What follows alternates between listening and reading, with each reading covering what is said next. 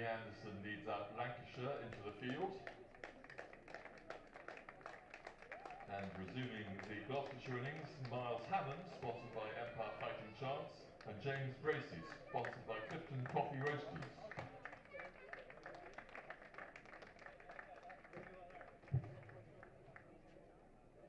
The other officials for this match are scorers Adrian Bull and Gary Morgan.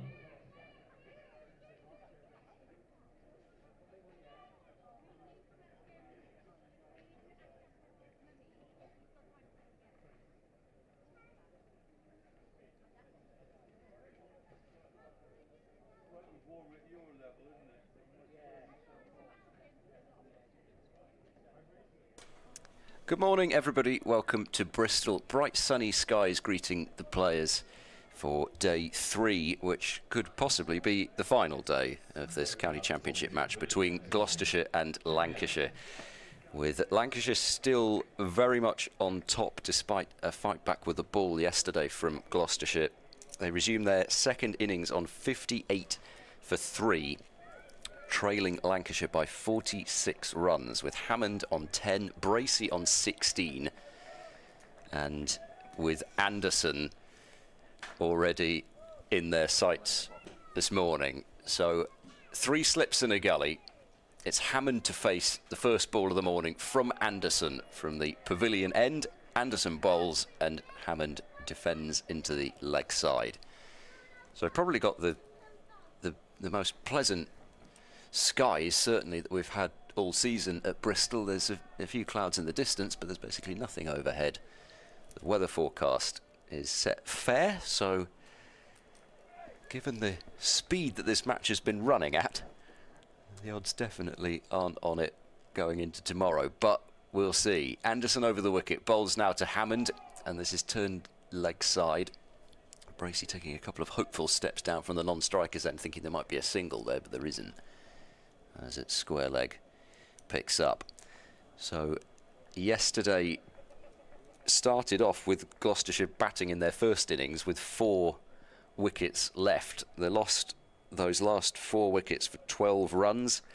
Lancashire then were 120 for 1, just 16 behind Gloucestershire, and a little bit of a collapse ensued as Anderson bowls and down the pitch comes Hammond. Anderson with some footwork in his follow-through kicks the ball away, and there's no run.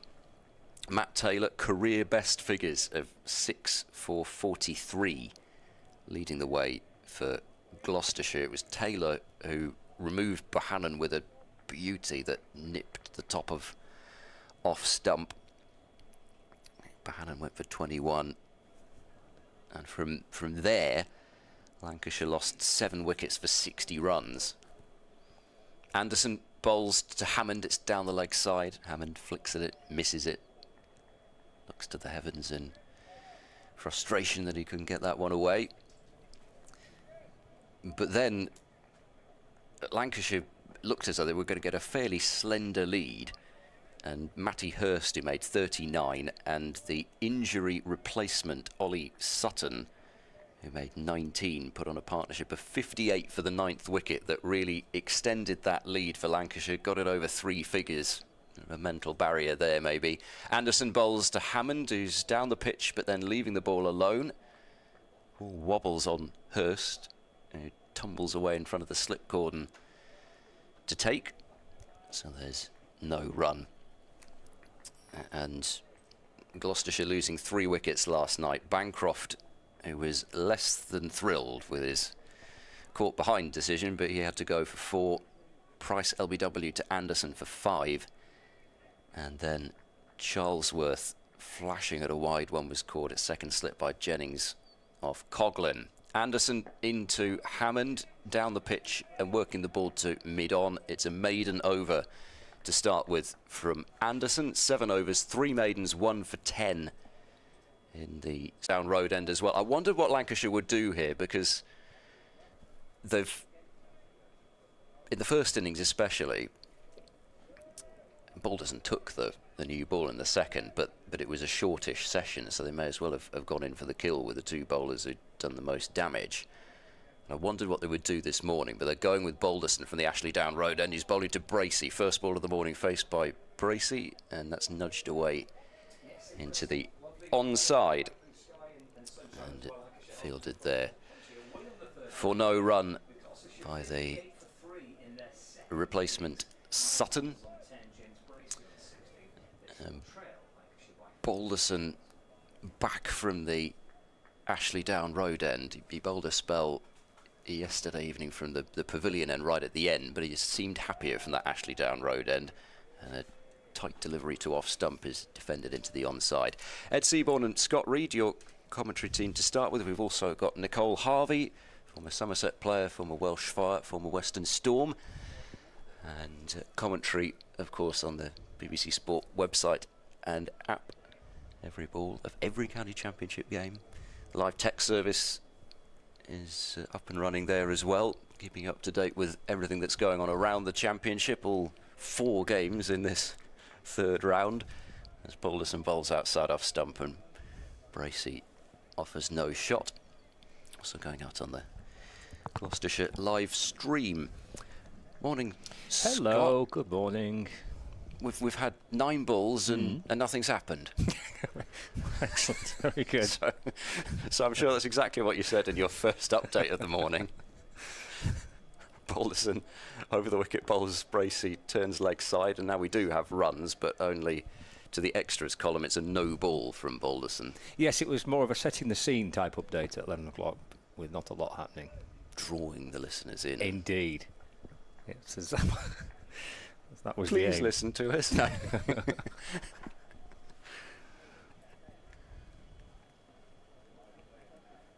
Balderson turns Hurst up to the stumps as he's been basically the entire time Balderson bowling in the match.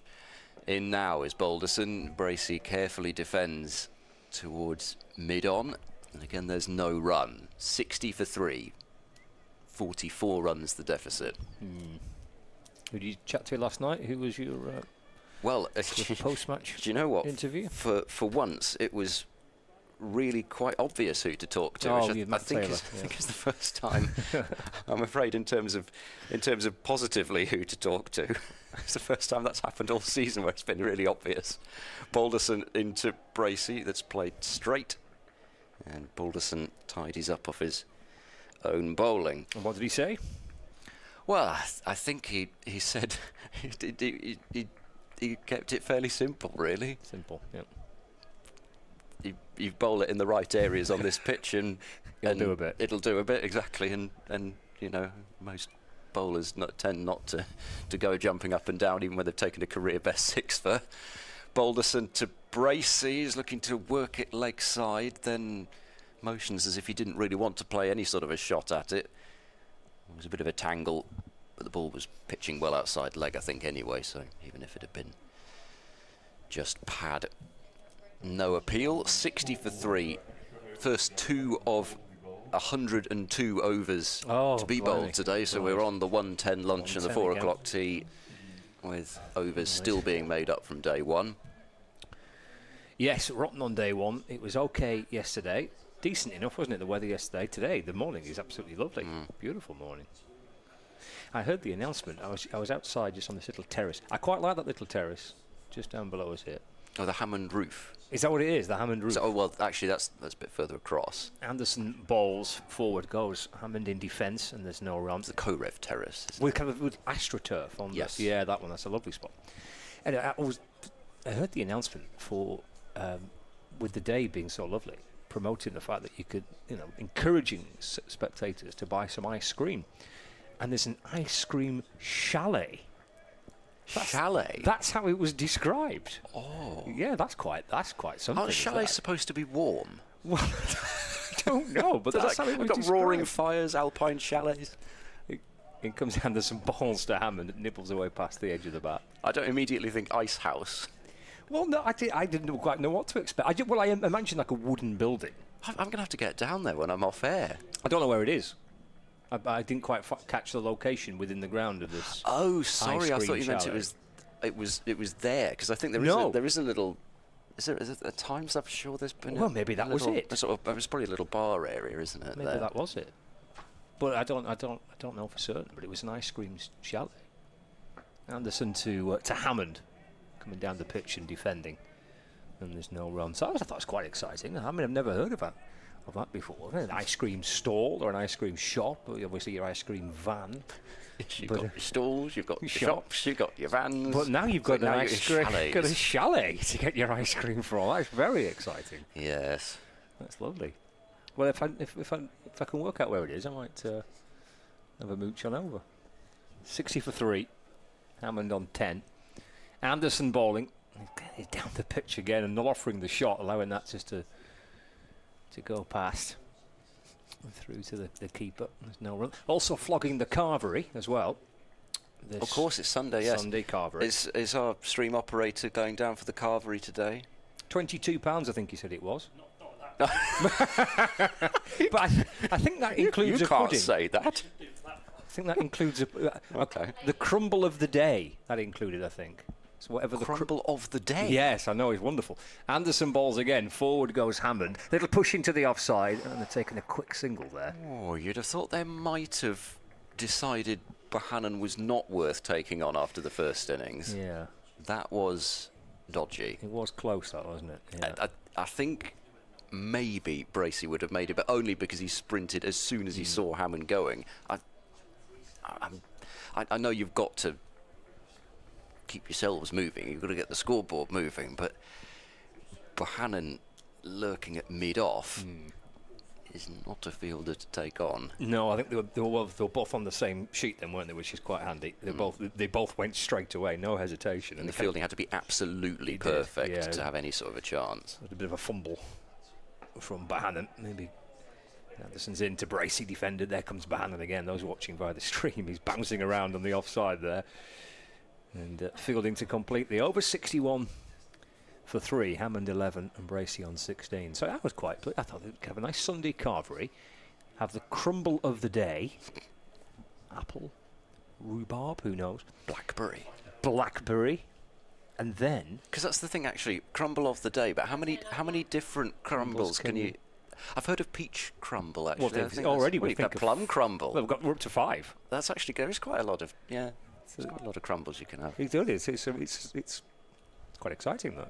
Crumble of the day. Pear crumble. There we go. It's never ending. Pear and quince. Let's not get carried away. Here comes Balderson to Hammond, and it allows that one to go by. I feel like that was a piece of commentary that our colleague Bumble would have done an awful lot better than certainly I did. He does an awful lot better than anybody. Exactly. Because we were on about fruits when we were up at... What, you and Bumble were? Yes. Right. Up at Old Trafford last year. Balderson in and bowls, and that's left alone.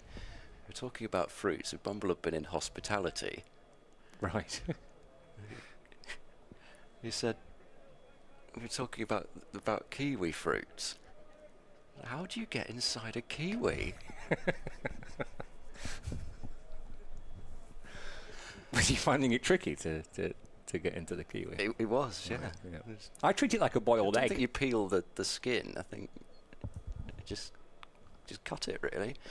This is clipped away by Hammond, and he'll get a couple of runs here, I think. The ball just slipped underneath Sutton at mid-wicket. Thanks to chase back, delivers an arcing throw into Matty Hurst. Got some good height on it. 2 runs, 63 for 3. I would go for the boiled egg technique with the kiwi. You just slightly thin a little bit of the top off, and then in with the spoon. Oh. The skin's like the shell, and spoon it out. That's how I treat the kiwi. Okay. It seems to work most times. Balderson delivers, and Hammond gets a square of the wicket defence out. Ball has gone quite quickly to Wells at backward point. It's fielded there and no run. Can you have a kiwi crumble? I suppose you could, couldn't you? I think it might go a bit mushy, wouldn't it? Well, don't all crumbles go mushy? Yeah, but not good mushy. There's a good mushy and a bad mushy. Well, I think probably isn't there? There's a... Well, you have the seeds as well. What are you going to do with the seeds? We eat them. Balderson in now, a tight leave. Hurst doesn't take it cleanly and then has his glove up in the air for some reason. Not exactly sure why. Hammond has shown that he is willing to leave anything that is even on, well, not even fourth stump, we're talking inside fourth stump. Lancashire, I'm sure, feel as though at some point he's going to leave one that does just take the stumps, but not yet. Balderson bowls and Hammond, he does go playing at that one, grins back at Balderson as if to say, yeah, all right, should have left that one, shouldn't I? That one. And that's the end of the over. 63 for 3. Balderson continuing to torment Gloucestershire batters as Sports Extra join us with just 5 runs added so far this morning in the first quarter of an hour. Hammond on 13 and Bracey on 16. Hammond, that life yesterday evening, he was put down at second slip when he was on 6. Gloucestershire would have been 47 for 4, behind by over 50. 41 behind as Anderson continues around the wicket to Bracey. It's defended into the offside. Bannon's at short cover to field and there's no run. 63 for 3. It does feel, I think at one point yesterday we were debating about how you've got to go about it, whether you really dig in or whether it's time for somebody to chance their arm. I think we've seen enough now to know that you have got to really dig in. Yes, I was chatting to Keaton Jennings last night to get a batting view on it. 4 ball from Anderson around the wicket, driven away nicely by Bracey. Bohannon went leaping away to his left to try and get a hand on it. The ball went beyond his reach and down towards the wide long off boundary for 4 runs.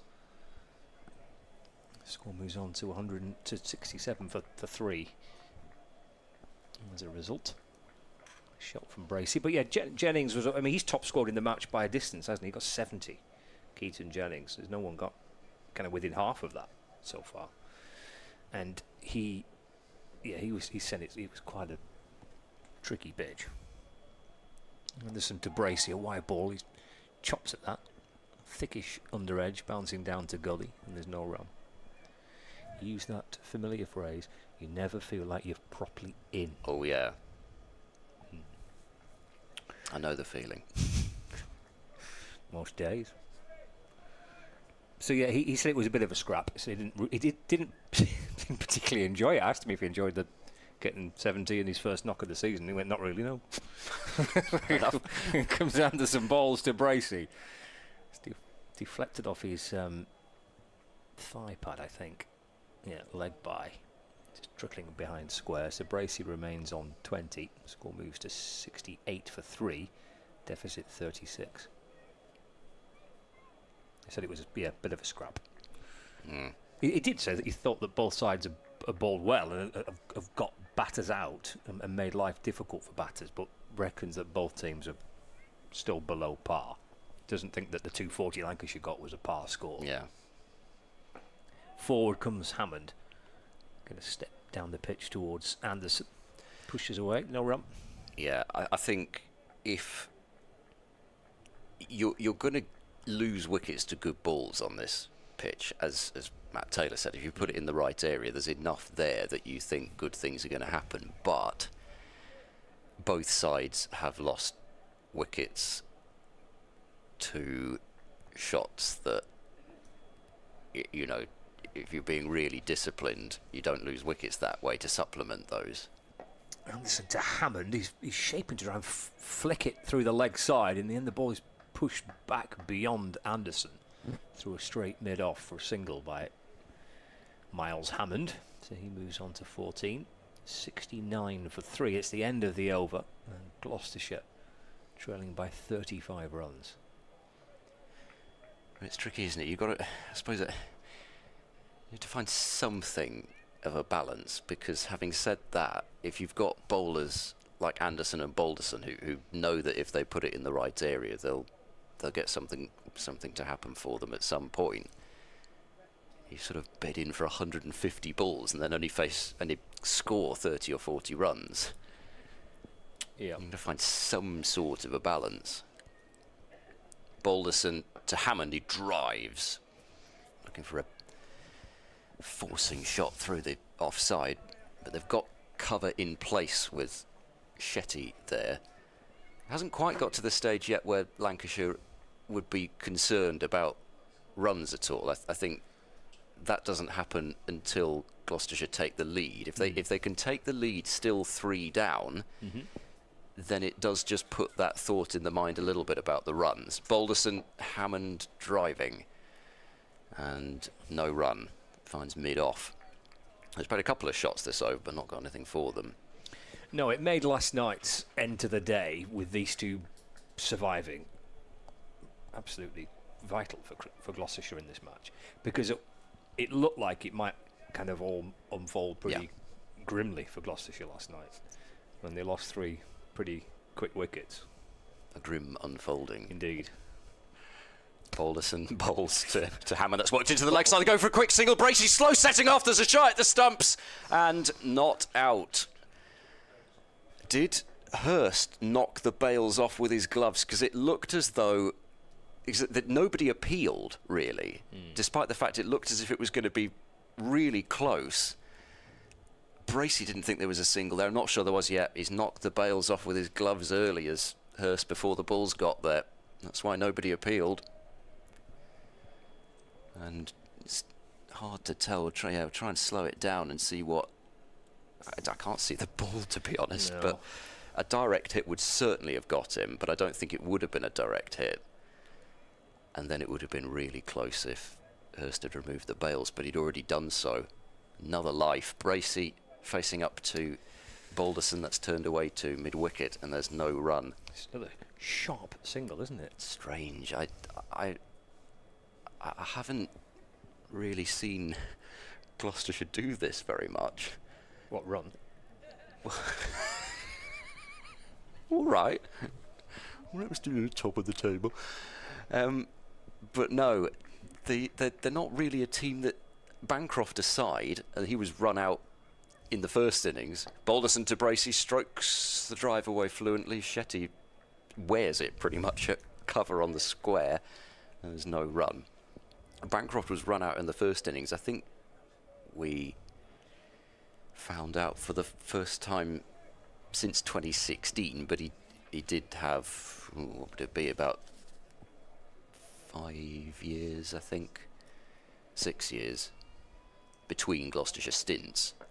That's overpitched a little bit from Balderson, allowing Bracey to drive, but he's got it a little too square, and it ends up with Wells at backward point. There's no run off the bat, but it's another no ball from Balderson, so he's not going to complete this over yet.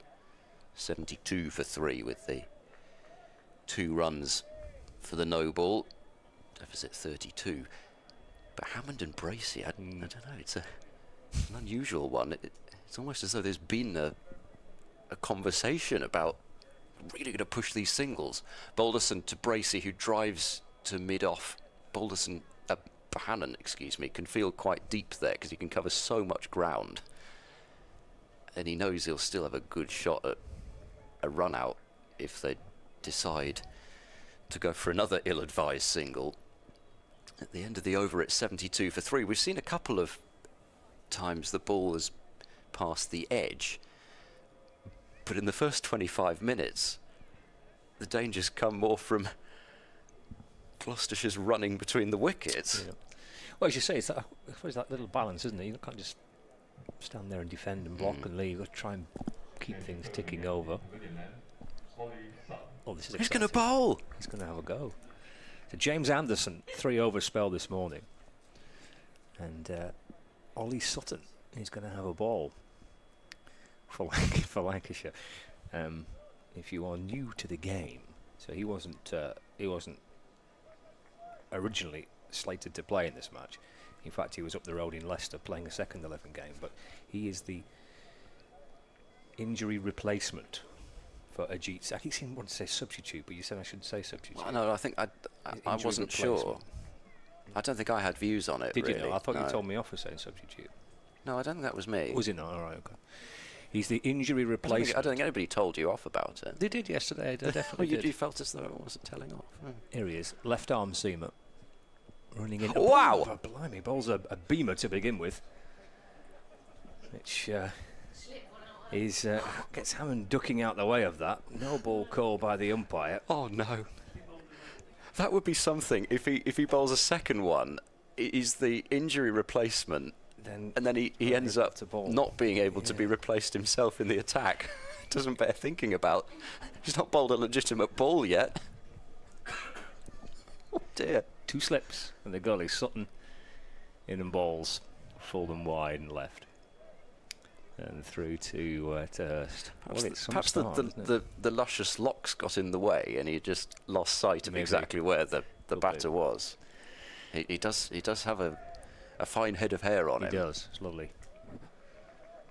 So yes, he's been taxied down from Leicester a couple of days ago to join Lancashire. In and bowls, punched away off the back foot through the offside by Hammond for 1. Moves to 16, 75 for 3.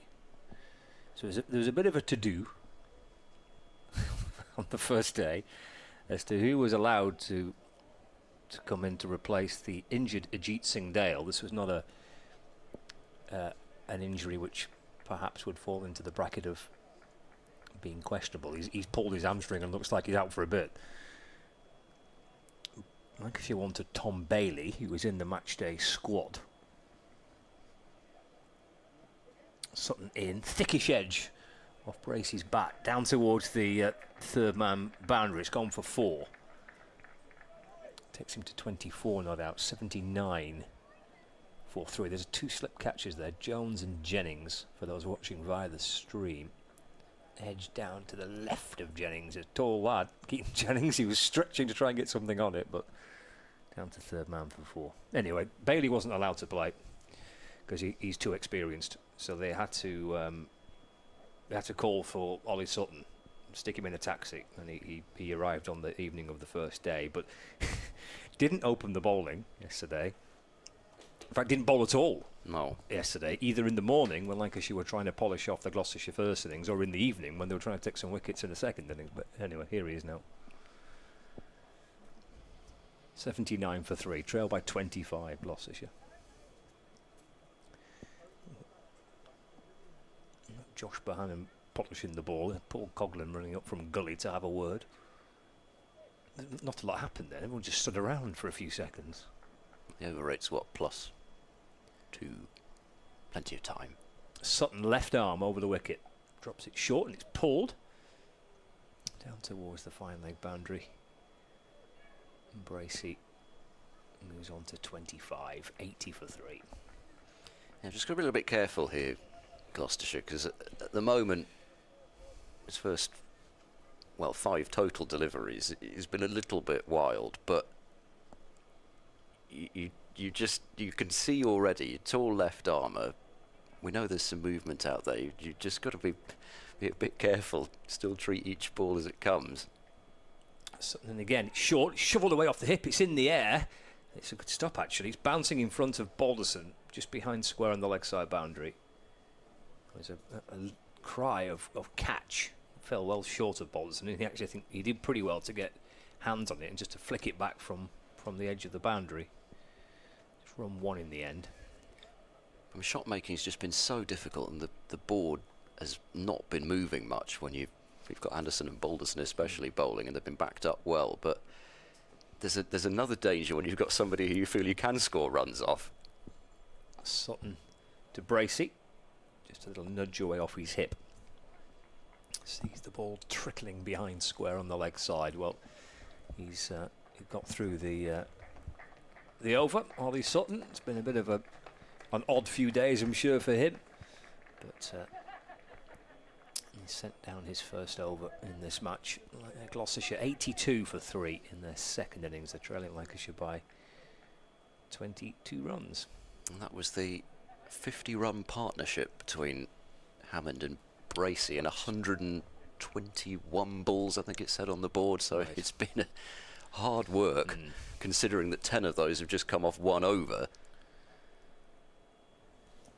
And of course they've survived a couple of lives really, Bracey and Hammond, the possible run out and then the catch last night. So they've needed some fortune to get this far, but they're still there, and it has been one of those pitches really where you've needed some fortune. I mean, even Jennings and Hurst, who top scored in Lancashire's innings, both survived respective very close LBW shouts. So there've been chances. Are we going to get a ball change? I'm not sure. I'm not actually sure who's requested this. I assume it is Lancashire, and nothing's come from it. I don't think the umpires themselves decided that they wanted to have a look at the ball. Something's gone down in the notebook. The notebook of doom has come out at square leg, but the ball's been tossed straight back, and Balderson is into Bracey. That's cut away, and that'll be 4. Off to the short boundary, and whilst he didn't really lash it away, Bracey, he knows that, especially with a day of sunshine yesterday, the outfield's plenty quick enough, and all he's got to do is find the gap. And he takes another boundary off Balderson, so Gloucestershire continue to eat away at the deficit. They are still, as it were, minus 18 for 3. But runs just starting to come in the last couple of overs. No change to the field. Still 2 slips and a gully. Mid-wicket in pretty close. Balderson to Bracey. That's pushed back to the bowler. And there's no run. Good morning, Nicole Harvey. It's lovely to have you back. Morning, Ed. Good to be here. What a lovely day. Drove up. The sun was shining. Had a little bit of mist on Bodmin Moor, but it was a lovely day. Lots of people coming in with sun hats on. Up the 303. Oh, absolutely not. It comes Balderson round the wicket now to Bracey. And he's pushing into the offside and then making it very clear to his partner that he does not want to come through for a single. Yeah. Don't go anywhere, Mr. Hammond. I don't know where that run came from or what went through his head at that point, but there's been some strange ones. In the first innings, Bancroft has played the ball straight to cover, and Josh Bohannon as well. Charlesworth not interested at all, rightly so really, at the non-striker's end. Balderson balls to Bracey, he's caught in the creases, an LBW appeal, begging for this one, Lancashire, but not out, says umpire Ben Peverell. It seemed to cut back. My first thought live was, has that come back a bit too much? But he's gone a fair distance across there as Bracey. Maybe that's a little... That looked quite close, I've got to say, Ed, if I'm honest. Maybe that's a little make-up call for what Bracey got in the first innings. Round the wicket goes Balderson into Bracey, who's defending studiously into the offside. In the first innings, I think he was right to feel a little aggrieved. Okay, I didn't see it, Ed, but yeah. I'm sure it's frustrating. These things happen. Swings and roundabouts, as they say.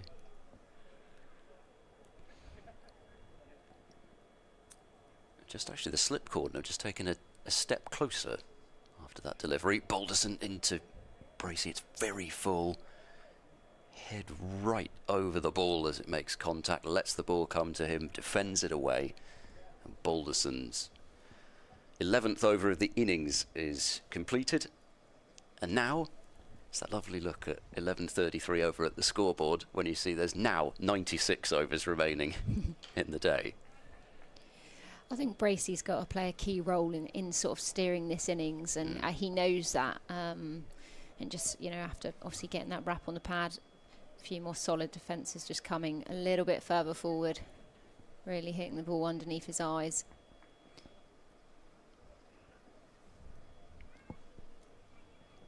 Balderson in.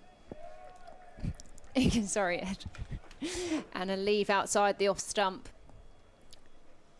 Sutton here in his second over, with his hair swishing in what isn't much of a wind at the moment, and the spectators look very happy about that. A few people sitting in t-shirts already here today.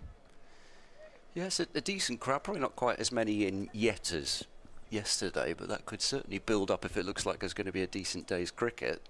Sutton in, slight angle on his run up, and that's left alone well outside the off stump. Just trying to tempt him there, I think. It's not a bad crowd though. Again, there's plenty of people down in that Zahir Abbas stand that wasn't in use for the championship last year, so. Hammond's playing quite a very, very patient, actually not quite, very patient innings so far. 17 off 80 balls. As Sutton comes in. Full delivery. Hits him on the pad, just going down leg. Big appeal there from Lancashire. And the umpire's not remotely interested in that one. What a surprise. Keaton Jennings making his way towards the batter with his arms clasped behind his head for a ball that may have missed a fourth stump. Long way down the leg side, that one. There's always one. I say there's always one. I'm not sure who it is in Gloucestershire's side, but there's nearly always one. And it's often not the person who fields at first slip. It seems to be the second slip that tends to be the one that appeals for everything. Yeah. Sutton in, shorter delivery, carved away there. But there is a man out there. Just going to be a single deep point out there on the boundary. Nice shot there from Hammond, but only getting a single as he moves on to 18. Yeah, he's pretty much had to content himself with those. Normally, I say normally, I mean he can play these sorts of innings, but normally you'd think of him as such a free-flowing player, and he's only hit one boundary in 82 deliveries, but he's done such an important job for Gloucestershire. Sutton in here. Bracey on the back foot. Good take there. Down the leg side, diving one-handed.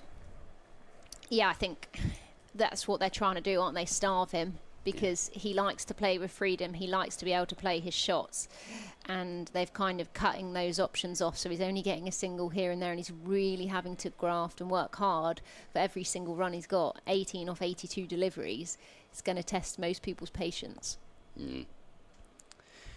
Yes, and well, to keep going back to it, his patience eventually wore out, but the catch wasn't taken last night. Sutton in, full delivery, defended by Bracey, coming forward just to mid-off. And that's 2 overs for Sutton, none for 11. It's Gloucestershire are now 87 for 3. Well, I certainly feel a lot better about that over Sutton than the first one, just the single off it. Yeah, I think his first delivery, whether he was a little bit nervous, trying a little bit too hard at Beamer. Just a little bit unfortunate, but maybe he's just relaxing a little bit now, getting into a rhythm. It's got to be so hard when you don't know that you're going to even be playing in a game that's already in progress. Then you join it.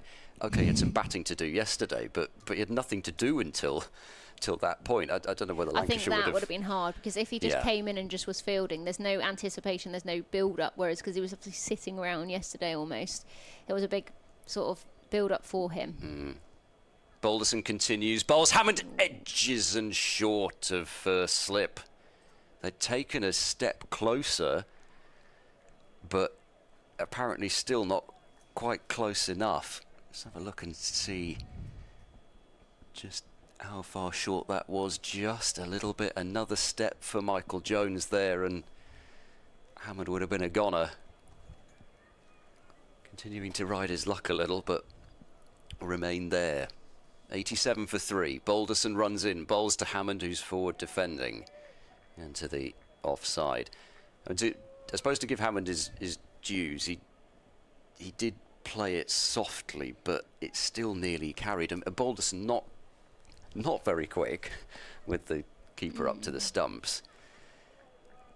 And also, I think especially with the keeper up, it's very hard for the slip cordon to know exactly where to stand, because they're not having that judgment of how it's carrying through to the keeper. It's a bit of guesswork.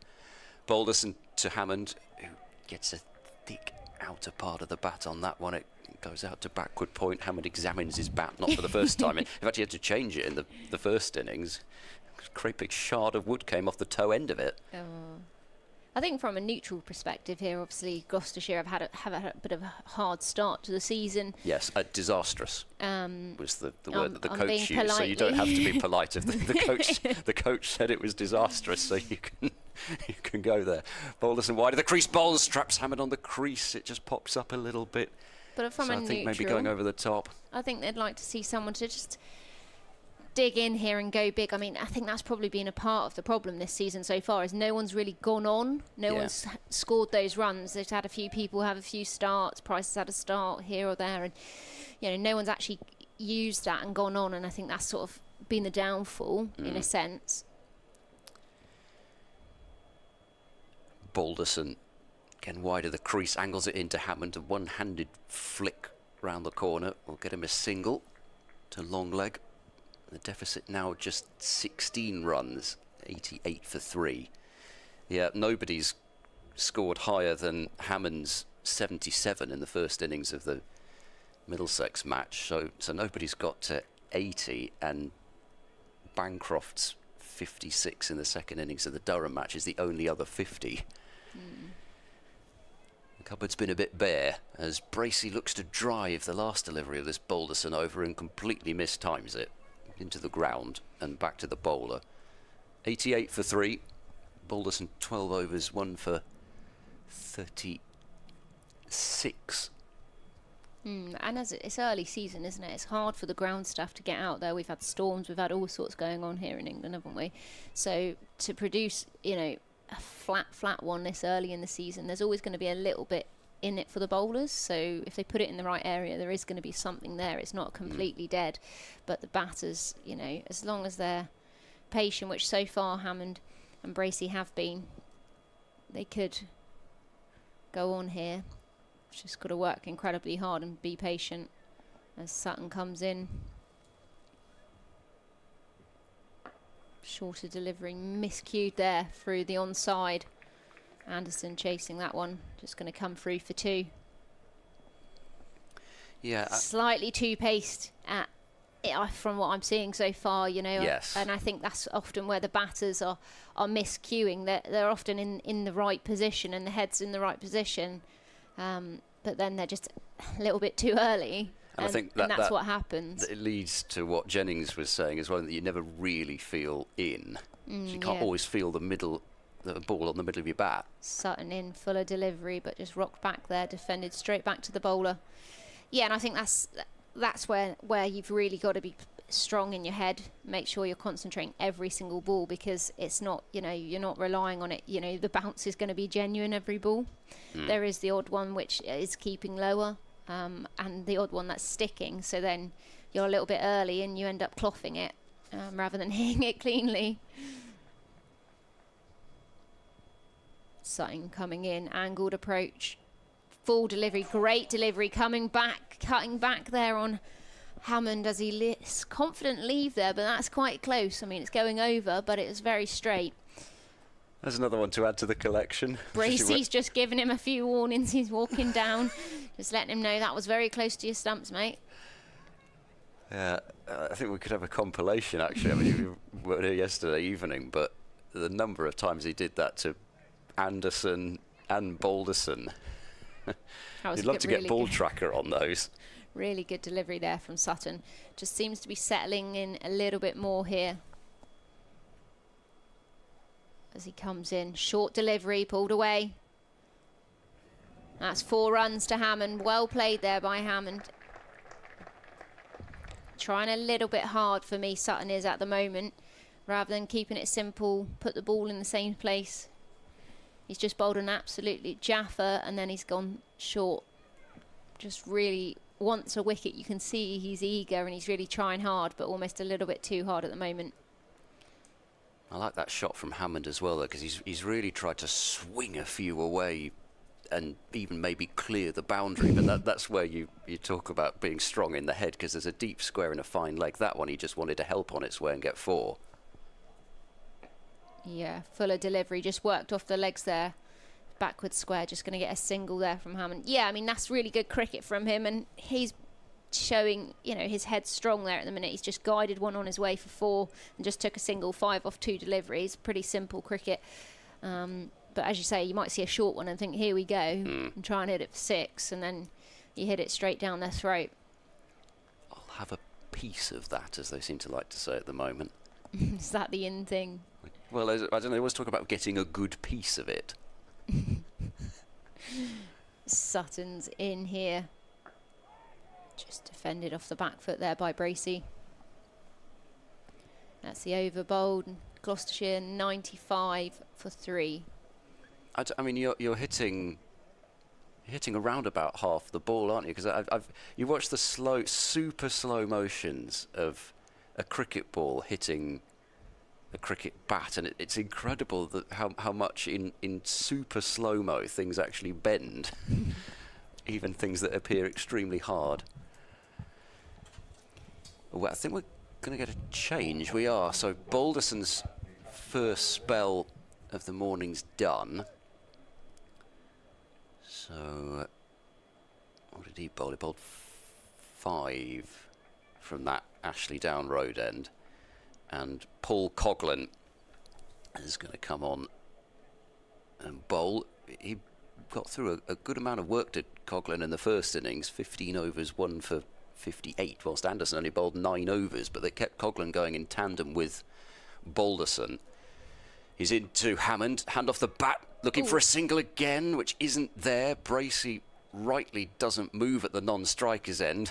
And they continue to try and come very close to running each other out. Sutton, the left-arm thrower there as well. That would have been an easier throw for him to try and gun down the stumps at the striker's end. And Hammond turned tail and fled in time, which Bancroft couldn't do in the first inning. It was quite similar, actually, and it's like a mirror image of what happened with that run out. Coghlan over the wicket, bowls Hammond in line and playing back to the bowler. And there's no run.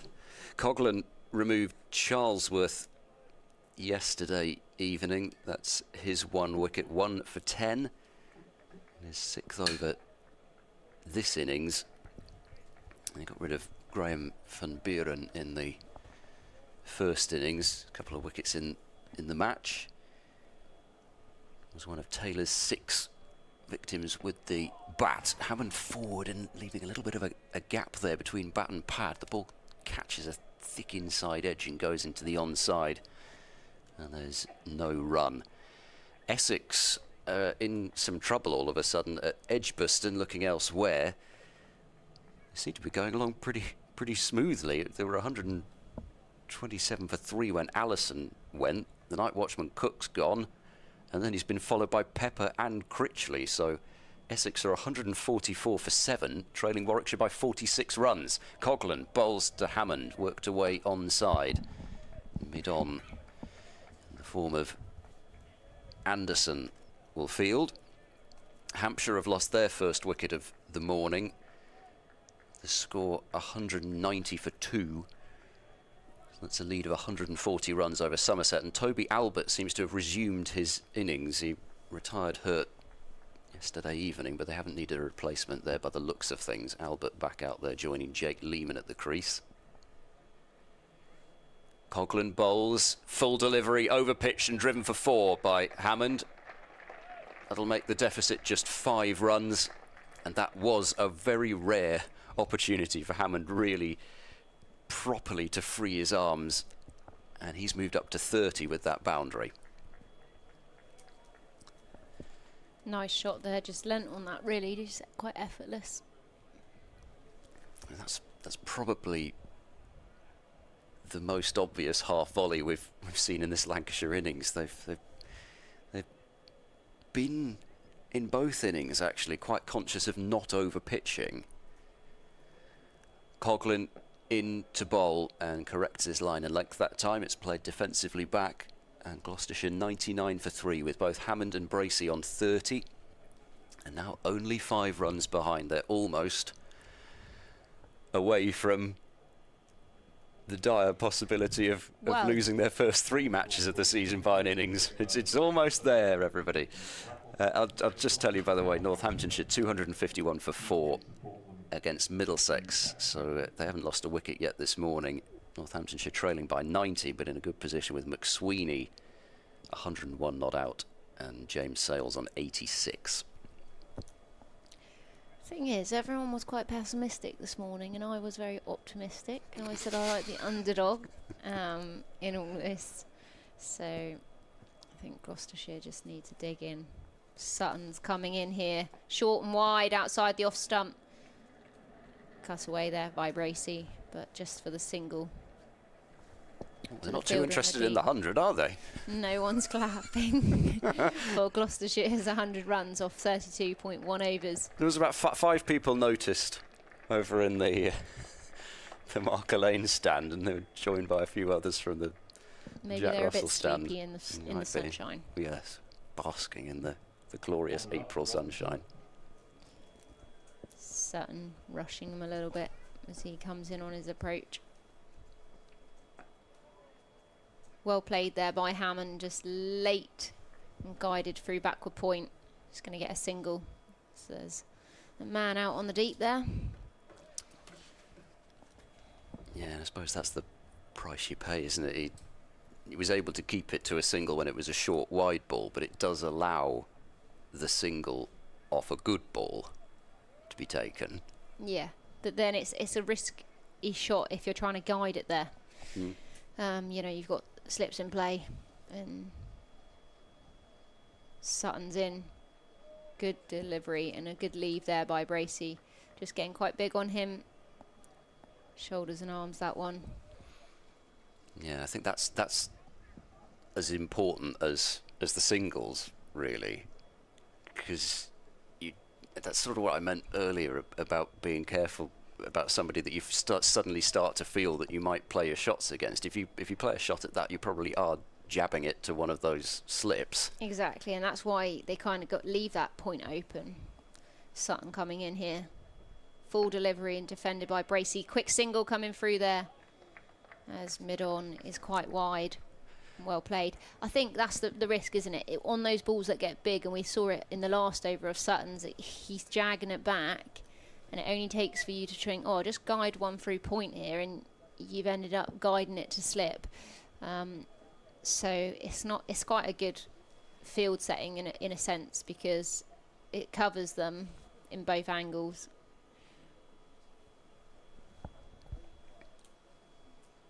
Sutton in. Back of a length, well played. Just going to be a single there. So Hammond moves on to 32. I think it's hard, though, isn't it? Because you play a shot and you think, oh, I've hit that clean, I've hit that well. And you only get a single when you think, I could have just defended that. Well, that was got the same value. Yeah, I suppose that was the counter to Bazball, wasn't it? When Australia had pretty much this sort of a field with a deep point and a deep square out the whole time. Said, all right, you can hit it as hard as you like, so you're only getting one. Full delivery there, and really well bowled by Sutton. A play and a miss. Bracey just outside the off stump. Tempted him. Really well bowled. Gloucestershire now 103 for 3. Hammond and Bracey both on 32. Hammond faced 100 deliveries so far. Bracey 64. Trailing now by 1 here. Yeah, I think then you're thinking as a batter, you know, when you do get a bad delivery and you think you want to put it away, that's when you've got to not try and over-hit it or your eyes light up too much, because then you're in that danger zone, like you said earlier. Coghlan continuing. Running in and bowling to Hammond, who's chopping into the ground. From this angle, I thought he was chopping towards his stumps, but it actually went in front of him. I'm not quite sure how. I'm not sure Hammond could do that again if he tried. He was trying to cut and just completely lost his timing, and it really did look as if that was cannoning towards the stumps, but opposite direction. Nowhere near. Calm down, everybody. What's everybody so worried about? As the stream operator yawns next to me. In comes Coghlan and bowls to Hammond a full ball, and he's defended that one away to mid-on, and there's no run. When do you think Lancashire start to get a little bit itchy? Because it's been almost an hour and Gloucestershire are almost starting to go into credit. They are 3 down, but is it yet, or? It's a difficult one, I think, for me. It's not like, I wouldn't say Lancashire have rolled in and just thought, oh, so this is an easy one. They are bowling well. Coghlan bowls short and wide, and that's dispatched by Hammond to the cover boundary, and Gloucestershire have erased the deficit. They lead by 3. But what they are doing is they're bowling bad balls within that. So they'll pressure, bowling some really awkward lengths. But then they are giving away the odd four ball, which releases that pressure inevitably.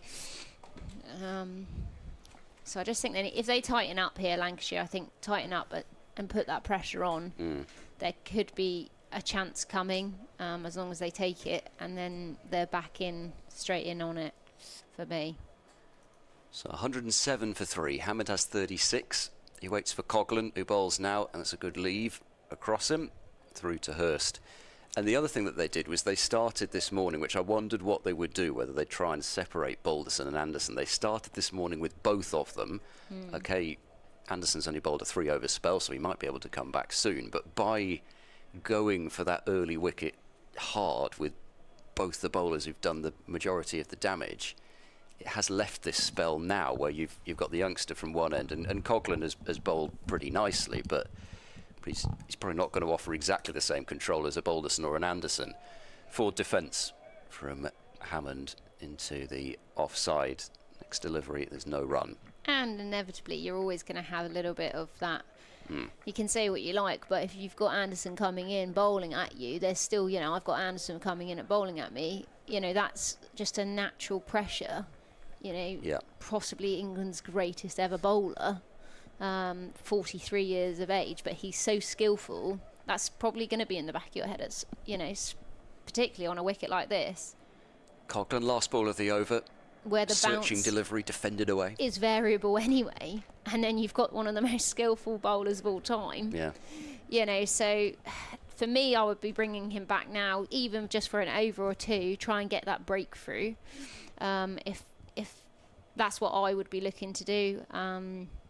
Break this partnership, because Hammond and Bracey are really doing well here, trying to steer it forward for Gloucestershire and in what was looking in quite a dire situation. So yeah, that's what I would do, bring him back even for 1 or 2 overs and try and just get that wicket. They're going to give Sutton a 5th over, but you'd think, given that he only bowled 3 early, he's got another one in this morning at some point. Sutton in, just back of her length, cutting back. Good leave though. Bracey just leaves that one alone outside the off stump. Done so much hard work, but they're both still in the 30s. That's what I mean. That's what I'm saying. For value for shots, it's a little bit. It almost feels harsh on them, but it's really good cricket from Lancashire. They're strangling them, aren't they? You know, at the end of the day, you can hit it as clean as you like, but you're getting a single.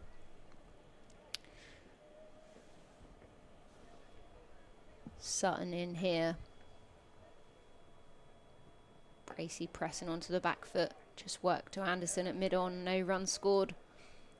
He does remind me a little bit of Josh Hull, Sutton. His run-up's not quite as long, but it's a very tall left armour with a fairly similar action.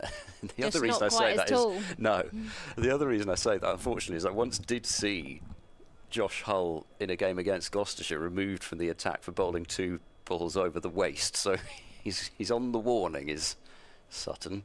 Sutton in there, full delivery, worked on to the onside, straight to mid-on, no run. Trying to tire out Anderson now. He's the only fielder saving the single on the onside. He's fielded 2 balls in a row. He's had to scramble across to his left to stop that one. Yeah, and I mean, Lancashire might be seeing it as, you know, they don't want to bring Sutton on and only give him 2 overs and, you know, his confidence knocked. They might just want to see him, you know, really get into a rhythm and settle in here.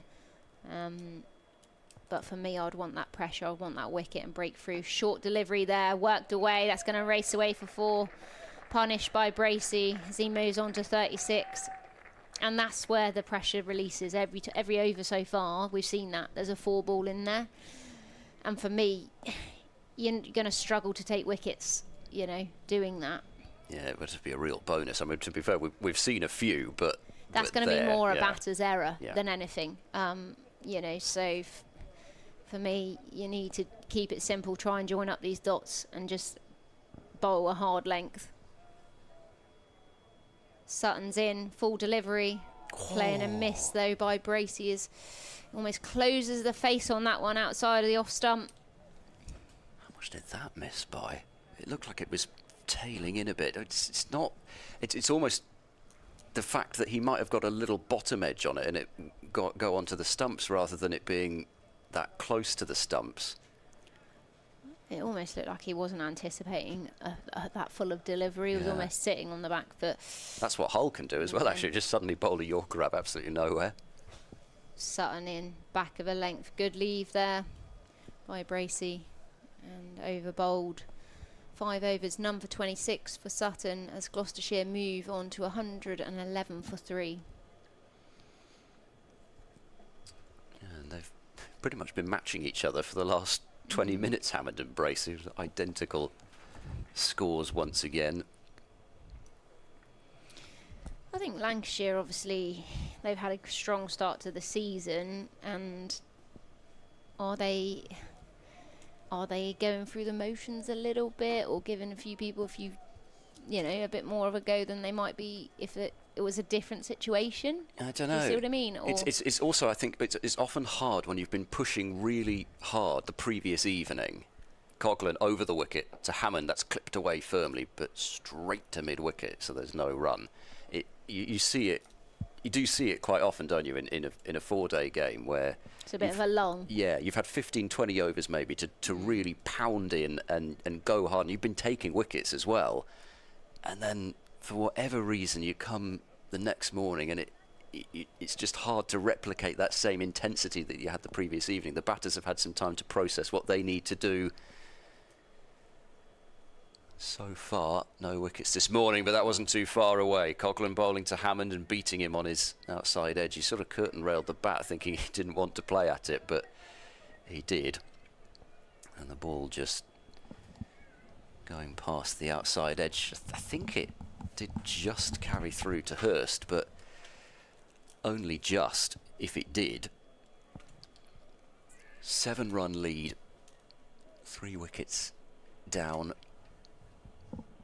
Hammond awaiting Coghlan, and that's a comfortable leave that time. It carries through pretty nicely to Hurst.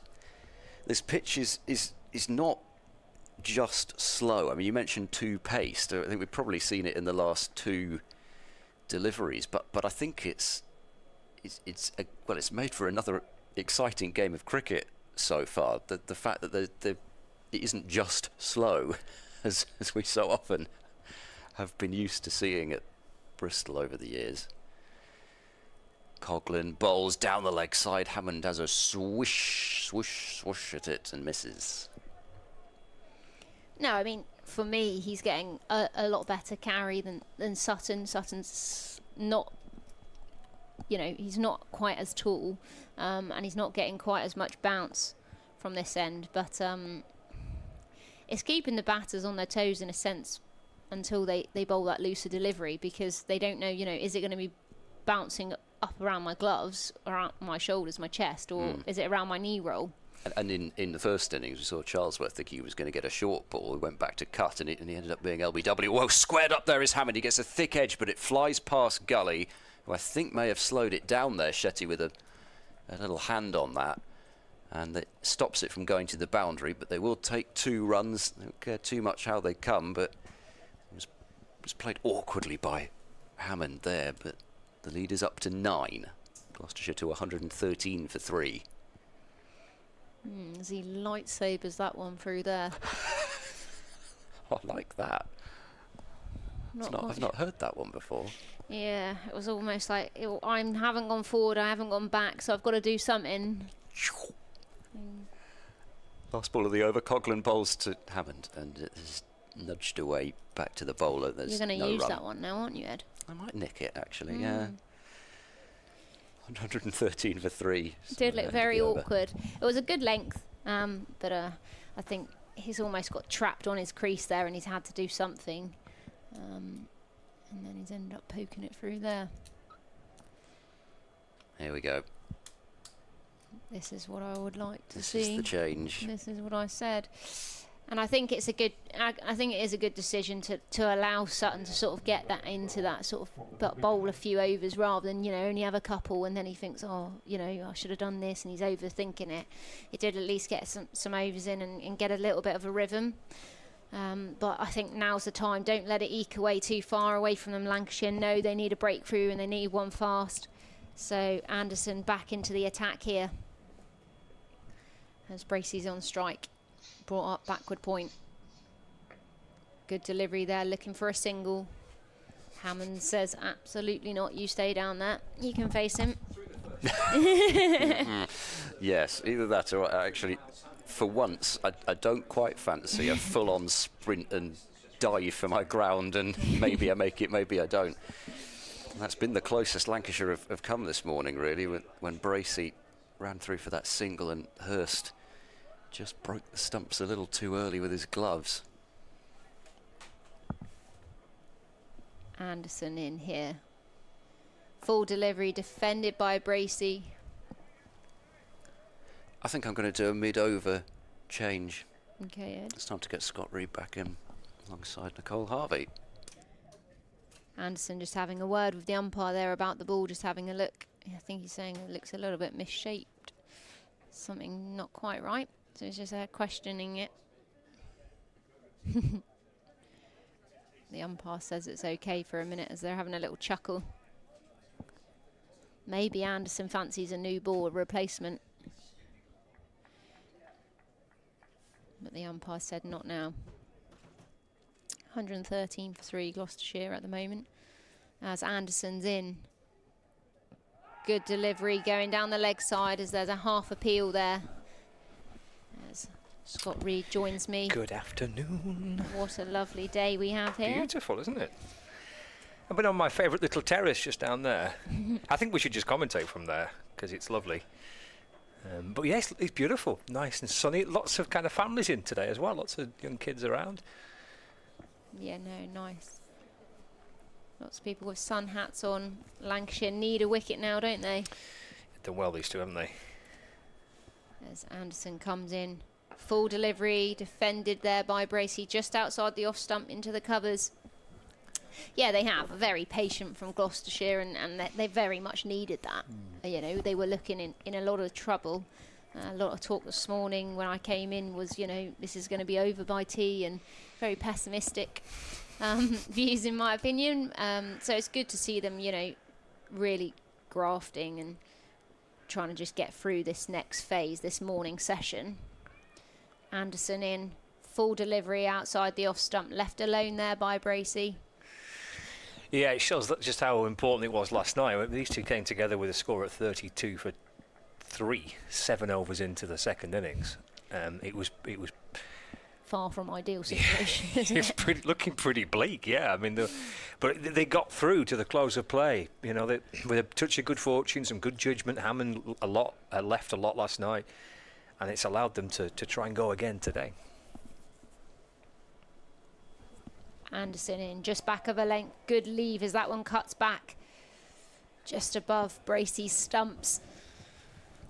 And I think, for me, Anderson's the man for the job, for the wicket. But I don't know what you think, Scott. Well, it's a tricky one, isn't it? Because this is his third game on the spin. And they play Durham next week, who would be considered one of their kind of rivals for promotion. So it is tricky that... And Anderson, I think, and Lancashire would like him to play next week, but that would be 4 games on the spin.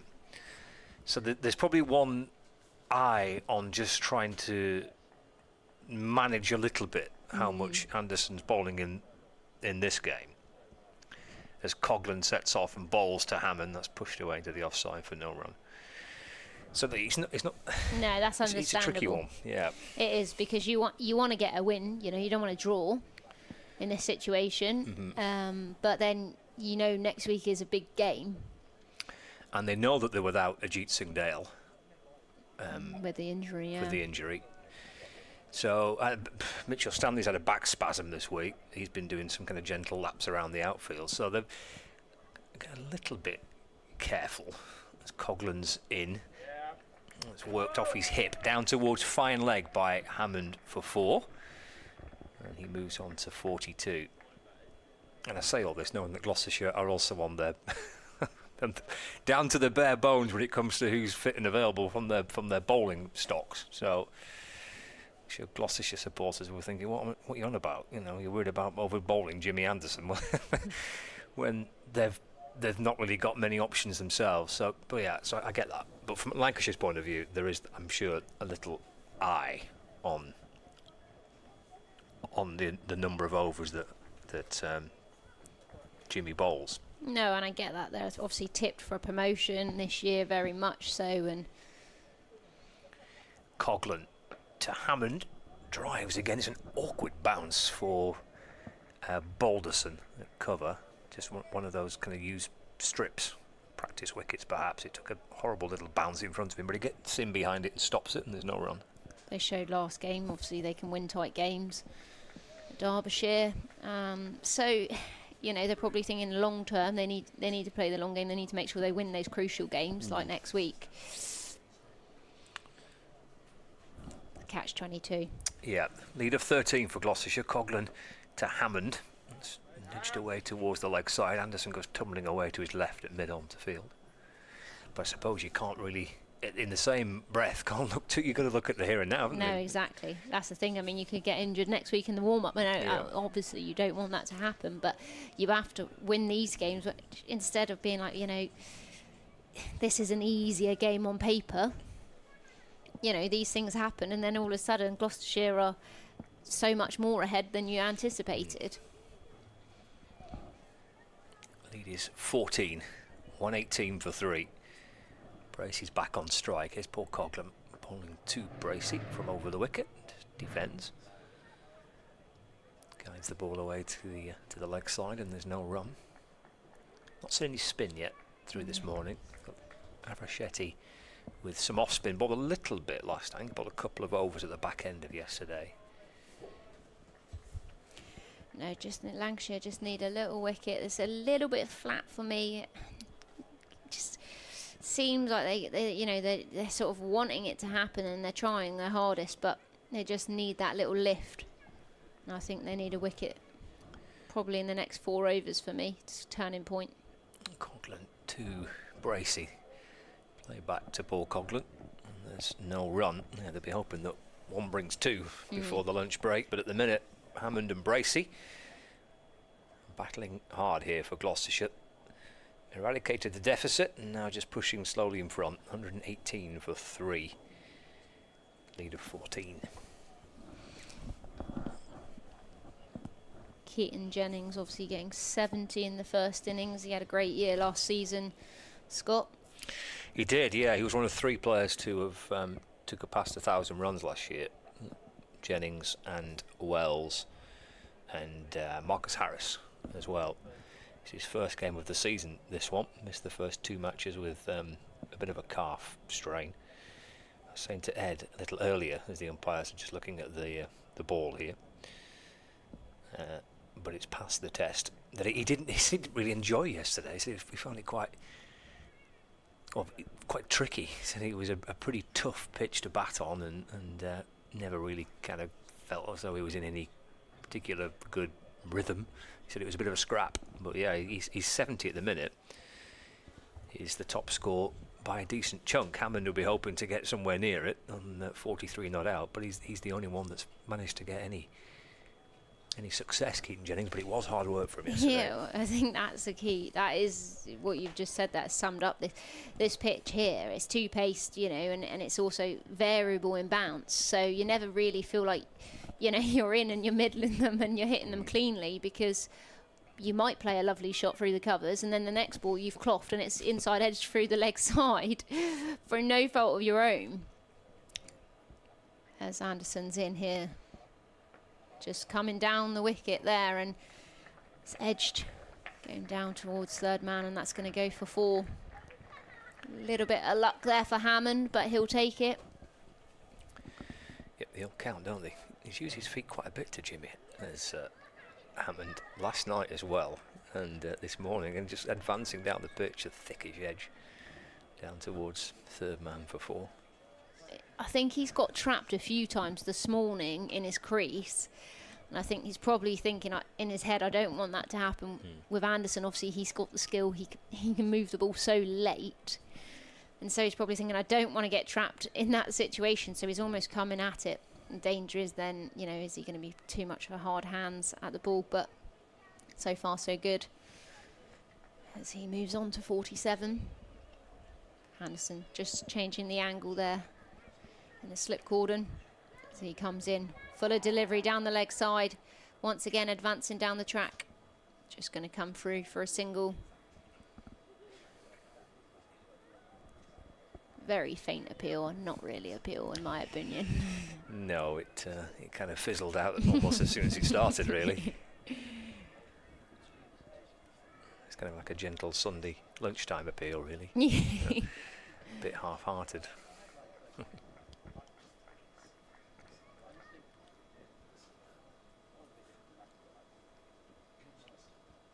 Anderson in here. Worked off the legs nicely there by Bracey. Just worked around the corner, dive and stop, and it, oh no, it looks like he's really hurt himself there. And just called for the physio.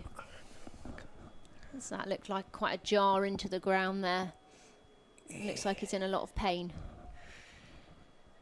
Yes, it does. I can't see who it is from here. I've not got my binocular. Shoulder, I think, dislocated shoulder. Luke Wells, thank you. Oh dear. It was quite an immediate sort of squeal, I think, because even the keeper was straight away screaming for the physio as he's just dived. A brilliant stop there. But he's looking like he's in a lot of discomfort. Yes, he is. Oh dear, yeah, this doesn't look pleasant at all. Sam Byrne is a Lancashire physio, so he's sprinted out there, but there's 1 or 2 other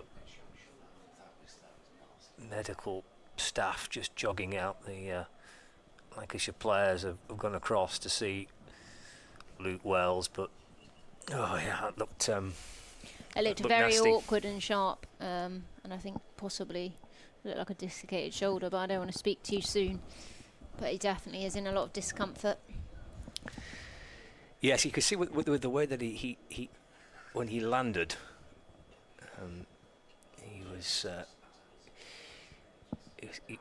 the pain was severe, where he was kind of thumping his feet into the ground, wasn't he? Keaton Jennings is a close friend of Luke Wells, and he's over there just trying to help out, but it's a long way from where we are. But it would appear to be kind of shoulder, we're hearing. So yeah, not pleasant at all. There was us talking about all these injuries, and I think yeah, that could be another, unfortunately. So this could be, well, it could be. Yeah, I mean, let's see how he gets on. But on the evidence of the reaction of Luke Wells and indeed the Lancashire players, it would suggest that. And Hammond's going to the toilet, I think, so it doesn't look like it's going to be a hurry. No, this is going to take a bit of time, isn't it? Stephen Croft, the Lancashire head coach, is heading over as well. Well, Luke Wells is sat up, but he's being supported by Keaton Jennings and Sam Byrne. Dear, it's been a game of injury issues for Lancashire, with Ajit Singh Dale in the first day, and then Matty Hirsch, thought he'd broke his thumb at one stage. He had to have a pretty lengthy stoppage with his thumb strapped up the keeper, and now Luke Wells has gone down. Oh, goodness. I mean, this is his second injury replacement. Who can they call upon now? It's not funny, but... No, it's grim news, it's potentially, for nice. Luke Wells, this.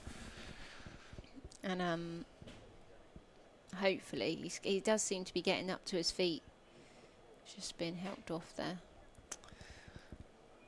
I told this story the other day, actually, that when Stephen Moore, who was Lancashire opening batter, won the title with Lancashire in 2011, he dislocated his shoulder on the outfield at a game at Essex. Oh. And Sam Byrne, who's out there now helping Luke Wells out, said, "I'll pop it back in for you." Oh, and he said, "Well, I'll do it on the count of 3." And he got to 2 and popped it back in. Oh, God. But, yeah, so this is well, if you're watching on the live stream, you'll be able to see that he's in quite a bit of discomfort there, isn't he? Yeah, and I don't think he can even make it across. Maybe we could get a gaiter out there or something. I don't know if Gloucester's got one. Yeah. It's not looking good. So, he's slowly making his way off. He's got Sam Byrne to his left-hand side and Stephen Croft on his right, but he can't even make it, bless him. No. It's not nice for his teammates either to see that. But they are all just having a little drink. A few spectators. I think they're going to check out the roast dinner that Ed was talking about earlier. And the apple crumble. I think the spectators might be going to eye that one up.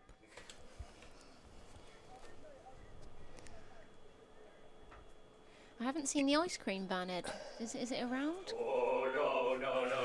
I think you've whipped up a bit of a storm with that comment. Sorry, I'm unaware of this. Sorry, guys. Well, there's no longer an ice cream van. There's an ice cream chalet, apparently, according to the announcement this morning. Chalet, okay. Yeah. All going very posh.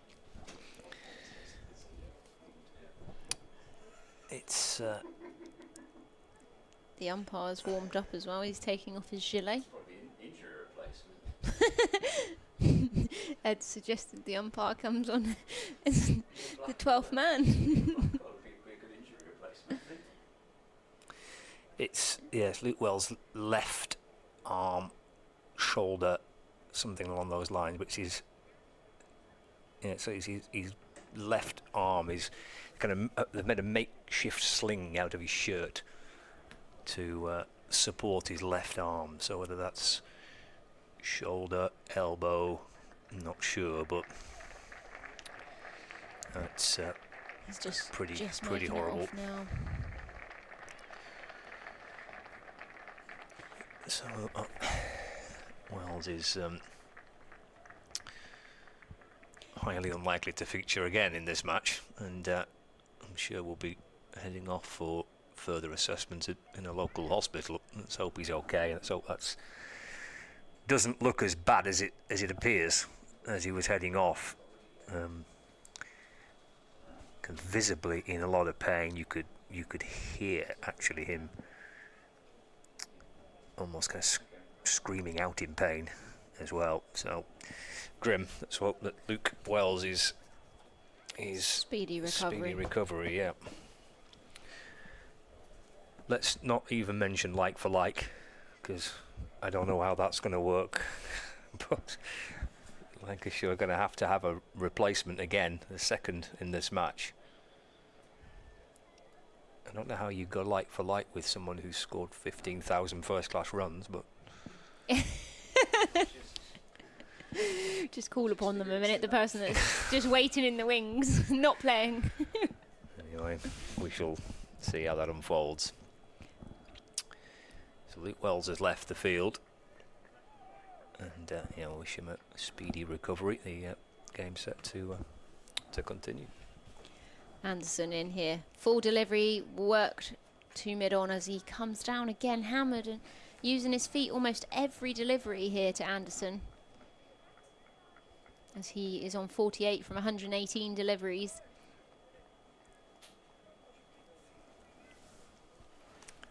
Just got to see if Gloucestershire keep their concentration after that little break in play, little break in momentum, unfortunately there for that injury.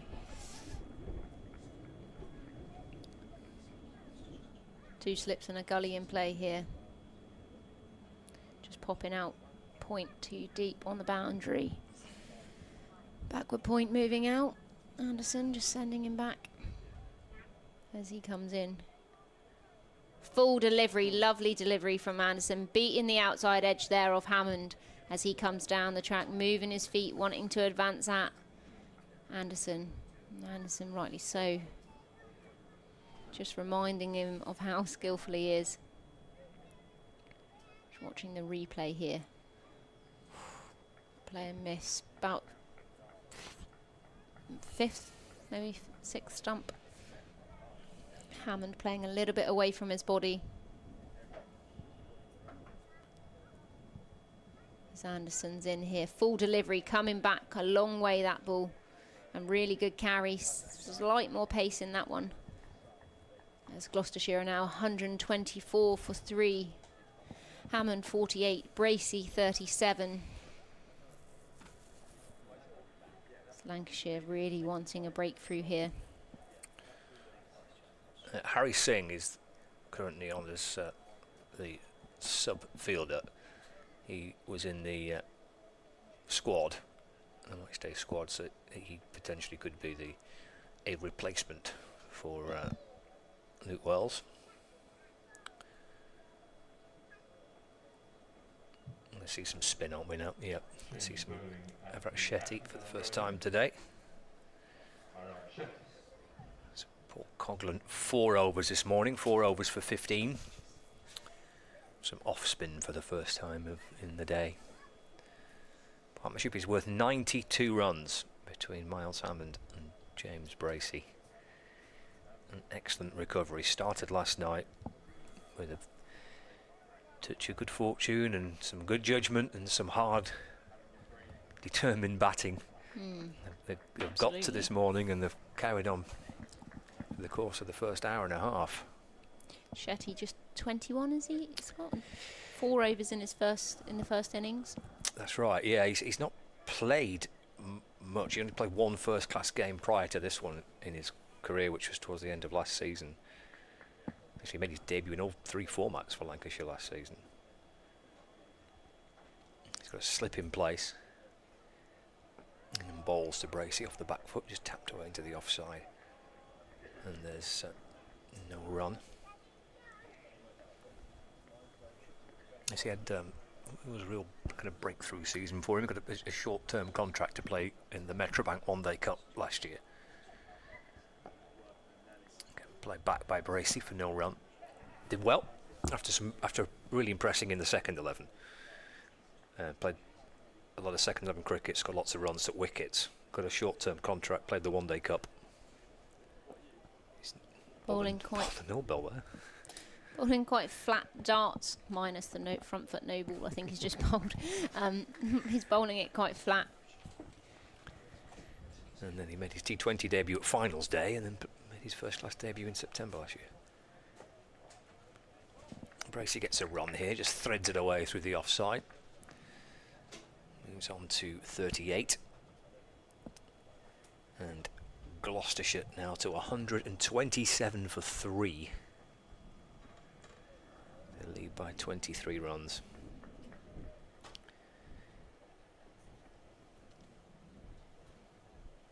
Singh to Hammond, hopping back and trying to force it away into the offside. Gathered by Josh Bohannon.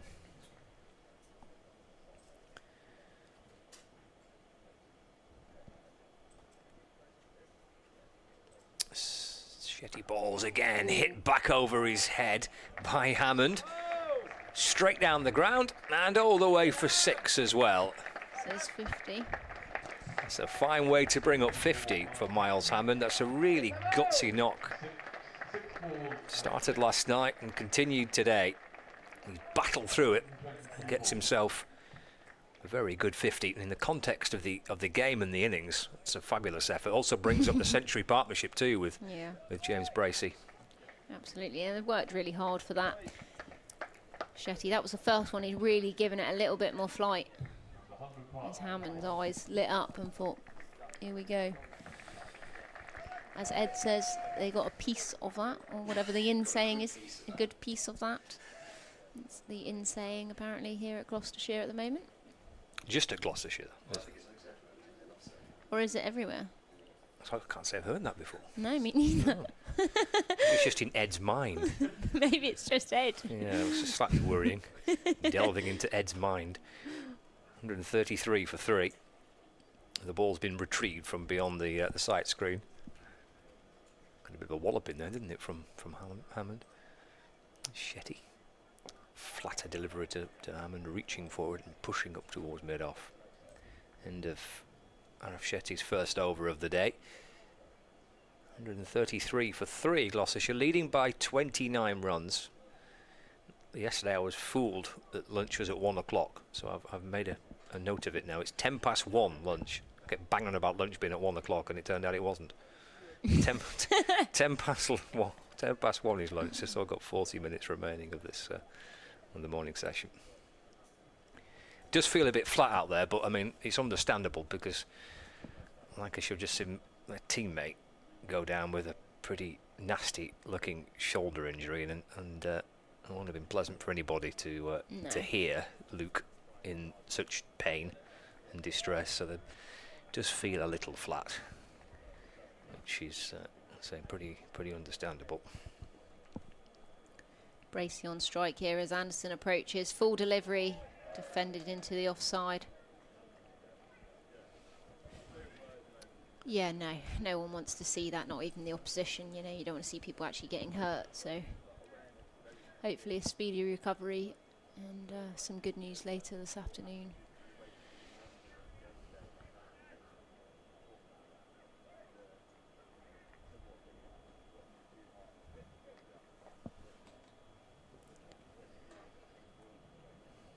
Anderson in full delivery, really well played there by Bracey, a great delivery. Just played that nice and late underneath his eyes. Good piece of fielding there from Shetty as he's come round to his right. One-handed pickup.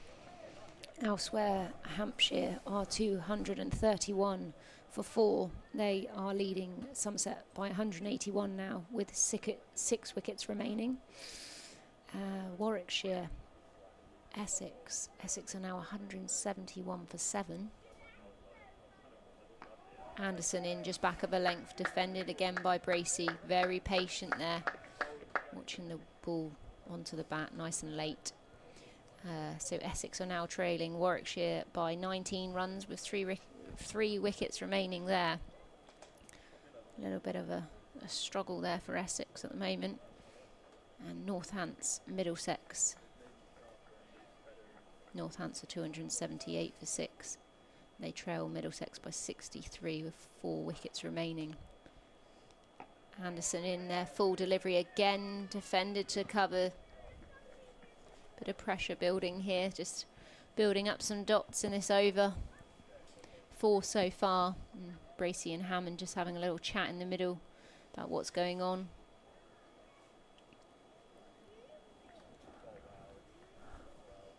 Gloucestershire 133 for 3 in what is the 41st over. Anderson in, good delivery as it cuts back on Bracey.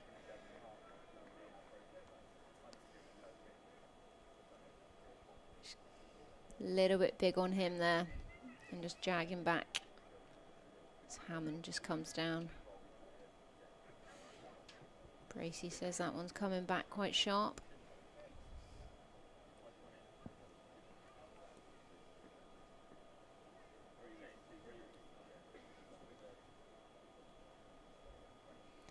Anderson in final delivery of this over, and it's just defended to mid-on. Again coming in late on him as he works that to mid-on. No run, that's a maiden over there from Anderson. 12 overs, 5 maidens, 22 runs and 1 wicket so far. Gloucestershire 133 for 3, and I'm going to take a break and Ed's going to join Scott. Thanks, Nicole. Yeah, they'd love to just sneak one out here if they could. Lancashire just before lunch. Give them a little bit of something to go into the lunch break with. So it's been tough morning, but it's just that last kind of the Luke Wells situation would have been a pretty difficult one for Lancashire players to have to kind of listen to and to watch and witness. There's Shetty. He's into Hammond, driven. He'll take a single up towards mid-off. He's quite deep at mid-off, is Marcus Harris. So able to get through for 134 for 3.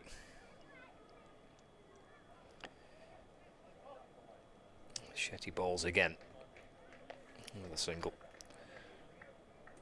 And he moves on to 31 now, 135 for 3.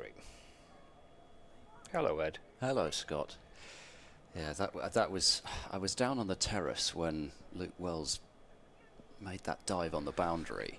Shetty bowls, quicker delivery, trying to just get through Hammond there. He's kept the ball out, just works it in towards the onside. There's no run. I'm sort of enjoying the timeless feel of county championship cricket, really. The men in the whites and families watching, fans through the generations.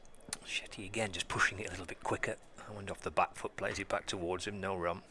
I must admit, as Wells dove for that ball, I thought, oh no, almost as he was going down, I thought, no, don't.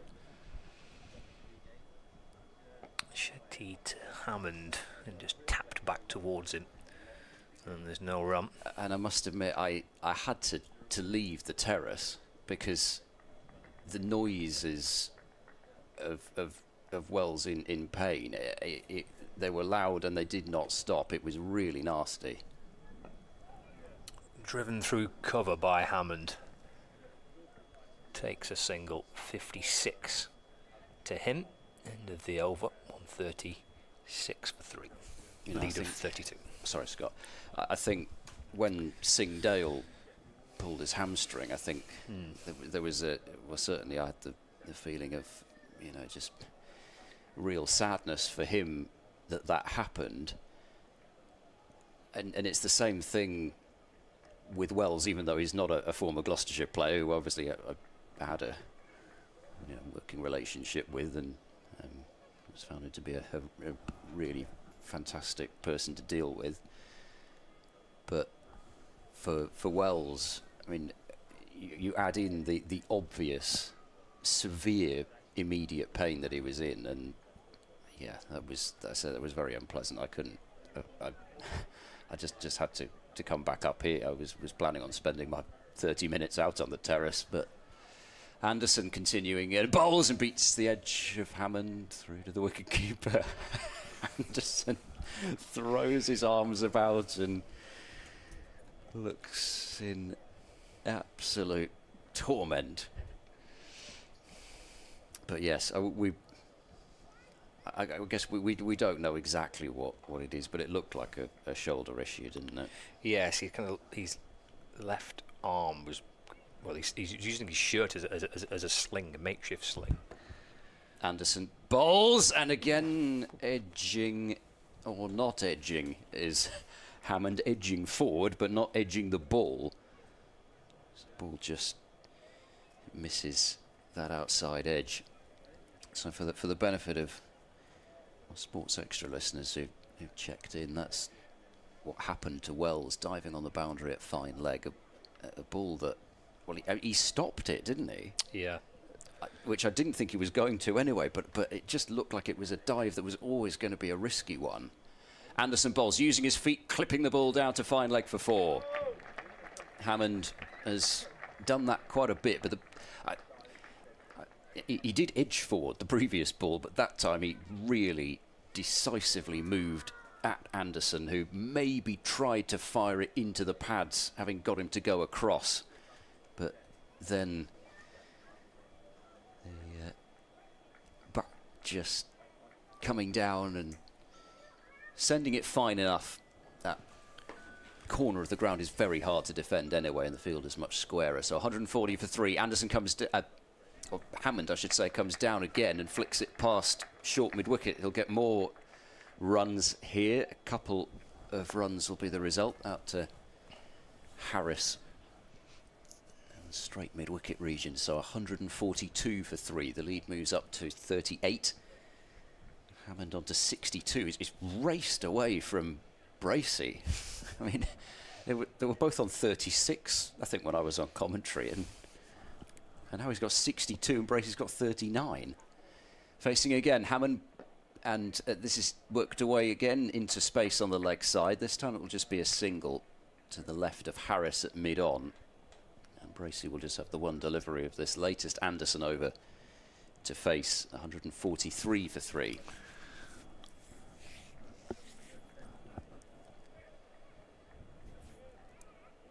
So 7 off this Anderson over, which is pretty close to his most expensive one of the match. He bowls now to Bracey, pushes into the offside. Hammond wants a single. He's going to have to get back. There's a shot at the stumps which hits direct, but Hammond is back.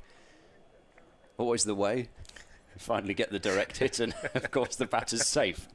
It was a good piece of fielding. It was a Coghlan moving from the gully, hit the stumps direct at the non-striker's end. Hammond charging off. He wasn't backing by too much. It was a good dive, and Hammond putting his hand up to apologise. I mean, you'd think these two had almost never batted with each other. They've been with Gloucestershire for the best part of a decade together.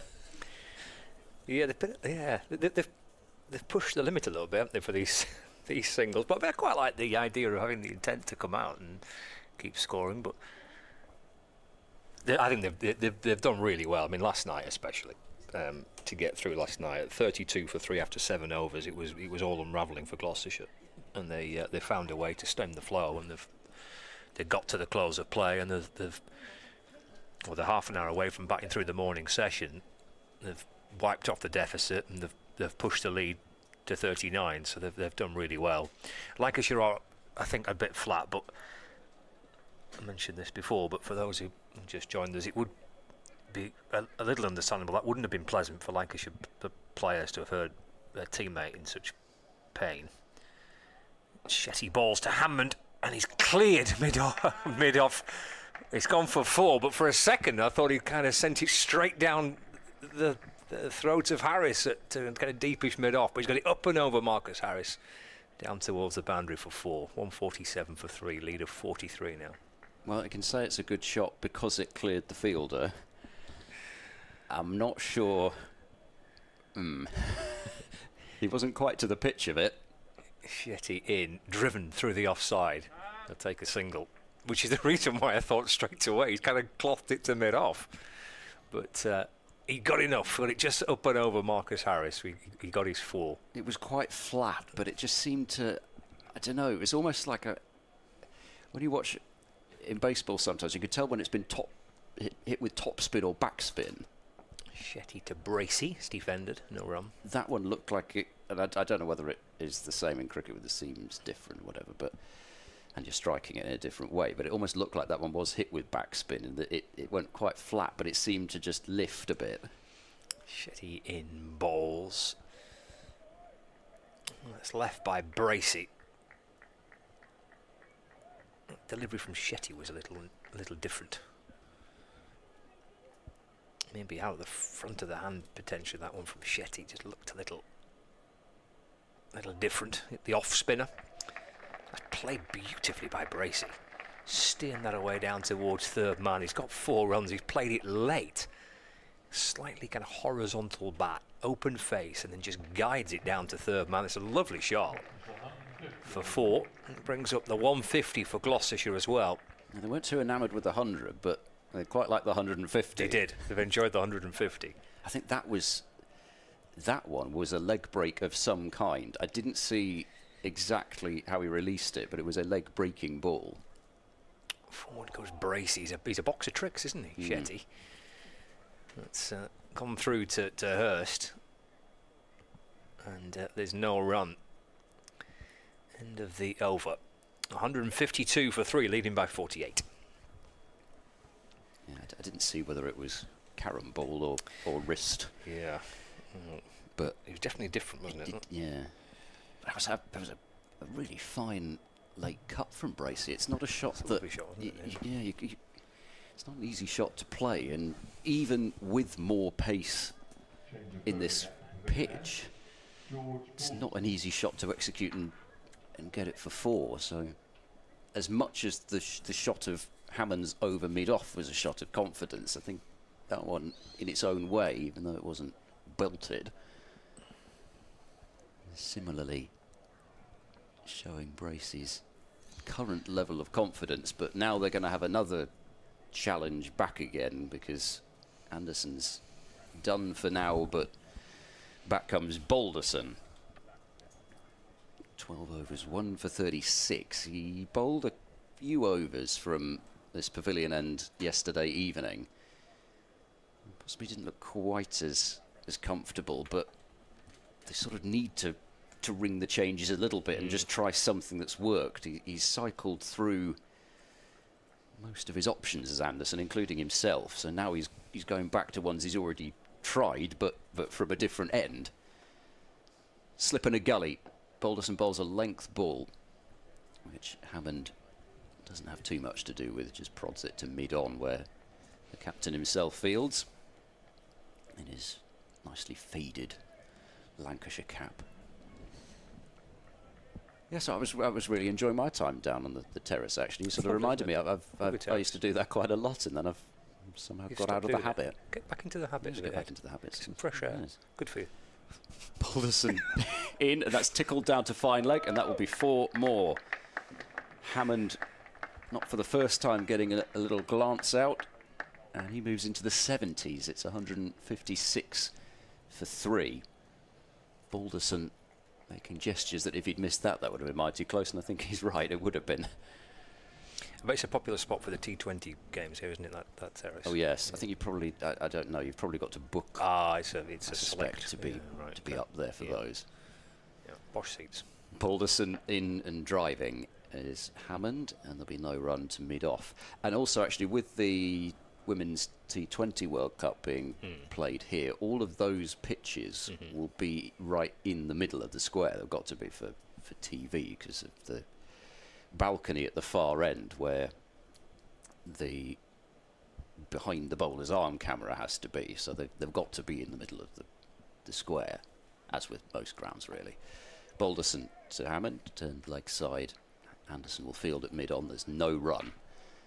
So what that does mean is that you're not going to get a pitch which is so far over that there's got to be a massive screen blocking the terrace. There's a little bit of screen up for this pitch, but for the Durham game, I don't think anybody would have been on there.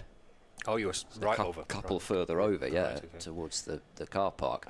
Balderson bowls a full delivery, which is defended into the offside by Hammond. Shetty fields at cover. Some nice deck chairs on that terrace as well. They could have a little snooze on there in the afternoon. Yeah, after your choice of crumble at lunch. Yes.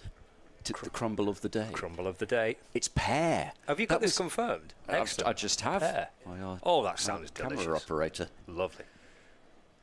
Balderson to Hammond, and there's no run there as it's defended straight back. So 156 for Plum. 3. Oh no, it's not pear. It's plum. Okay. Oh, I do like plum. It's taking the edge off for me, isn't it? Really? Yeah, I'm not a plum You preferred fan. pear to plum? I'd go for a pear crumble over a plum crumble. Oh no. Oh, there's a choice. There's a choice. There's choice. Oh, okay. We're sorted then. Oh, that's we don't have to have this argument that nobody needs. No. With custard or with ice cream? With custard as well. But you could go over to the ice cream chalet. Where is that? Have you got any more details on that? It's in the gap between the mound stand and the It's not a shed. Not a shed thing. It's a chalet. 156 for 3. Shetty balls. Forward goes Bracey. Deflects it into the onside. There's no run. Love that. I really, whoever from the Gloucestershire marketing team has come up with that one, I was a chapeau. Big fan of that. The ice cream chalet will be open. Run away into the offside by Bracey. Take a single. Moves to 44. 157 for 3. Perfect. Right. Sunday carvery and a choice of crumble for dessert, and then ice cream a little bit later on, just to go the whole hog. In comes Shetty again. Hammond off the back foot. Well, he's actually going to get a single here. He's worked it into the onside. It kind of deflects off Michael Jones, who comes round from mid-wicket. In the end, Jones is kind of pushing it up towards mid-on. So Miles takes a single, takes him to 73, 158 for 3. Shetty to Bracey right forward in defence. No run. I think Michael Jones' knee slid right across the pitch. That's probably there for Sri Lanka versus West Indies in the Women's T20 World Cup. It was a good knee slide. You watch it. There's Jones again creeping in from mid-wicket as Bracey turns it to the leg side. And there's no addition to the score. Leading by 54, Gloucestershire. 7 wickets remaining. Shetty balls and forward again goes Bracey. End of the over as Bracey tapped it away to cover. A couple coming off that. He's on 44. Hammond's on 73. And well, those 3 wickets that Gloucestershire lost, all coming in a very tricky spell at the back end of yesterday. Bancroft, Charlesworth and Price for 4, 13 and 5. And at that stage, in all sorts of trouble. But Hammond and Bracey have settled things down. Lancashire have rotated their bowling options. Sutton, the injury replacement, has bowled just 5 today. Anderson, Balderson, Coughlin and Shetty all had various spells as Lancashire try and find a breakthrough. I mentioned it in a stint with Nicole earlier. Balderson delivers back of a length, punched away into the offside, and Shetty springs to his right from cover and prevents any run at all. But it's amazing how often it can happen when a side's pushing for wickets in the evening, and the next day it just feels that little bit different. But also, just adding to that point, you do see it, especially seemingly nowadays with 4-day cricket. Balderson in all that tails in late, and Hammond just about comes across that and plays it into the onside. But that's the first one for a while that Balderson's really got to go quite late, and probably if Hammond hadn't been there for as long as he has been, that would have caused a serious issue. But you just never know. Maybe it's just the thing with multi-day cricket. You just never know when things are suddenly going to look as though they flatten out. Oh, there's an inside edge from Hammond, and he's going to get lucky. Ball squirts between him and the stumps, and he'll take a single down to fine leg. 159 for 3. But it still feels, even though there's a sizable partnership here, that despite the fact that it looks flat for a while, you know with these sorts of games that one could bring 3 or 4, and that's what Lancashire will hope for. Just a bit. Just about 20 minutes to go until lunch. Hammond's moved to 74 with that streaky single, and Bracey's fishing outside the off stump now and missing. So all of a sudden, things are happening again. Last 3 deliveries. That late tailing movement. Maybe Bracey, having seen that, thought that might do something similar. He's gone lunging after that. It's a shot that's very unlike what we've seen from Bracey all morning. He's been so disciplined. But that's one that he just thinks, yeah, I've got away with that one. And I hope, from his point of view, he's just put that one away. And this time he gets a straighter ball anyway that he's got to defend. Just to confirm that the official injury replacement now has been confirmed. So Harry Singh has replaced Luke Wells. So it's a second injury replacement in the match for Lancashire. Harry Singh coming in for Luke Wells. You think this is where I know we've been panning it most of the time as this is driven away by Bracey. That's a lovely shot. As wafty as the drive was earlier in the over, that was a committed shot through the covers off a full ball from Balderson. He really played that carefully but timed it so sweetly through the covers, out to the long boundary as well for 4 runs. The lead is up to 59, Gloucestershire to 163 for 3 as Bracey is on 2. 48. Oh, you just beat Terry Blake on the PA. But this is where, having said how difficult it is to find actual like-for-like replacements, I think that the integrity of this game, how much it would have been affected by now. Lancashire down to 9 players.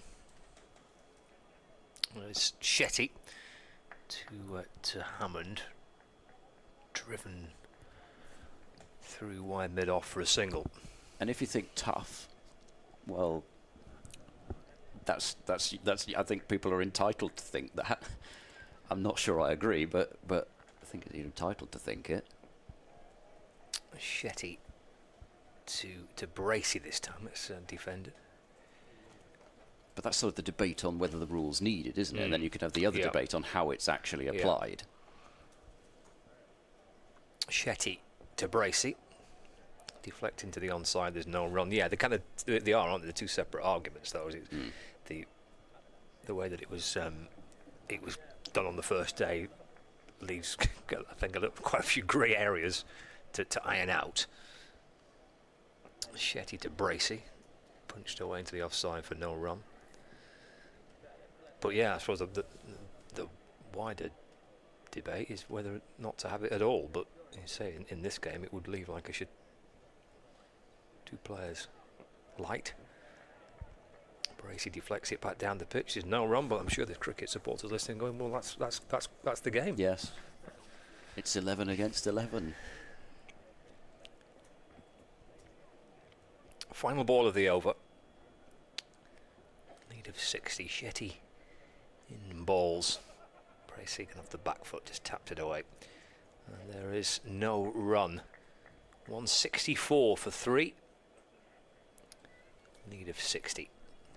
I'm just reading an article on Cricinfo by Vitushan Antaraja, and he's said the ECB will consider changes to its player replacement trial during the first break in the county championship. So I assume that means when the T20 starts, so there won't be any change before then.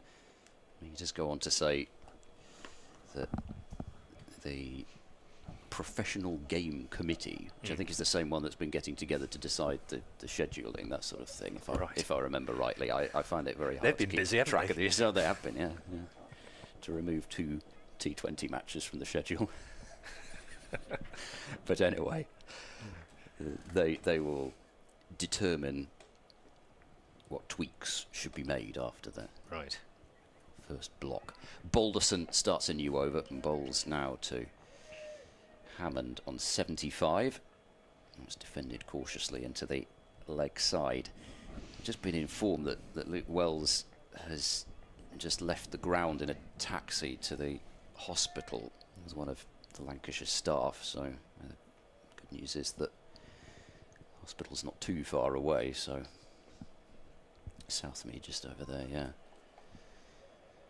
Balderson in now. Hammond drives to mid-off, wants a single, he'll get it comfortably. Even Bohannon, had he fielded that cleanly, which he didn't quite, don't think would have had much of a shot at running Hammond out. Hammond's pretty quick as well.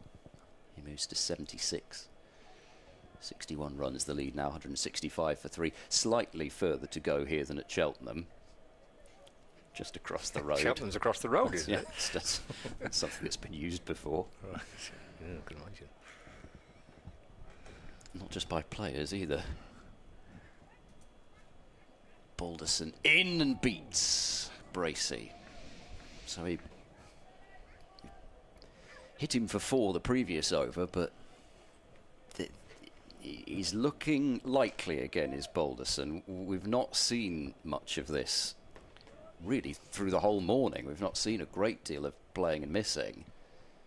It's the odd one here or there, but just in the last couple of overs, Balderson feels as though he might just be starting to really get into his rhythm and work. He bowls now to Bracey and forward defending. There's nothing wrong with that one as far as Bracey's concerned. He's on 48, looking for his first half century of the season. I mentioned back-to-back seasons for Bracey with 1,000 runs. As far as I can see, come back to that after this ball as Balderson is in, no ball, pushed back for no run, 2 more runs to the total, 167 for 3. Lead is 63. As far as I can see, nobody's scored 1,000 championship runs in 3 consecutive seasons since Bill Athy for Gloucestershire, 1990 to 1992. It's been a while. Actually, Kevin Curran did it just before that. Balderson into Bracey, tucked away leg side, and straight to forward square leg. Just wanted and is rehearsing now, just helping that a little bit finer. Just a little bit more of a roll of the wrists on it, but he hasn't been too perturbed so far, Bracey, when he's missed out on the odd scoring opportunity. Just both Bracey and Hammond have pretty much got their heads down, as we said you had to do on this pitch, and worked extremely hard this morning. Balderson now to Bracey and defended offside. There's no run. Another over is completed. 10 minutes left until lunch. Mentioned the unfortunate trait that Gloucestershire have had this season of losing wickets around intervals. There's some especially hard work, I think, for these two to do, as well as they've done in 2 hours of batting this morning and taken their partnership to 135. But as hard as they've worked, this last 10 minutes, with the crumble in sight, whichever one they choose, might be some of the hardest.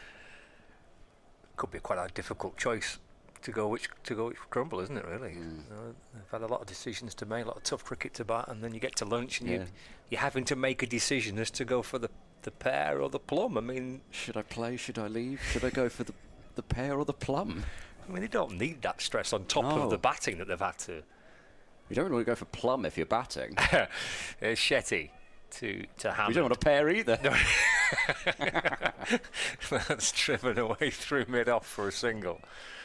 Hammond moves on to 77, 186 for 3. Well, I suppose they're both off it now, so yeah. It can't happen to them. A plum or the pear crumble. What a choice to make at lunch. Not for us, but for those that go for the Carvery. Run away by Bracey through the offside. He's slowly nudging his way towards a 50. 49 to Bracey now. 169 for 3. I wonder what Chris Powell, the head of medical here, would make of Miles Hammond walking up to him and asking him if he could have some crumble for lunch. Shetty in to Hammond. Cuts it through the offside for a single, moves to 78. 170 for 3. If Hammond wants some crumble on the back of last night and this morning, I think Hammond's deserved his crumble.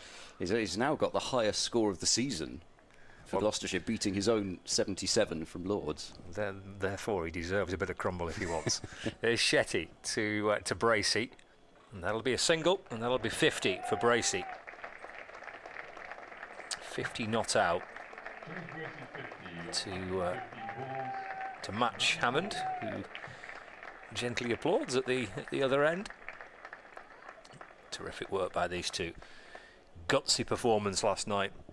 And they've just started to score a little bit more freely through the course of the last 45 minutes or so. 171 for 3.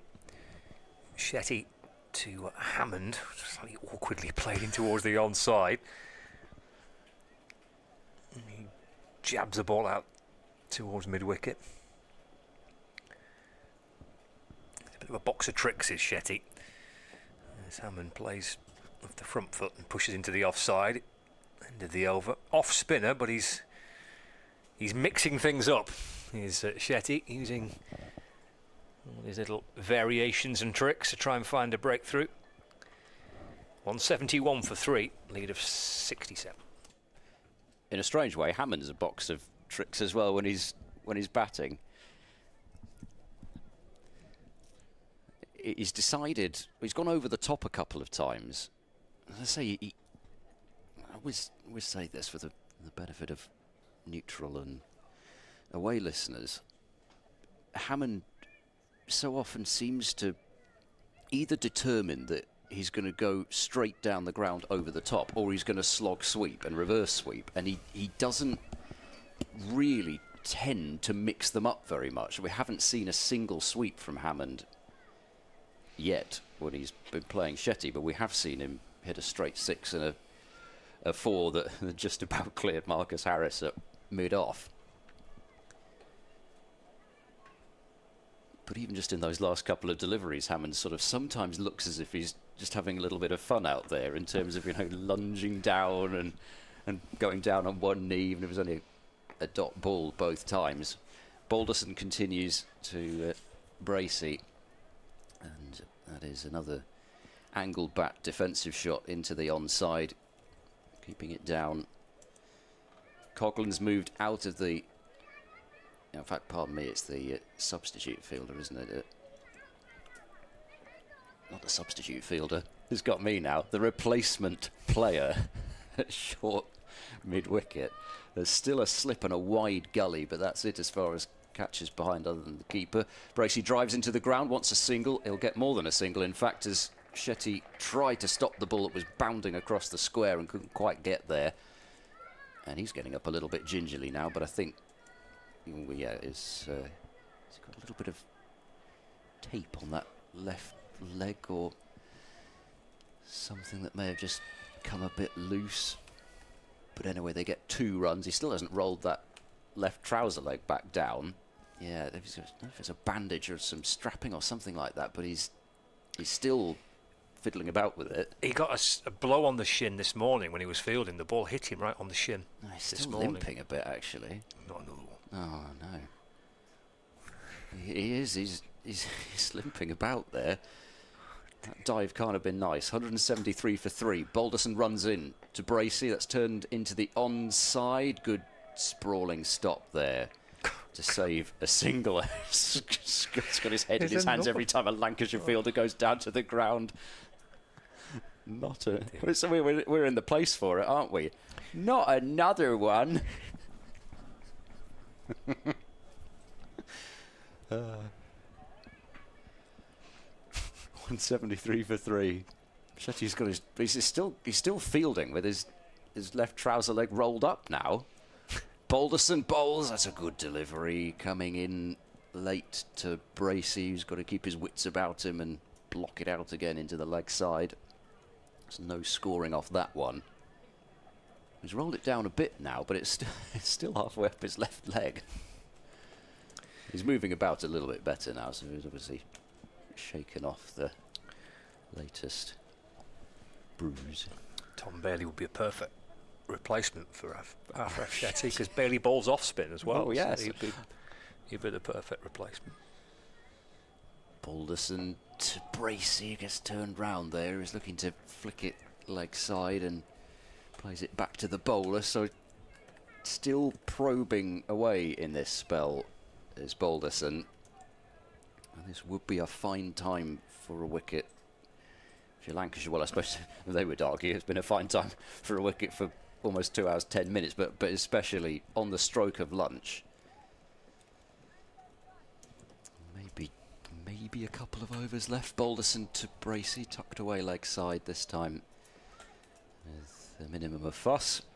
It's the end of Balderson's over.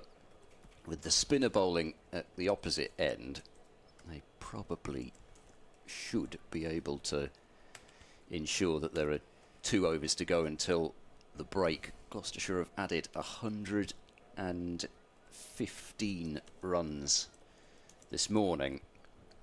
Hammond 78, Bracey 52. Borman due in next, waiting for his second first-class innings. He's been waiting a while. And Graham van Buren and the bowlers, really. So, lead of 69. This partnership has just been so vital. It has. They've been excellent, haven't they? You know, sort of underlining it in terms of what's to come. Yeah. And especially on the back of what happened previously when these two came together last night. Shetty looks like he's all right as he's twirling him. Goes Hammond in defence. And there's no run. On 73 for 3, lead of 69. Shetty on 70, sorry, Hammond on 78 as Shetty's in and bowls. Well, he's tapped that back to Shetty, but he's played it, maybe just bounced a little bit more than he was expecting. Looked like it, didn't it? Yeah. It's interesting to see Bracey at the non-strikers end and Hammond in conversation there, just kind of helping each other out, trying to work out what Shetty's trying to do. Certainly sending down quite a few different variations. Here's the Lancashire spinner. I don't think they're going to get another over in either. I think Lancashire have just decided that they've probably bowled their allocation in the morning and actually they'll save Balderson possibly for a bit more in the afternoon. Shetty to Hammond, takes a single through mid-off. Moves on to 79. Lunch will come at a pretty good time for Lancashire. They look pretty flat because of what's happened to Luke Wells, I'm sure, and also the fact that they've not had a breakthrough. I think lunch break well timed for Lancashire. This is a session that has belonged to Gloucestershire. Bracey gets right forward again, smothering the ball into the offside. Takes him on to 53. You know, it's 10 past 1 on the clock on the scoreboard, so just a couple of balls remaining before the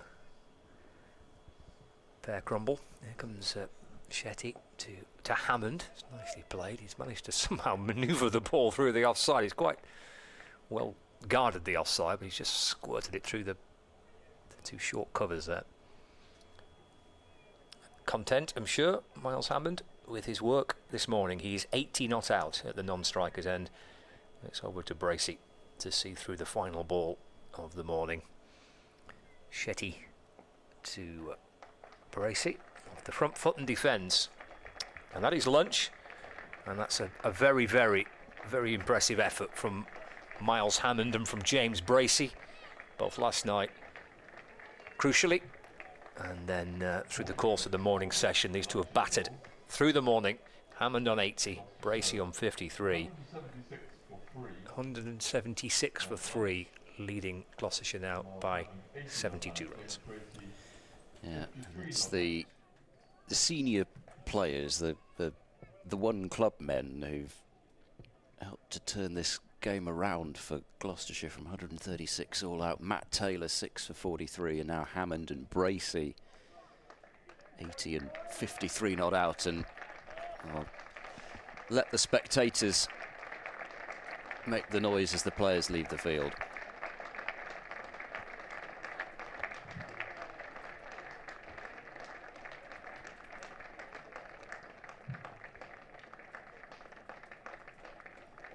Due to medical incidents at the ground today, the outfield will not be open to spectators during the lunch interval. We apologise.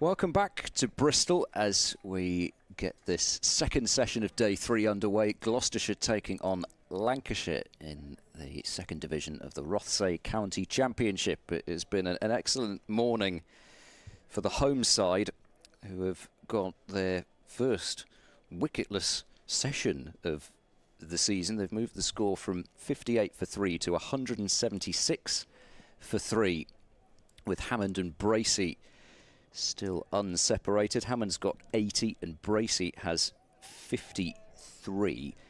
And the most important number, I suppose, really, in the context of the match is currently the number 72. There are 72 overs remaining in the day, but it's not that one. 72 overs today and 96 tomorrow, but Gloucestershire lead by 72 runs on their second innings, looking to post some sort of a total that they have a chance of defending. Still Borman, Van Buren, Brooks, Matt Taylor, Williams and Bell to come in the batting. And as far as bowling, opening for the afternoon session, Paul Coghlan will bowl from the pavilion end for, I think, the first time in this innings. Anyway, bowled a fair bit from this end in the first innings. But it's Hammond to face, slip in a gully, shortish mid-wicket, 2 back on the leg side boundary, 1 on the offside. Back of a length, first delivery, pushed down into the onside, and there is no run. Delighted to say for the start of this session, Stephen Chalk is alongside me, and Stephen has a new book coming out which will certainly be of interest to Gloucestershire supporters. Yes, I think it will, Ed. I've been spending the last 2 winters in conversation with your head coach, Mark Alleyne. There comes Coghlan, bowls left alone by Hammond. And the book's coming out in June. It's the story of Mark's life, with a lot of his thoughts about the game interwoven into it. And as you know very well, Ed, Mark's quite a deep thinker about life and a deep thinker about the game, with a great passion for the game. Yeah, so just maybe after this delivery, just talk me through the kind of the process as to how this book's, well, maybe not after this delivery, because Coghlan's not bowled it. He's dropped the ball. Well, I must admit, I was a little bit concerned as he ran in, and then I thought, thank goodness for that, he's only somehow managed to drop the ball. Yes. It just does help to have the ball in your hand when you're bowling. I think that's maybe the first step. Coghlan in now and defended straight back by Hammond. Well, it all started, I'd met Mark 2 or 3 times and interviewed him in front of audiences, and he'd always said he didn't want to do a book, and then he came to our West of England Cricket Society in Bath, and I interviewed him there, and there was something about the afternoon, it was quite magical. He just was in the mood, and I was just fascinated by his story and by the freshness of his answers. He's not one who opens up that much normally. Coghlan approaches now and bowls. Hammond pushes into the offside square of the wicket and takes a single with that fielder drop back to the boundary. The lead moves up to 73. Hammond on to 81. I'm getting quite old now, and I came home that afternoon and I said to my wife, I don't think I'll write another book with a cricketer. But if I did, Mark's the person I'd love to do it with. And he'd always said he didn't want to do a book, and I hadn't even mentioned it to him that afternoon. But I got a call 2 days later from Chris Coley, who you know from Cheltenham. And he said, I don't know what happened on Tuesday afternoon, but Mark's now saying he'd like to do a book. And that's how it started. Bracey, first ball that he's faced since lunch, and he plays a bit of a fiddly shot, but he gets it away past gully. Fancies a second run briefly, but it's dispelled of that notion by Hammond, so just the 1 run added, 178 for 3. So we started meeting that winter, which is not the winter just gone, the one before, and we were meeting regularly through the winter, having a 2.5 hour session, talking through his life and his thoughts on the game, and I didn't write anything.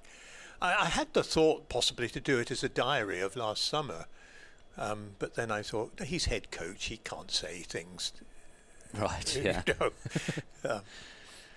Coghlan in shorter ball, pulled away, tugged round the corner by Hammond, and a good diving stop by Sutton out on the deep square leg boundary.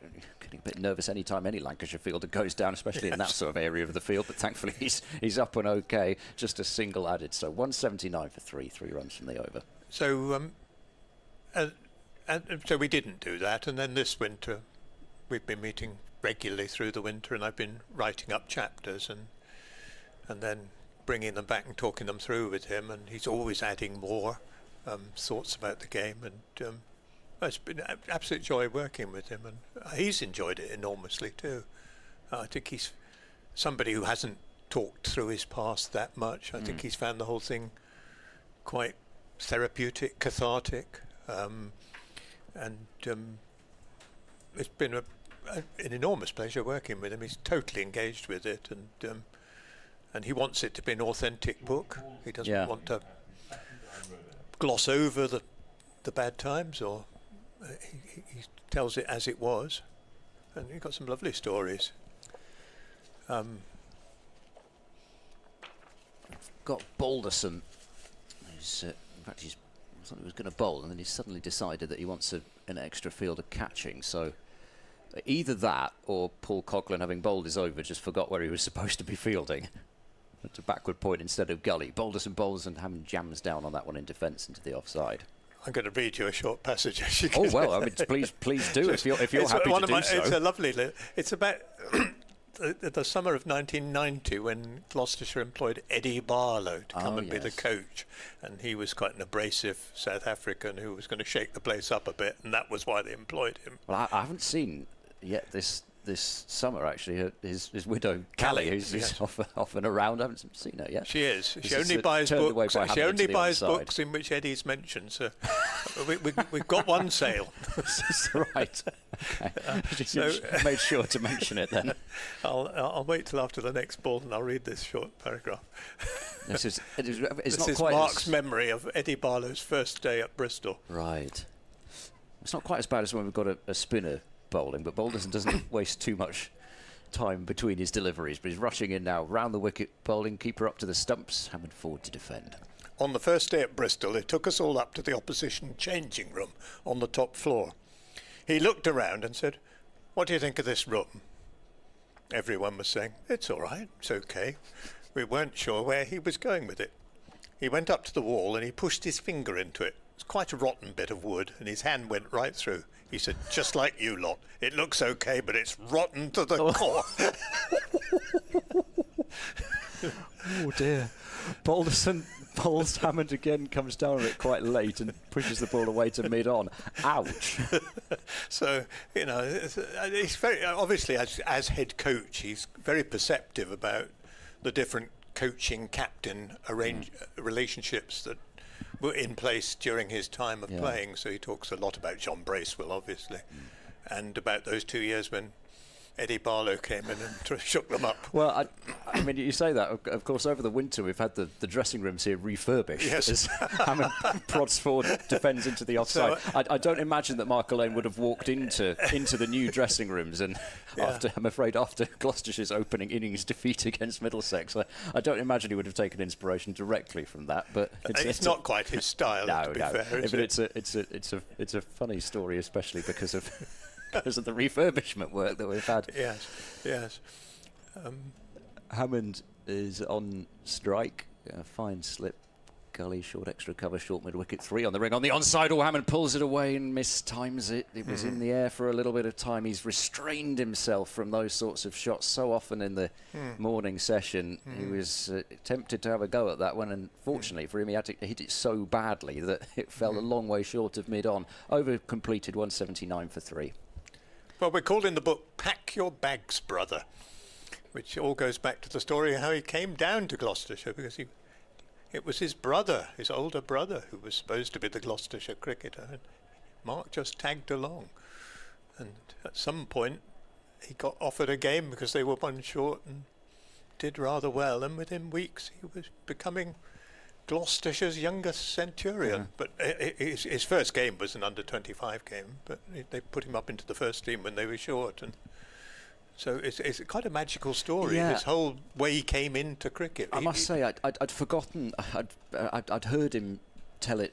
I'm sure not in as much depth as in your book, but I'd forgotten the part about his brother, but I knew that it was, somebody that you would just have assumed would have found it relatively easy and been identified so quickly, as Bracey is on the strike, tries to run it fine on the offside, and Gully fields for no run. But it's far from that, far from the case. Yes, no, it was.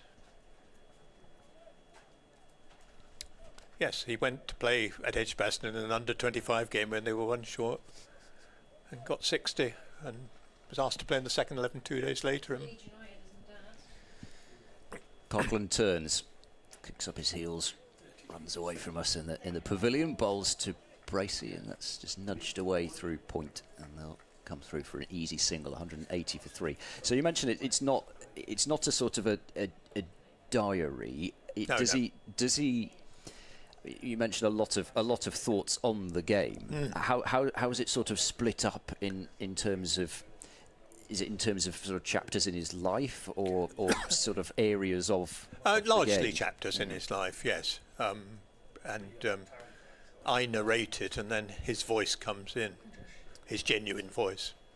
Coughlin to Hammond, driving, and has he been caught? He has. The partnership's over. It's a good low catch in the gully, and Hammond, who had a bit of a warning shot almost in the previous over when he tried to pull one that fell short of the fielder, he went after a wide ball there, got a thick edge, and it just about carries through to Gully, who takes a good low catch. And Gloucestershire have lost their 4th wicket. It's come less than a quarter of an hour into the afternoon session. Hammond battled well for his 82 and started to find some fluency at the back end of the morning session, but that session break, I mean, Scott said it, that session break coming at a very good time for Lancashire. Hammond gets some generous applause for the job that he's done. He's still not dragged himself off. He's not even made it particularly close to the boundary yet, but he's gone for 82. 9 fours and a 6. Gloucestershire lead by 76, but they're now 4 wickets down. And the debutant, Tommy Borman, will be coming out to join James Bracey. It's a good moment for him to make a mark, isn't it? Yes, because I mean, in the first innings he made 19, but he'd already run out of partners, having come in at number 6 and pretty much just had to hit out with the number 11 at the other end and got out. But well, he showed his temperament in the short form last year, didn't he? Yes, yes, of course, yes, in those particularly those one-day cup games here against Leicestershire and Glamorgan, when it was Glamorgan, wasn't it? But it's a different game. This he's got to play a long innings, hasn't he? A quick 30 isn't what's required. No, but as I say, in the first innings, 19 off 53 balls, he stuck in there and had some of the toughest bowling to face as wickets were falling around him. So he certainly showed his mettle there, but just didn't get the full chance to that you'd like to think from the Gloucestershire perspective that he's got now to really build a substantial innings and get this lead well into the hundreds at the very least. So there'll be 2 slips in a gully, and surprisingly for Borman. And Harry Singh, by the way, was the catcher in the gully. Coughlin bowls to Borman, that's shouldering arms, leaving it alone. I do apologise, I didn't realise who it was in the gully, but in fairness, he wasn't playing in the game until about 2 hours ago. But it was Harry Singh who's taken that really sharp catch down low. Hammond was put down on 6, a much easier chance yesterday evening off by Keaton Jennings. That would have made it 47 for 4, so he has made Lancashire pay for that mistake. Coughlin bowls to Borman and beats him clean on the edge. It goes to Hurst. So in terms of Mark's coaching career, I assume he talks a bit about his first stint as coach. Yes. Does he? I'd be quite interested to know. Does he reflect on the differences at all now versus when he was coached? Because he was so close to his playing career. He was a player coach, wasn't he? Yes, he was. Coghlan to Borman and beaten again. You'd be glad that's the end of that over. Yes.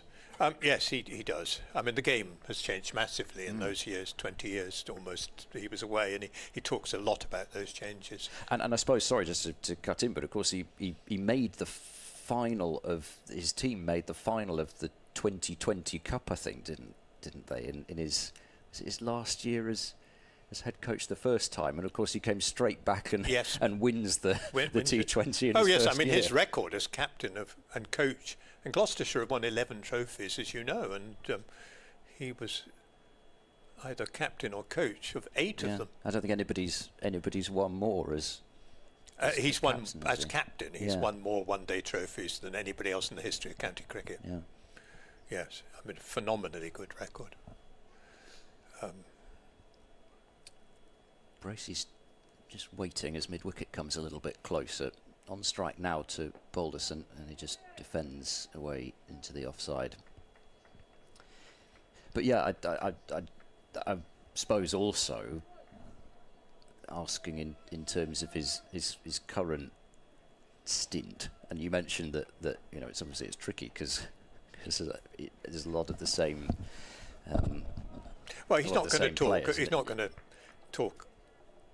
He's not going to open up about current players as their coach in the kind of... Balderson bowls and Bracey's caught in the crease. I'm not exactly sure what happened there. He seemed to be moving forward for a defence and then just played down the wrong line. Let's have a look on the replay. Inside edge onto pad, yeah. Pad just outside the line anyway, but I think there was some bat involved, so no real appeal from Lancashire. 180 for 4. Balderson to Bracey, cut away, and he's found the gap between slip and gully. Gloucestershire will take it. It's 4 runs. Not sure that... Well, I wasn't looking in that direction to start with. It's a flashing shot, but he gets 4 for it. It's like the uneasy start to the afternoon, isn't it? Yes. Yeah, he talks a lot about the different challenges of coaching in terms of...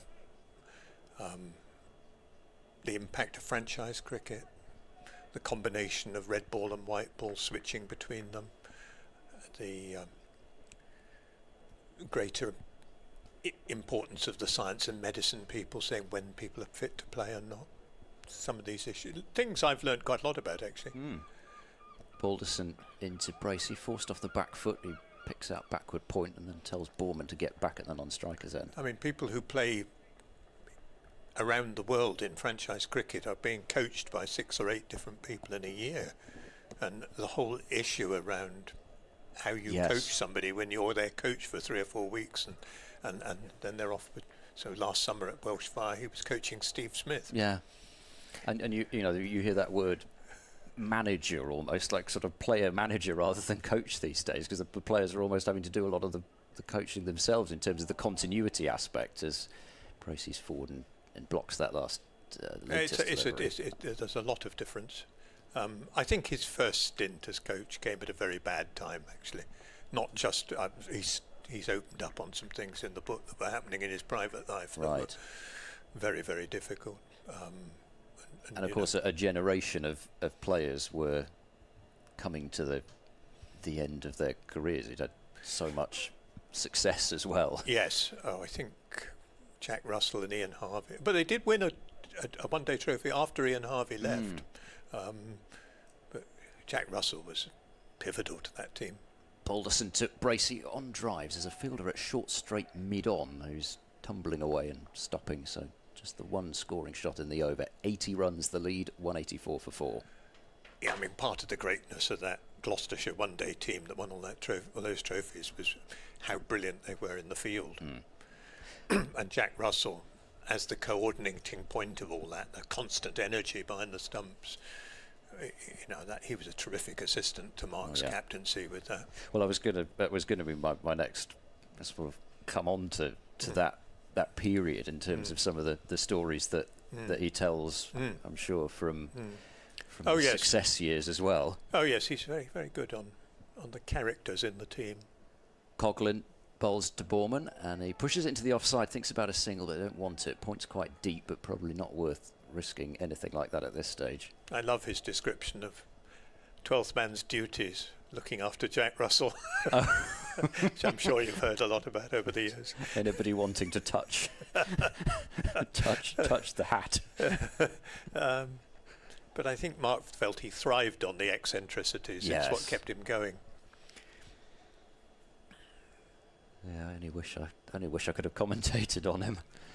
Borman whips this away leg side. Coughlin thinks he was nearly through there. There was quite a lot of bat on it, but he's still not yet off the mark as mid-wicket fields. But yes, it's taken Mark a long time to come back round to being here in the county game again. I think it's a perfect appointment, actually. It's a difficult time for Gloucestershire, no question. They're recovering from the financial disasters of recent years and having to rebuild the team. Coughlin bowls to Borman. Oh, that lifts, and Borman does well to get his gloves and bat high up above his head so they're nowhere near the ball. Still just seeing the odd one that there's a bit of up and down in this pitch, as well as enough in it. Maybe sideways every now and then. It's still the case that there's enough in it when you, as Matt Taylor said last night, when you put it in the right areas. But Borman now has to work in the same manner as Hammond and Bracey did, and again he's not drawn into that very wide one, just watches it go past. Stephen, how much longer have you got? Because I'll either start on something else or I'll Well, I'm whatever you like, Ed. I'm entertaining the people from Lancashire up in the Grey Suite, but they're having lunch with David Graveney, so okay. I'm happy to sit here a touch longer if you want me to. Okay. Here comes Coughlin, bowls to Borman, who curtain rails the bat away from it. Lancashire will be happy enough.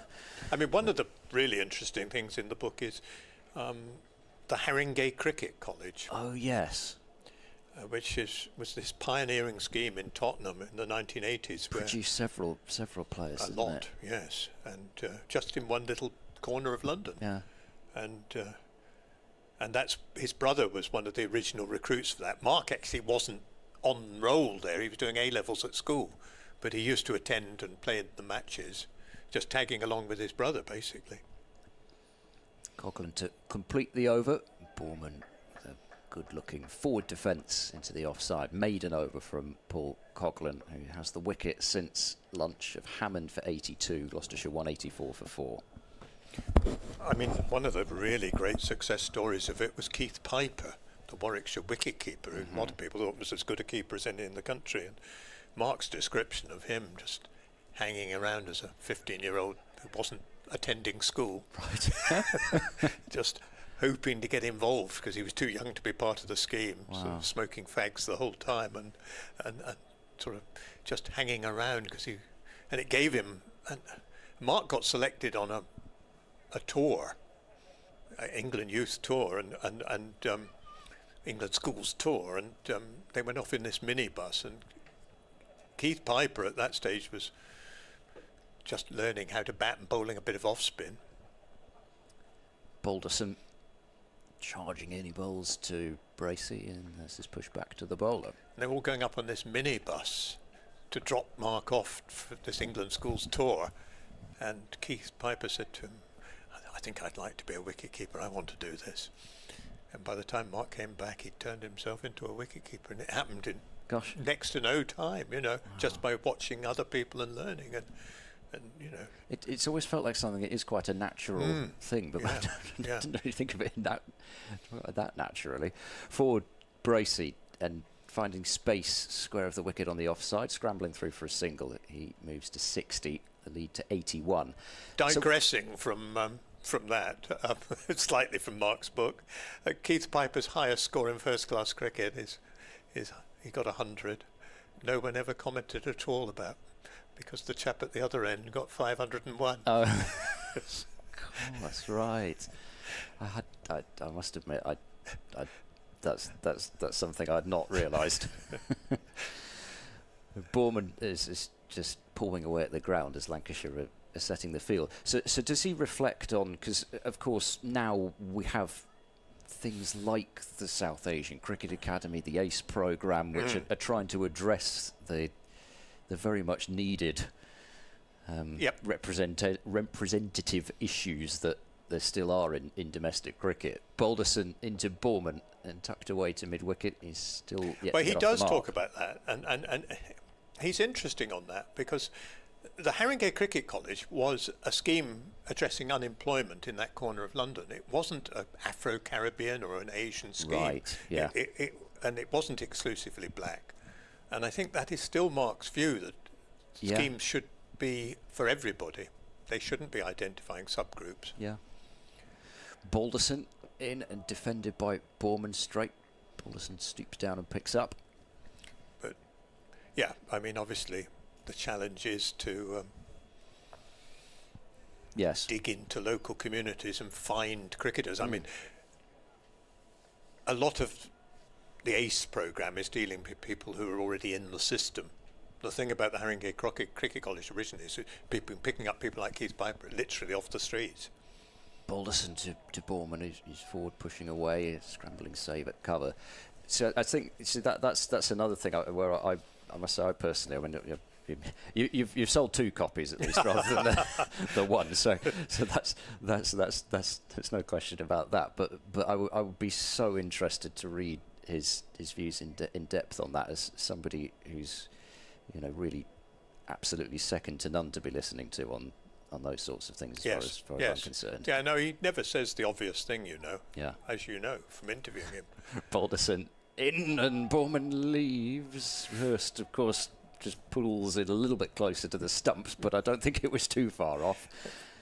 Let's take a look on the replay for those viewing on the live stream. No, it's a perfectly good leave. I mean, he's going to have to bring that back a long way with a ball in its 58th over, but even so, Lancashire will put it in his mind that he could do that.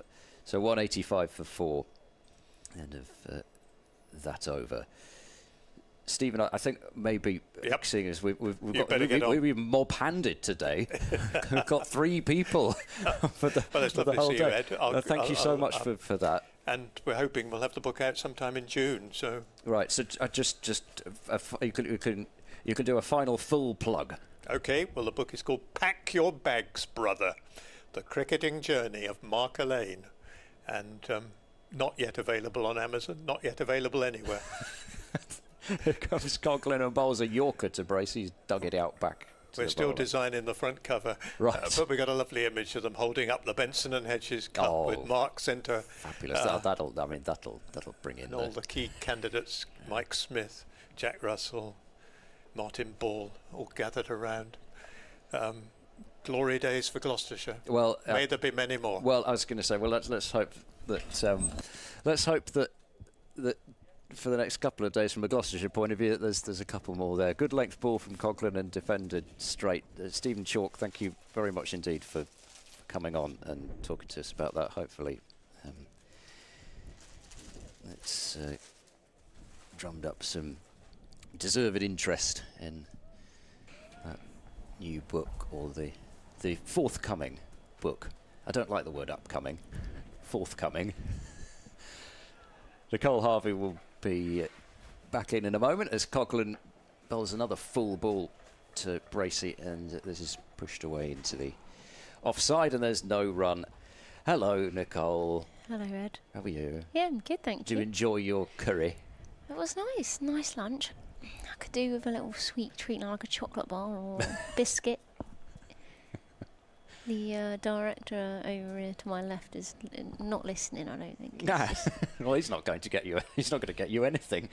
Hopefully, he's on his phone, so maybe he's sending a message to the kitchen. Coughlin bowls drop and run from Bracey. No, he doesn't want it. Probably rightly so.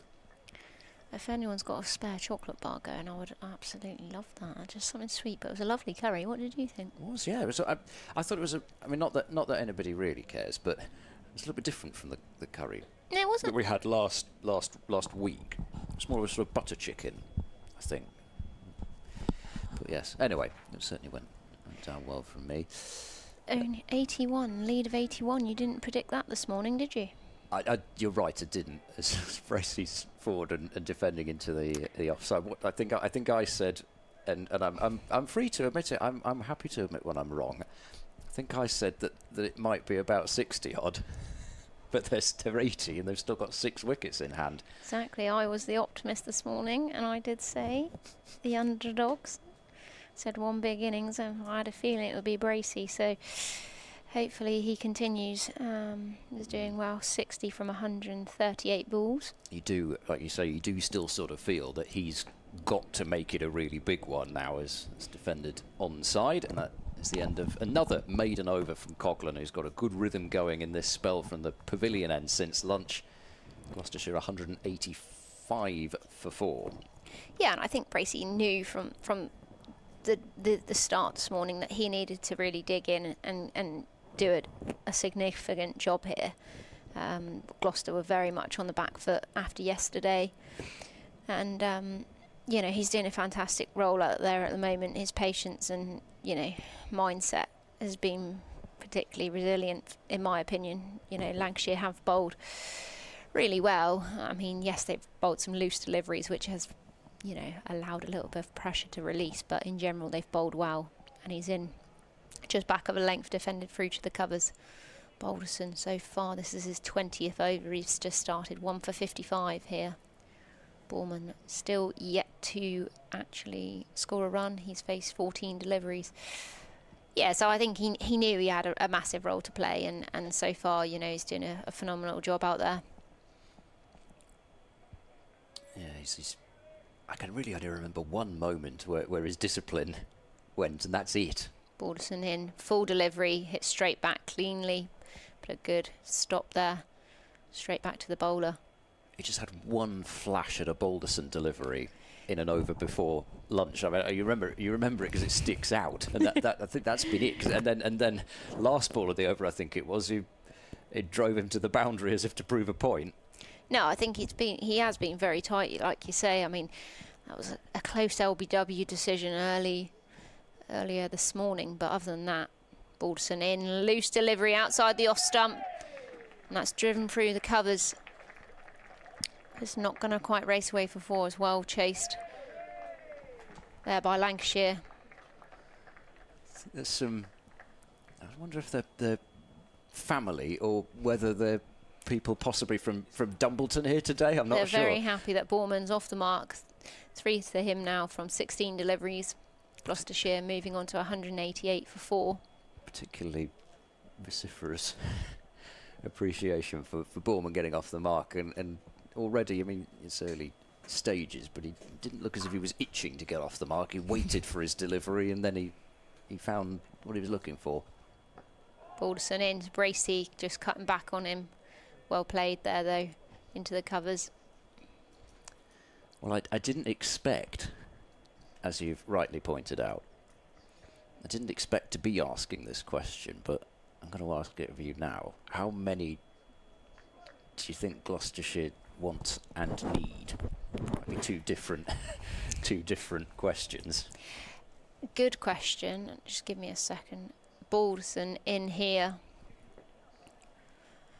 Flicked off the legs there. Lovely shot from Bracey, but it's only going to be a single. He's got a little bit too straight with his line there, Balderson, and is only going to get a single. I think, you know, if you're getting around for me, 160 to 200, you're asking questions of Lancashire, in my personal opinion, if you're going around there. But it's a long way to go, a lead of 85 so far. But this wicket, there is enough in it. So I think even if you get around the 150, 160, if you get a good start, your first 10 overs in full delivery, worked off the legs, no runs scored. 189 for 4 Gloucestershire currently after 60 overs. Yeah, I think 150 to 200, it's not a massive score, but it's almost that tempting that Lancashire think, you know, that's very doable. And it only takes a few mistakes and the game changes very quickly, as we've seen here. you know, yesterday I think I sent you a message, what do you think? And, you know, you were saying absolutely not, you know, Gloucester are going to get smashed. And then, sorry. And then, no, but then you're saying, you know, actually I think we're, you know, it's getting a really good game here. So it changed so quickly within a space of a few hours. Coghlan to Bracey, drives, edges, gets 4. Between slip and gully, it didn't go in the air at all, and but it wasn't where he was looking to hit it, that's for sure, but the boundary. That wasn't meant in a bad way, but that's just showed how quickly it did change. You know, at one point you were thinking there's absolutely no chance. Well, 120 for 1, which is possibly about when that message might have been sent, behind by 16 with 9 wickets in hand. It was a remarkable turnaround. Exactly. But it has changed quite quickly here, and you know, Gloucestershire's batting today so far has shown that it is doable, but it really just depends. For me, it would be their first 10 overs with the ball in sort of dictating that. Coghlan to Bracey, drives again and gets, of course, a far better connection and more where he was looking to hit it, but because he's done that, he's only got 1 for it. Better off edging it sometimes, I think. 194 for 4. Bracey moves on to 66. The lead is on to 90. Borman will take strike again as Anderson loosens up at mid-on. The new ball would be, I think, just about due this session. Tea's at 4 o'clock. Probably before the tea. But he might have just another little burst, see if he can start running in, hiding the ball maybe, see if he can get some reverse going, or at least make the batter believe that he might. Coghlan bowls to Borman and just gently comes forward, rocks onto the front foot and defends to cover. Yeah, Anderson looks like he's limbering up here at mid-on. It's happening elsewhere. Just keep up to date with the other games that are going on. But I think that's what that people love about the county championship as well, is the ebbs and flows, how quickly the game changes. Coghlan bowls a short ball. Borman has nothing to do with it, gets underneath it.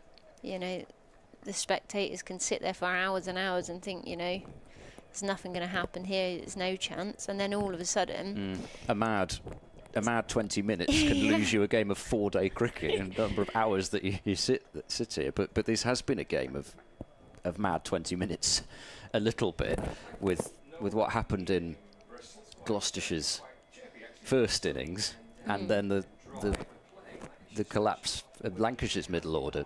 Borman forward and defending into the offside. So Northamptonshire and Middlesex, Northamptonshire 331 for 8. They're only behind by 10 runs. James Sales 120 not out. It's a good start to the season, isn't it? Yeah. So it'll be about even Stevens. I suppose it's then on Middlesex to try and set some sort of a game up. In the 2 matches in the first division, Hampshire now 299 for 6 against Somerset, so they've lost a few wickets around lunchtime. That's a lead of 249. Borman prods forward and runs it to backward point, and there's no run. So 194 for 4 here. That's a lead of 90 for Gloucestershire. So Hampshire ahead by 253, and in the other game, which has been quite badly affected by the weather, but I suspect if they get 2 dry days, they're bound to get a result the way that's moving. We've already had 21 wickets in the match there, 190 for Warwickshire, 205 for Essex, and Warwickshire have lost a wicket before they've even erased the deficit, so they're 14 for 1, effectively -1 for 1. Alex Davies gone for 5. So some exciting games happening around the country. All 4 of them look like they could be won and lost rather than draws, but you never know. But if it's going to be a draw in any of the 4 matches, it's going to be an exciting one. I tell you what I've liked so far from Borman is really good head position over the ball. He seems to be coming forward a lot. My only concern is if the odd one does get big here, which we have seen, he doesn't get caught out on that. Bracey works that one off his hips. I think I might just turn the crow down. Enjoying the cricket. That's no way to refer to Nicole Harvey. No. How rude, Edward. I I said, That was a very evil laugh. I said it wasn't. Well, it was imitating the crow, wasn't I? I'm sorry. I was put off what you were imitating what a you were bird. saying by the fact that a crow appears to have landed right next to our effects mic and decides to yell in it. Ed's lost the wheel for a I moment. think actually also I should be getting off air anyway because Scott Reed needs to come back. Anderson in, change of bowling here. It's just defended back to mid-on. No run score. Change of ends here for Anderson. Was coming from the pavilion end. He's now changed ends and going to see what he can do.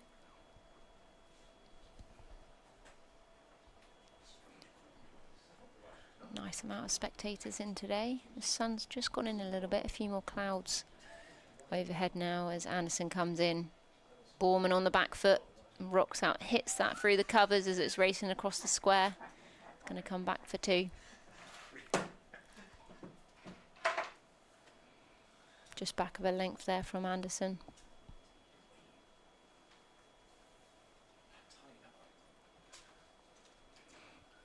Scott, welcome back. Good afternoon. Just clearing up after Ed. He's leaving his lunch lying around the place. Yes. Sloppy lad, isn't he, really? Anderson in full delivery outside the off stump, left alone there by Borman. News of the crumble, by the way. You had some? No, I've not had any, Oh, but excuse me. I was chatting to some of the couple of the Lancashire supporters who did have lunch, and they said it was a combined apple, plum, and pear crumble. All 3. Well, maybe we could get a sample. Anderson in full delivery, defended into the covers, no run scored. Wait, they said it was delicious. But yeah, all 3 combined in the crumble. There we go. 3 off this over so far. And Gloucestershire currently leading by 93. Just what do you think they've got to do here, Scott? What's the game plan for Lancashire? Anderson's in. Good length delivery there. Just catching the outside edge to backward point for no run. Gloucestershire 197 for 4 now after 62 overs. I'm not sure they can do a great deal more. I mean, they've tried various bowling options. Jimmy's come back in for a little burst here. They've had a look at Coghlan, Balderson. We've not seen Ollie Sutton since that opening spell this morning. I saw a little bit of Shetty before lunch. Almost kind of just sitting in and waiting for a mistake potentially. Opportunity here. They can obviously try and apply some pressure on the new batter, but Bowman's been out there for 26 deliveries now. Took a while to get his first run, but he's up and going. Sure, how much more they can what they can do is Coghlan's in bowling, pressed into the offside. So the sharp single. Shy at the stumps from Shetty. But both Bowman and Bracey on the same sheet again, that they both agree that there was a quick single there. Bracey moves to 68, 98 for 4. Lead is 94. I mean, we're a decent way off the new ball now. It's 20 overs until the new ball, so I suppose just try and slow things down as much as they can, which I think they have done since the lunch break. Coghlan in, that's run off the back foot by Bowman through the offside, picked up at backward point. And there's no run. No news from Wells? No, nothing from Wells, no. Hopefully, well, we know he's left the ground to go and get some further medical treatment on his shoulder.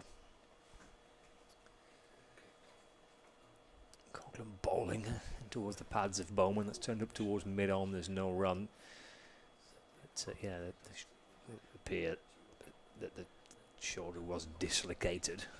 I don't know whether Sam Byrne, Lancashire's physio, was able to put it back in on the field or not. I don't know. It makes me feel a bit cringy thinking about it. Nasty. But yeah. But no, not pleasant at all. 2 slips and a gully. Coghlan in balls. Forward goes Bowman, pushing up towards Bohannon at mid-off, and there's no run. He's over on the far side. I had a lap around the outfield when I was off, and I was over on the far side of the ground in front of the flats where Luke was injured, and I was chatting to a couple of Lancashire supporters who I see a lot away from home, and they were sat there when Wells was on the ground. They said it was absolutely horrible hearing him in pain. Coghlan in short, and he goes to hook it. In the end, he's played underneath that Tommy Bowman into the gloves of Matthew Hurst. They've got the field set up, and they've got one. Well, they've got a fine leg in place. There isn't a deep square. I thought there was, but there isn't a deep square leg. Just a fine leg fielder. It's the odd short ball from Paul Coghlan. He's bowled quite nicely so far. Good start to his Lancashire career. He played well last week against Derbyshire with bat and ball. Fallen wide and left by Bowman.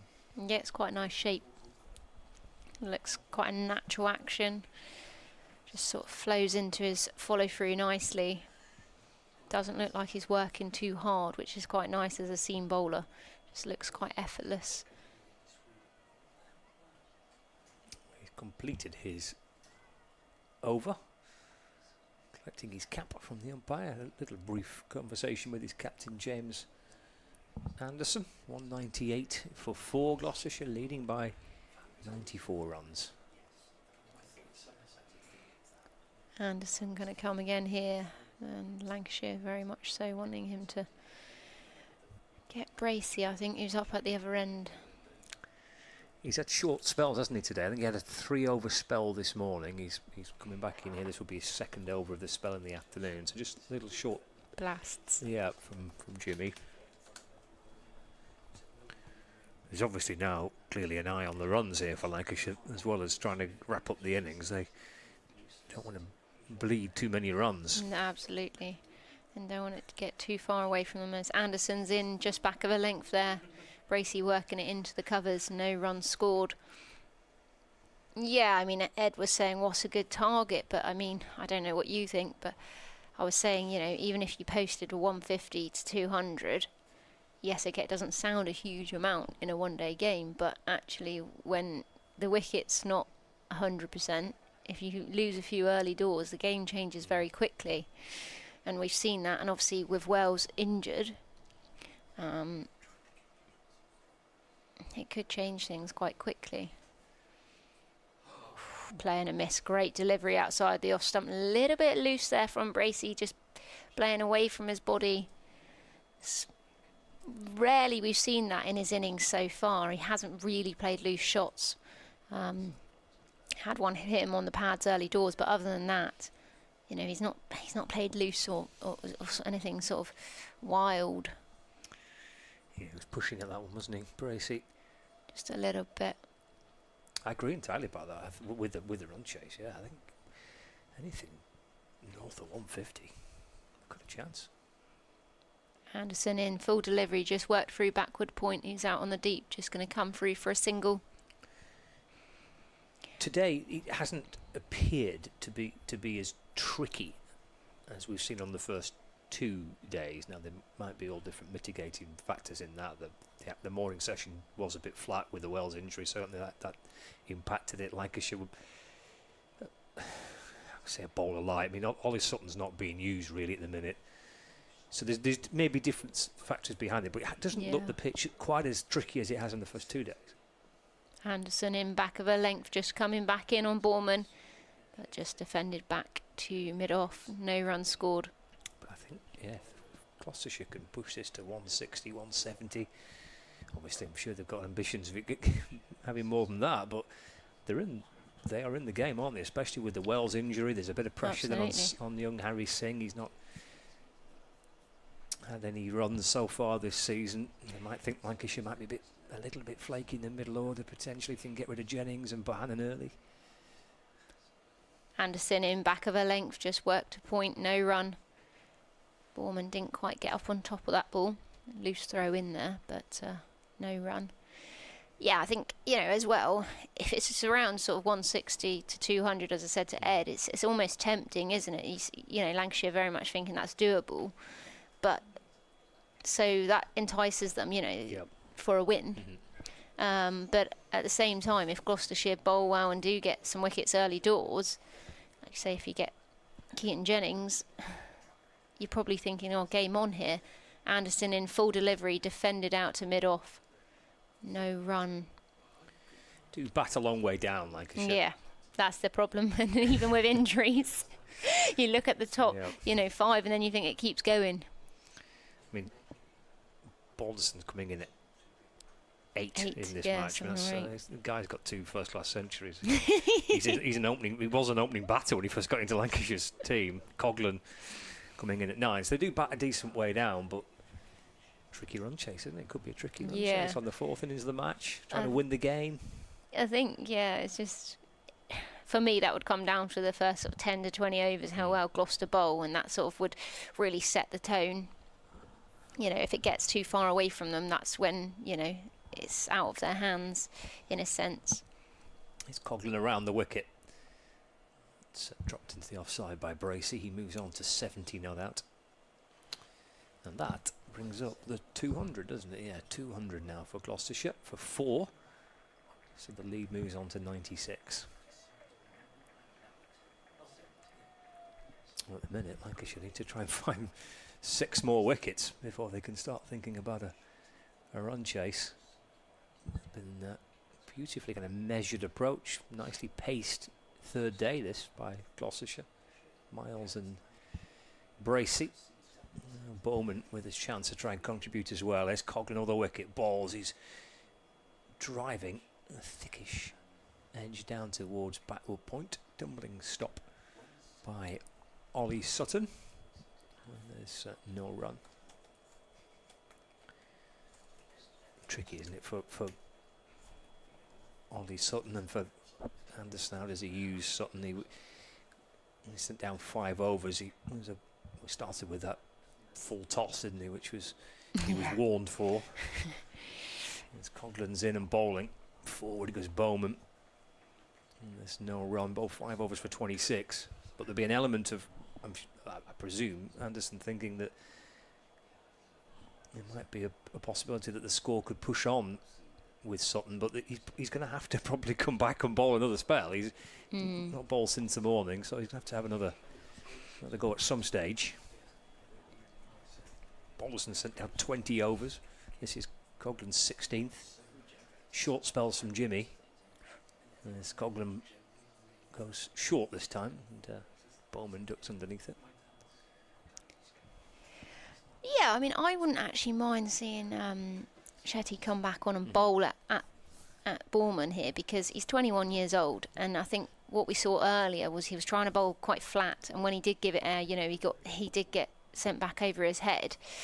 Hammond, great shot down the ground for his 50, but that battle would be interesting. They're both early 20s. Coghlan balls left by Bowman.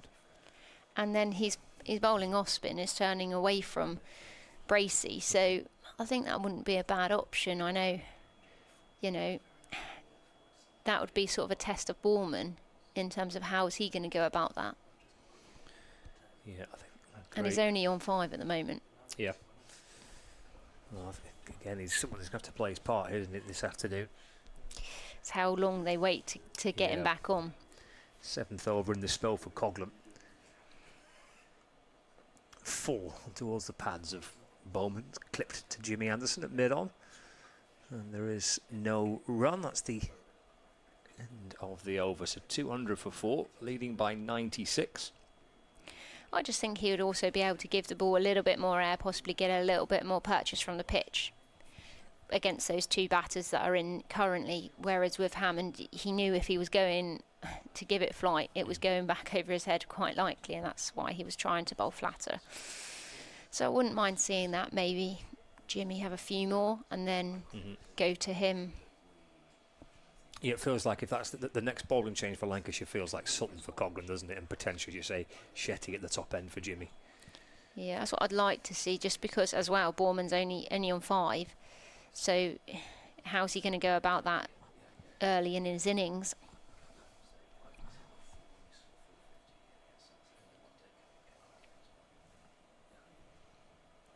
Anderson coming here for his 16th over, 1 for 33 so far. Bracey on strike, just back of a length, worked off the hip. Bit of an inside edge there though, as that comes down to fine leg. Just 1 scored. Anderson looking a little bit frustrated. It was a good delivery. And just an inside edge there from Bracey as he moves on to 71. 151 deliveries faced so far in his innings. He's been remarkably patient and faced some really good deliveries from Lancashire and still there.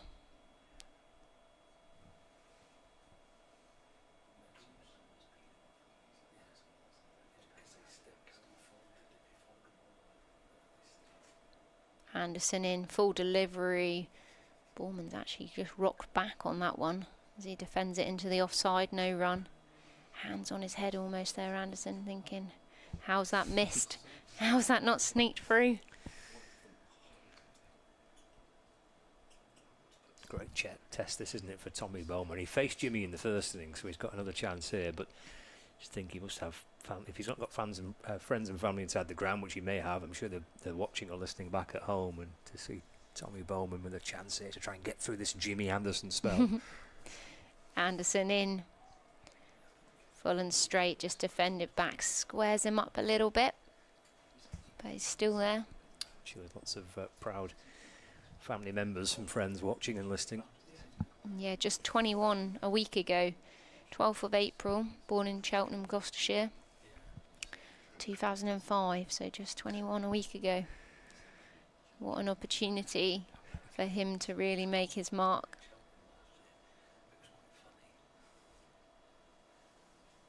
As Anderson comes in, full delivery, solid defence there.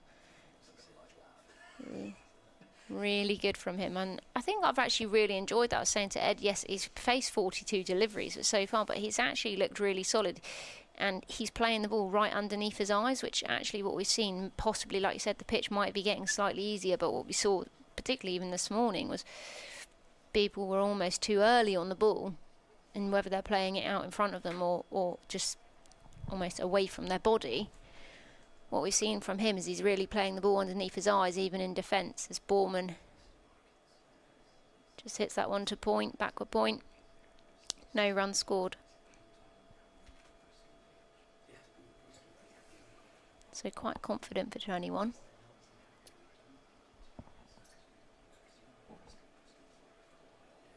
Only 1 off this over so far. Sanderson keeps joining up the dots and working really hard here as he pops backward point out on the boundary. He doesn't mind them getting a single at the last ball of the over. Keep bowling at the new batter. Starve James Bracey of the strike as Anderson comes in, full delivery and defended into the offside. No run scored, and that is the over bowled. Gloucestershire 201 for 4 now from 66. Yeah, nicely played, Tommy Bowman. Steering his way through that Anderson over. Well, actually, we are going to see Ollie Sutton now, aren't we, coming back into the attack? So it was the final over of the Paul Coughlin spell. He bowled beautifully since lunch. In the 7 overs, 2 maidens, 1 for 11 for Paul Coughlin in the post-lunch spell. So super work. The wicket, obviously, to get rid of Hammond, but just to help slow down the progress of Gloucestershire in that bid to build the lead. Just 11 runs conceded, so fine effort from Coughlin. Gloucestershire might look at this now as being an opportunity with Bracey on strike and with Sutton coming back in for the first time since this morning, that they could try and just push on a little bit more, but equally it might just present the odd opportunity as well. It'll be Sutton from the pavilion end. He's got a fine leg and a deep backward square leg and a deep point. 1 slip gully, mid wicket cover, mid off, mid-on. Sutton left arm over, full and wide and left by Bracey. Through to Matthew Hurst.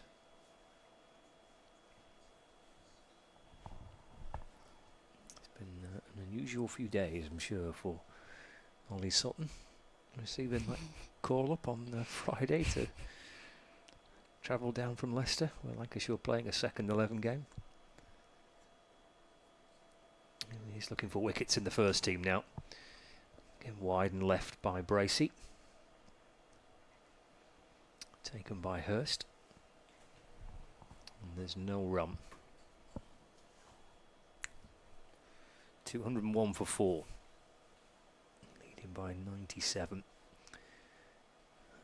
James Anderson just following Sutton a little back towards his mark and having a word with his young bowler. A little shuffle at the start of his approach, and now he's striding back in balls. Oh, that's nice. Slightly tighter off stump line. Bracey leaves. First 2 balls were full deliveries, but wide of off stump. Just drag that a little bit tighter. I'm sure there's a few butterflies. He's only played one first-class match for Lancashire before, which was 12 months ago. He's not played in the first team since last year, since April last year. There he is again. And he brings Bracey onto the front foot, has to play and just squeezes the ball into the offside. And gently goes through for a single, moves on to 72, 202 for 4. Lead is nudging slowly towards 3 figures. 98 in front now, Gloucestershire. Field will change with Bowman on strike. Going to have a second slip catcher now. It looks like Keaton Jennings actually still at first, and then there's a gap to where Coughlin is in the gully. Still got 2 back on the leg side as well at fine leg and deep square. Slightly angled approach from Sutton. He's over the wicket and bowls. Hammered away into the offside. It's gone for 4. It was a low full toss from Sutton. He's trying to go for a Yorker, wide Yorker, I think. He's just spoiled him a full toss. And Bowman jumped right into it. He moves on to 9. Kicked to the ground in frustration, didn't Sutton? And he throws his head back and he's got a rather frustrated figure there. Sutton having started nicely to Bracey, the left-hander, but quite get that one right to Bowman. And that pushes the lead beyond 100. Short ball, he's trying to work it off his hip down towards the fine leg boundary. I think he has got a bit of bat on that. He did, yeah. He just kind of clipped it off his hip, off his back foot. Just trying to paddle it down the corner to fine leg. Takes a single, moves to 10. 207 for 4, lead of 103. Jimmy, is he going to have another? Yeah. He is, yeah. Didn't look like he was massively keen on the idea. But he's gonna have another. I'd like to see maybe 1 or 2 here from Jimmy, and then let's go back to the young off spinner. Both 21-year-olds out there have a little bit of a battle. Might give him a little bit of confidence. Anderson in here, just back of a length. Defended into the offside. Look at some of the scores elsewhere. Hampshire 318 for 8 in their second innings. They've got a terrific lead over Somerset. 268 run lead, still with 2 wickets remaining for Hampshire.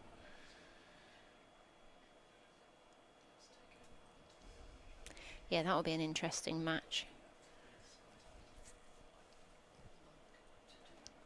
Anderson in here, fuller delivery, good piece of fielding there in the covers. Diving stop to his right there from Balderson as he dives one-handed and then gets a second hand on it down low across extra cover, cutting that angle off. It's unlucky Bournemouth played a lovely cover drive there. So Anderson went slightly fuller. Yeah, he's probably thinking, I've got runs there, isn't he? Yeah, I think he was. Almost got it underneath Balderson's reach. He's watching. Anderson in, back of a length, worked off the hip there. Not convincingly, but he's going to come through for a single. He's just stepping away as Anderson's walking back to his mark. He's thinking, oh gosh, I've just... didn't go to plan for Jimmy Anderson as he's facing one of the best bowlers in the world. There's 21 years old. Only one person making way then, wasn't there, when Anderson was walking back? I think I'd move out the way very fast as well. Yeah. Surprised Tommy didn't put the red carpet down for him. Some rose petals on the floor. Oh dear. The other Division 1 game, Warwickshire 39 for 3 against Essex. They are in front, but just 24 runs in front. 7 wickets remaining for the Bears against Essex at Edgbaston. Anderson in here, 4th delivery of this over, just back of a length, worked through backward point. Nicely through by Bracey as he plays that one late underneath his eyes. Just a single though to Gloucestershire's total. Moving on to 209 for 4. And the other Division 2 game is at Wantage Road. Northamptonshire 361 for 8 in their first innings, replying to Middlesex's 341. So Northants lead by 20 with a couple of wickets remaining. Anderson in full delivery, defended straight to cover there. There's some Metrobank one-day cup games taking place. I know Gloucestershire are in action as well. Let's start with the Lancashire match. They're taking on Somerset. This game's at Southport Birkdale Cricket Club. Lancashire captain Ellie Threlkeld, top scoring with 71. Fee Morris made 52. Lancashire 259 for 8 from their 50 overs. Somerset 27 for 1 after 7 in reply. Anderson in full delivery, inside edge onto his pad. Almost played on there as the slip cord and put their hands above their heads, thinking, oh, that was close. Anderson's really bowled so well these last, he's bowled well the whole innings, the whole game, but these last few overs he's really so tight with his line and length. Both got their hands on their heads. Edwards dancing in the background, which I think he's I'm not sure what's happened to him. He's had too many Smarties, that's what's happened to him. He thinks he's a crow outside. You've had too many E numbers. Exactly. Lancashire opening the bottom with Mahika Gore and Kate Cross in that game against Somerset. 27 for 1. There's Sutton in and bowls. Pushed away into the offside by Bracey, and there's no run. And Middlesex against Gloucestershire. Gloucestershire with 172 all out from 42.3 overs, and Middlesex in reply are 106 for 3 in the 18th, requiring a further 67 to win. There's Sutton in and bowling. What comes back in a little, he's asking the question. He's on his own really asking the question, but it's a decent ball from Sutton. Bracey just signalling that ball just came back in a little bit towards him.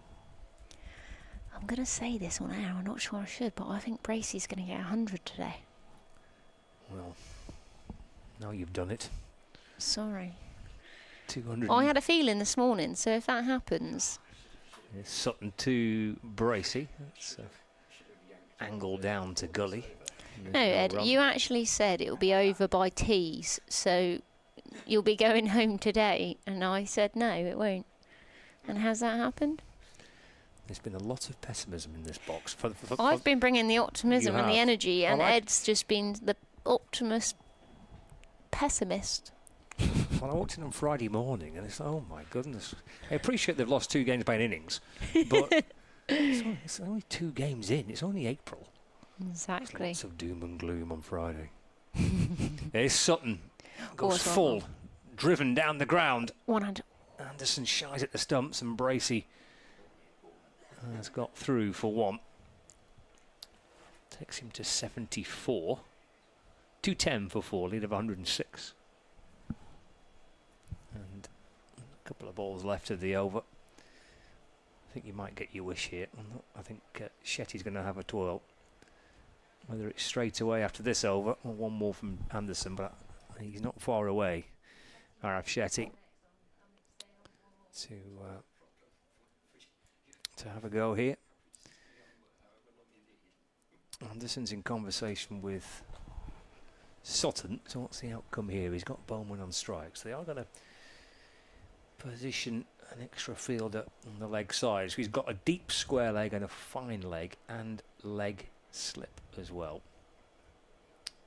Deepish mid-wicket, mid-on, mid-off, gully, backward point. Sutton left arm over, goes short. Trying to get in towards the rib cage of Bowman. That didn't really get up though, did it? I think it looked like it was short, but it didn't really get up. Just wanted to see the replay there. Bowman was expecting it to get a little bit higher, wasn't he? And almost kind of ducked into it a little bit. Ooh. It's actually a very good ball.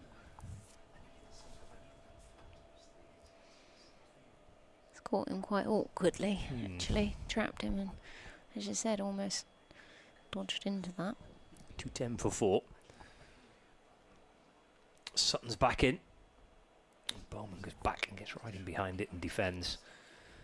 Pushing it away into the offside. There's a couple of short balls to end the over from Ollie Sutton. Here we go. Survived it. Shetty's coming on. Gonna see some off breaks from him as he's gonna turn the ball away from Bracey. And just having a little bit of a chat about the field settings and the angles here for left-hand, right-hand combination.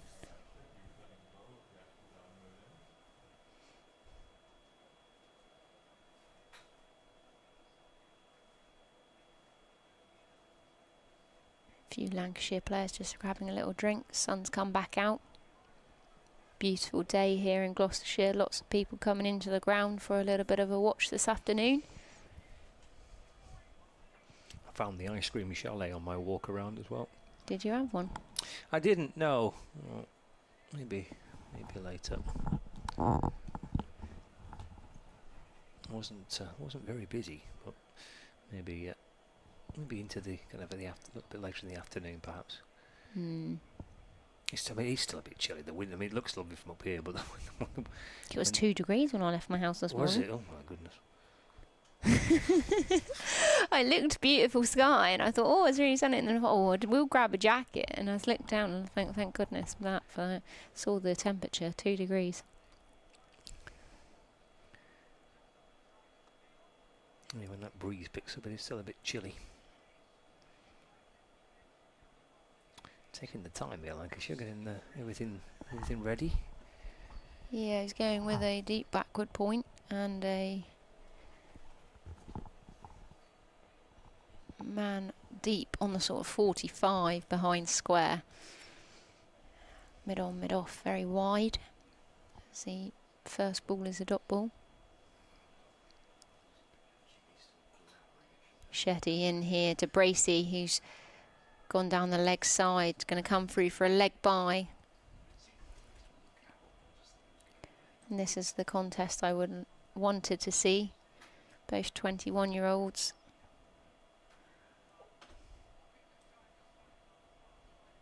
Just watching the replay here. Way down leg there to Bracey.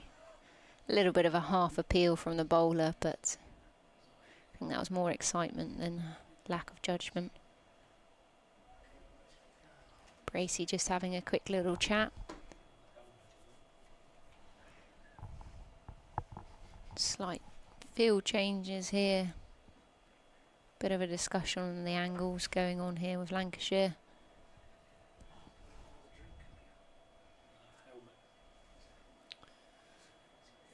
12th man carrying out some extra supplies here for it's Keaton Jennings, who's maybe a bit more protective gear, so another catcher around the bat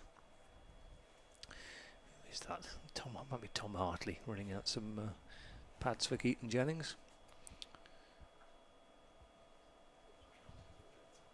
Yep, he's strapping on the shin guards.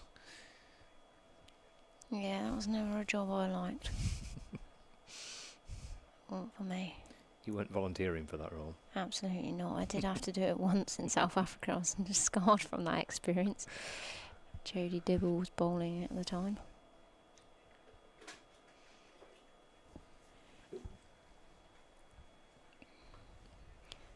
Jennings going to come in on the leg side under the lid. And have a deep backward point. And a deep square leg. Other than that, everyone else in the ring. One slip in play here. Just sorting the angle out of the backward point. It's just 5-10 off the boundary.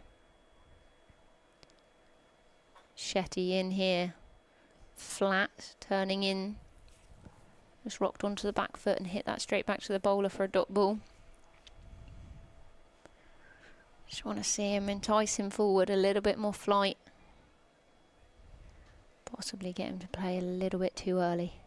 Flat delivery, Borman using his feet coming down the track. A little bit early on that. Hands out in front of his body.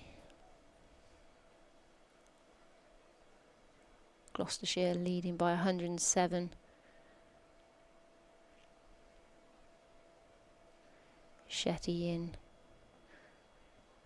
Flat delivery again, just back of a length as Borman rocks back, hits that straight back to the bowler.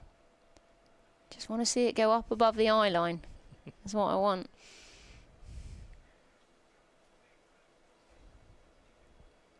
Flighted, uses his feet. Smacks that one though, straight back past mid-off. Little bit too much width. Shetty coming in, watching the replay. Full delivery, about fifth stump. And Borman has put that for 4 straight past. Mid-off as Gloucestershire move on to 215 for 4 from 70 overs. That's lead by 111. Borman on 14 from 57 deliveries. Bracey 74 from 162. And you're going to see Ollie Sutton coming back here for his 8th over. I'm going to leave you for a little while. Thanks, Nicole. But that nice, didn't it? It's a good shot. Got to the pitch of the ball nicely and hit it firmly away for 4. So the first over dealt with from these 2 Gloucestershire batters, but he could be in for a decent stint here, or at least like he should be. Hoping he can settle into a bit of a nice spell. Shetty. And here's Sutton. It's down the leg side. Speared away and taken, tumbling away to his right by Matthew Hurst. So the second new ball is now 10 overs away. So look, I don't know when's tea 4 o'clock? Tea's at 4 o'clock, so they'll have a little go with a new ball before tea. 215 for 4, lead of 111 runs. Sutton bowls again. Oh, he's kind of groping at that as Bracey. Ball slides on through to Hurst. It's a good line and length from Sutton. Played too many false shots, Bracey, but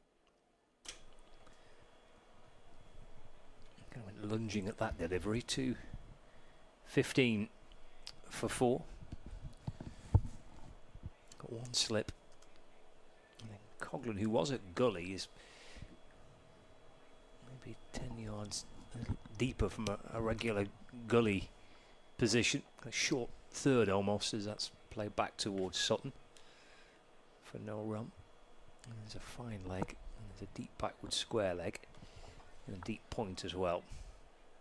He's got a bit of cover out. Mid wicket, mid on, mid off, and extra cover.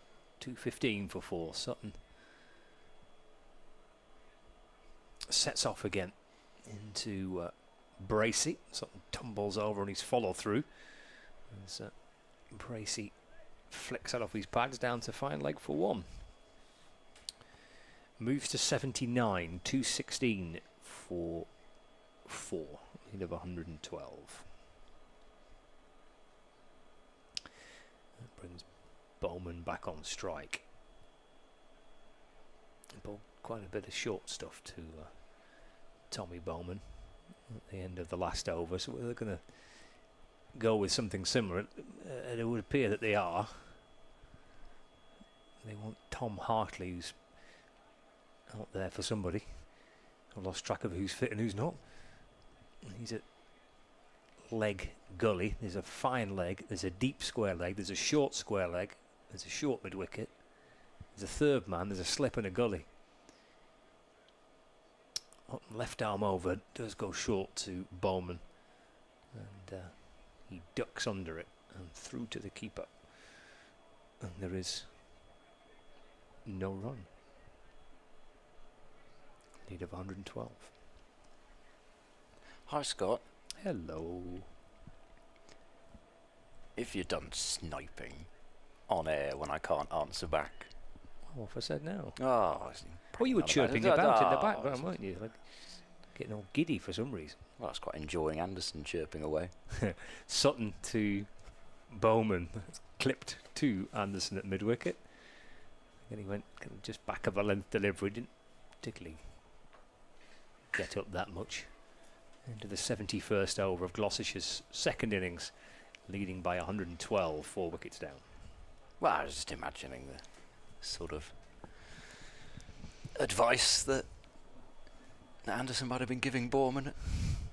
And then when he started running at him 3 deliveries in a row, I think he particularly enjoyed that. Especially after Joe Phillips last year, when these two sides met. Another youngster that I think Jimmy really enjoyed watching bat.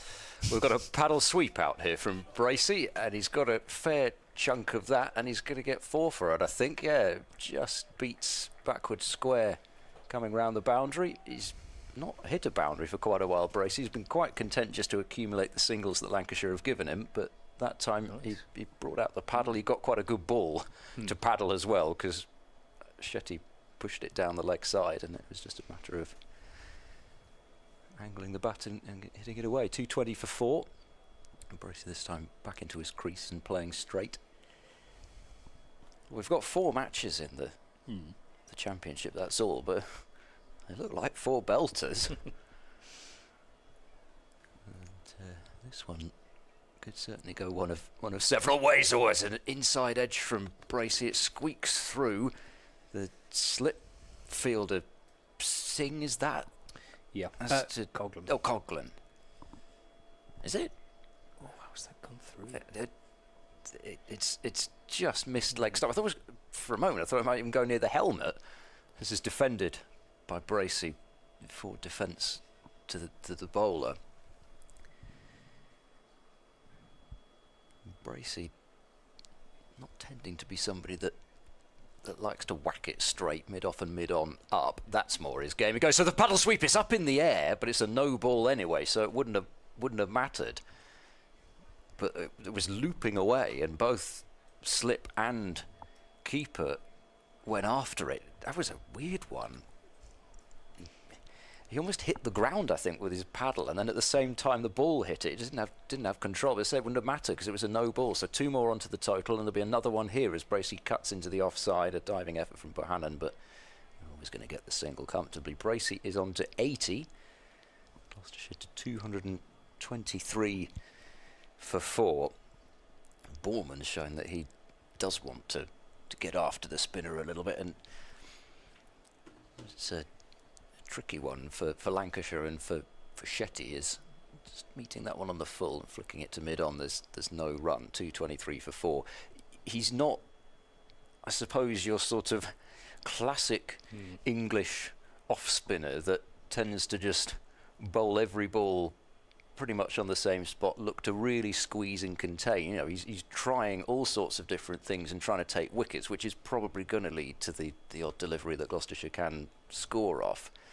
But now Lancashire have got to another one of these periods where they've just had to say, right, we've got to have Balderson and Anderson ready for the new ball. So we have to have, and they probably want Coghlan for that as well. So they have to not have, and they haven't had it very often, not have one of Balderson or Anderson bowling at the same time. So it's a critical passage of play. Here's Sutton bowling, driven away by Bracey. Out towards deep backward point for a single. Bracey moves to 81, 224 for 4. And I always think, particularly in Division 2, it's these periods that often determine the game, because Division 1 attacks, and I know this is different here because of course we've not had the same 11 finish the game as has started it. Sutton in, it's short, but down the leg side. Attempted short ball from Sutton. Old ball doesn't really bounce as hard and as high as he was hoping for. But you know, you tend to think that the change bowling in Division 2 is sometimes a difference with Division 1 side. So if your change bowlers can really more than chip in, and we saw it in the first game especially, and actually Morgan opened the bowling, but Higgins and Roland Jones were the main two. But the performance of Morgan and Sharma for Middlesex. Sutton's in, short again. Bowman crouching underneath it. And it was that performance that really, in terms of bowling Gloucestershire out for a similar score twice, Morgan got 4 for I think in the second innings, and Sharma chipped in with some important wickets here and there as well to supplement the wicket taking machines. It's so often these spells where if you're not careful as a bowling side, the runs could get away, but equally if they can get a wicket here, especially with that new ball coming, it could be vital. Sutton in, again short, and again Bowman not interested, ducks it. I think he's probably better off doing that. He's bought himself more of these short deliveries with that one that he fended off and could have gone basically anywhere. So you do that and you're going to buy yourself more of them, and he'll know that. He's probably got to particularly though watch the one that Sutton does try and bowl full with this field. You just don't want to hang back too much. Going to change the angle that he sends this down. Ollie Sutton, having been over the wicket, comes round the wicket this time. Bowman waiting. Here's Sutton. Has to play at this delivery. Off the back foot. Steers it away into the offside. And there's no run. The field still with kind of heavy leg side look to it, with the leg gully. Short square, shortish square leg, short mid wicket, and then there's 2 out on the leg side boundary. Deep square, fine leg. Final ball of the over. Leading by 120. Sutton to Bowman. It's off the back foot and play back to Ollie Sutton. End of the over. 224 for 4.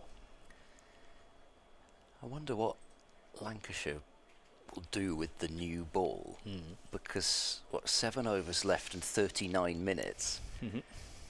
The 80th, they're barely going to get a new ball before tea. Do they bowl a couple with it and then start with it a couple of overs old after tea? I suppose with the lacquer coming off, maybe it's a good opportunity to actually have the ball in its prime right at the start of the next session. So they probably would take it immediately, I guess. It's just a question of whether they think maybe they need/want the extra 20 minutes just to get everybody,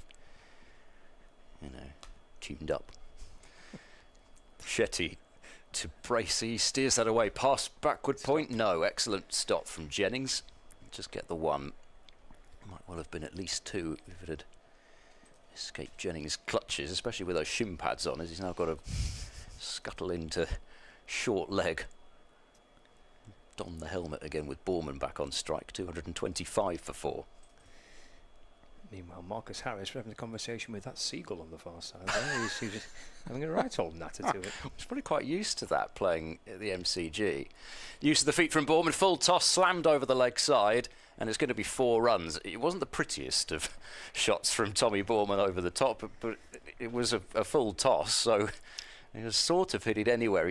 I don't think initially he was looking to go quite as square as that, but he got enough elevation to clear the infield. In fact, no, it wasn't a full toss. Apologies. He met it pretty much on the half volley and just picked it up. Lancashire won't mind that an enormous amount, but it's 4 more runs onto the total. Moves on to 18, and then just works this next delivery into Jennings at short leg, which I'm sure Jennings would really appreciate. There won't be any words said there at all, I'm sure.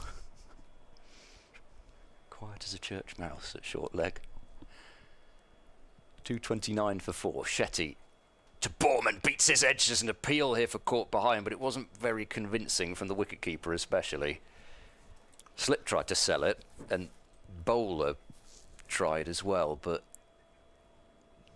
her sort of, it's that sort of put the ball up there and appeal, but it wasn't a real convincing appeal. There's a short straight mid on as well. Bournemouth flicks away to short leg again. Jennings whops the ball into the ground, which I'm not sure that will escape the attention of the umpires. He's an unlikely short leg fielder, isn't he, Jennings? But I think he's good at it, isn't he? He's great at it, yeah. Shetty to Bournemouth, flicked away past the short straight mid on, and Bournemouth fancies a single, which he'll get to complete the over. So he's got 19. Bracey has 82. 2:30 for 4. Lead 126. 6 overs to go until the second new ball's available, and that is the 50 partnership between Bracey and Bournemouth. Bournemouth's 19 off 70, but we talked about getting your head down and working hard, and exactly what he's done. Yeah, Jennings is a senior player in the team. He's about 8'2". Opening batter. It's all right. I'll go short leg. Don't worry about it. Especially with about 5 of Lancashire's players down injured at the moment. Really afford to lose Jennings as well. Loves it. Clearly. Big crackers. Right. Sutton to Bowman. We've had the build-up. We know what's coming. It's that type of delivery. He's pulled it. Oh. Yes.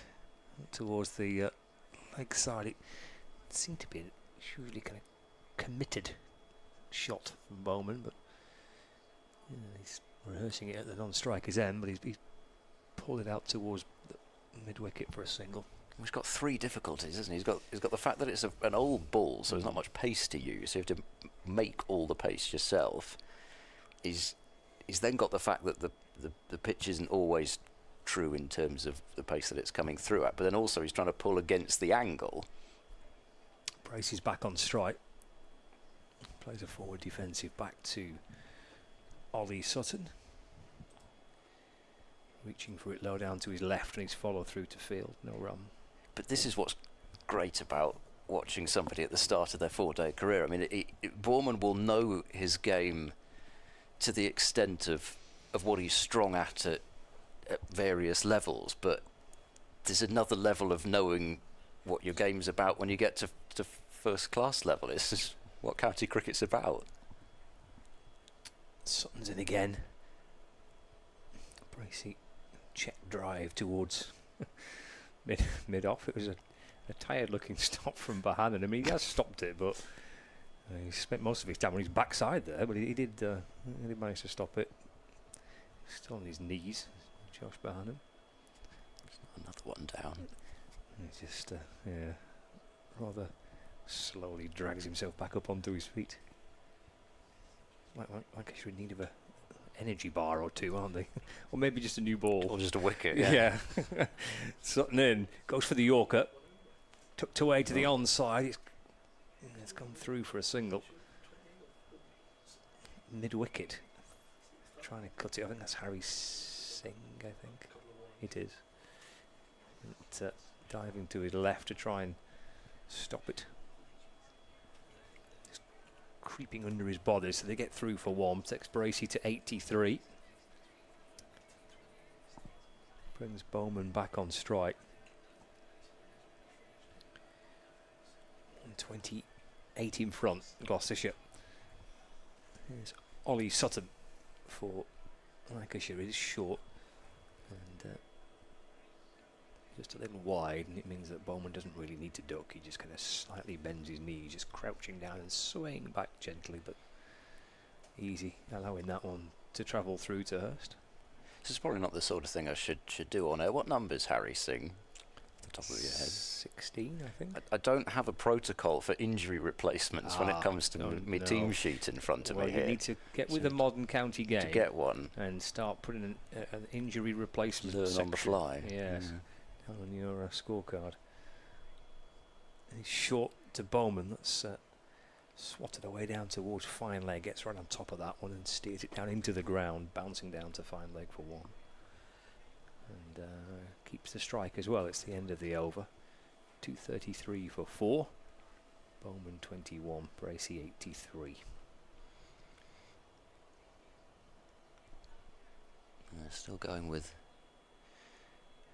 the spinner. Yeah, you're right though. I think it will be this 2 on it up until the new ball, probably maybe one over before it. Do they look to bring in a Coghlan or a Balderson, and then, or do they stick with this until tea? Yeah, rest up and come back. It's a strange period coming up. Of course, what I think they would have done, if they could have done, is this would have been an ideal time to put Luke Wells on. I'm not just saying it because I love watching him bowl, but it would have been, just something that little bit different that they haven't seen before. Shetty bowls a quick delivery to Bowman, just to be about his business to defend. But just that sort of time when it feels as though the options have been cycled through, but you've got somebody who does offer you something quite different. And in Wells, Shetty to Bowman. Now that's a forward defence back to the bowler. So could have made the case Luke Wells is an all-rounder. Of course he is. Should have been able to replace him with an all-rounder, Tom Bailey, perhaps. Shetty in, sweep shot from Bowman. He's got a good connection there, and he's got 4 for it as well. It was quite an extravagant sweep shot. He really did put a lot of wrist work and arm work into that one, and it was actually fairly short, so he helped it as much as swept it. It was almost like a pull from down on one knee. Got it away fine and has another boundary. Bowman moves to 25. Shetty back to him and defending away offside. So I suppose for the sake of saying it, he's got his first class best. Quite look forward to not being referred to as the debutant everywhere. Bowman straight back, plays back to the bowler. The lead 133. 6 wickets in hand. Sun shining. A couple of people on their balconies in the flats having a watch as that's short and wide and cut away by Bowman. He just wants the single, so he's kept the strike again at the end of the over. Bracey's going to have to wait on 83. Gloucestershire to 238 for 4. Gig as well, isn't it, for Shetty? Really, I mean, he's clearly a very talented player, and they obviously like him, but he's effectively debuted. Really, he's only played one game last season, and you're quite a lot to carry as the frontline spinner. And he's kind of in that position where he's not trying to contain, because Lancashire need wickets, but he also needs to try and contain as well. It's a tricky role for Shetty to play. He's not bowled much with the red ball. Yeah. Especially when you're trying to bowl that way as well. Yeah. With your carams and your bits and bobs. Bits and bobs. I'm not sure he'd quite. I'm not sure. Well, that's better. I'm not sure he'd like bits and bobs. I think he'd like bits and bobs. Not really. Sounds a bit. Well, just bits and bobs. This is a professional cricketer going about his business. Not bits and bobs. Box of tricks. You know what I meant. It's whinging. Whinging? So yeah, tricky for Shetty. What's Keaton Jennings doing? I think he's looking like he wants an injury replacement. I mean, could he get any closer to the batter here, Keaton Jennings? Look at that right foot. His toes almost touching the pitch. Which would be a no ball if it did. So you better make sure that doesn't happen. No, I'm sure he knows that. Got He knows that law. He's got a good inch or two there as Keaton to work with. 238 for 4. He's crouching now right below the batter's eye line here. Here's Sutton, balls. It is short. He's steered it safely down towards the wide third man boundary for a single. Bowman to 27. 239 for 4. Tell you, by the way, Hampshire have been bowled out for 336, so that sets Somerset a target of 287 to win. That's utility bowl.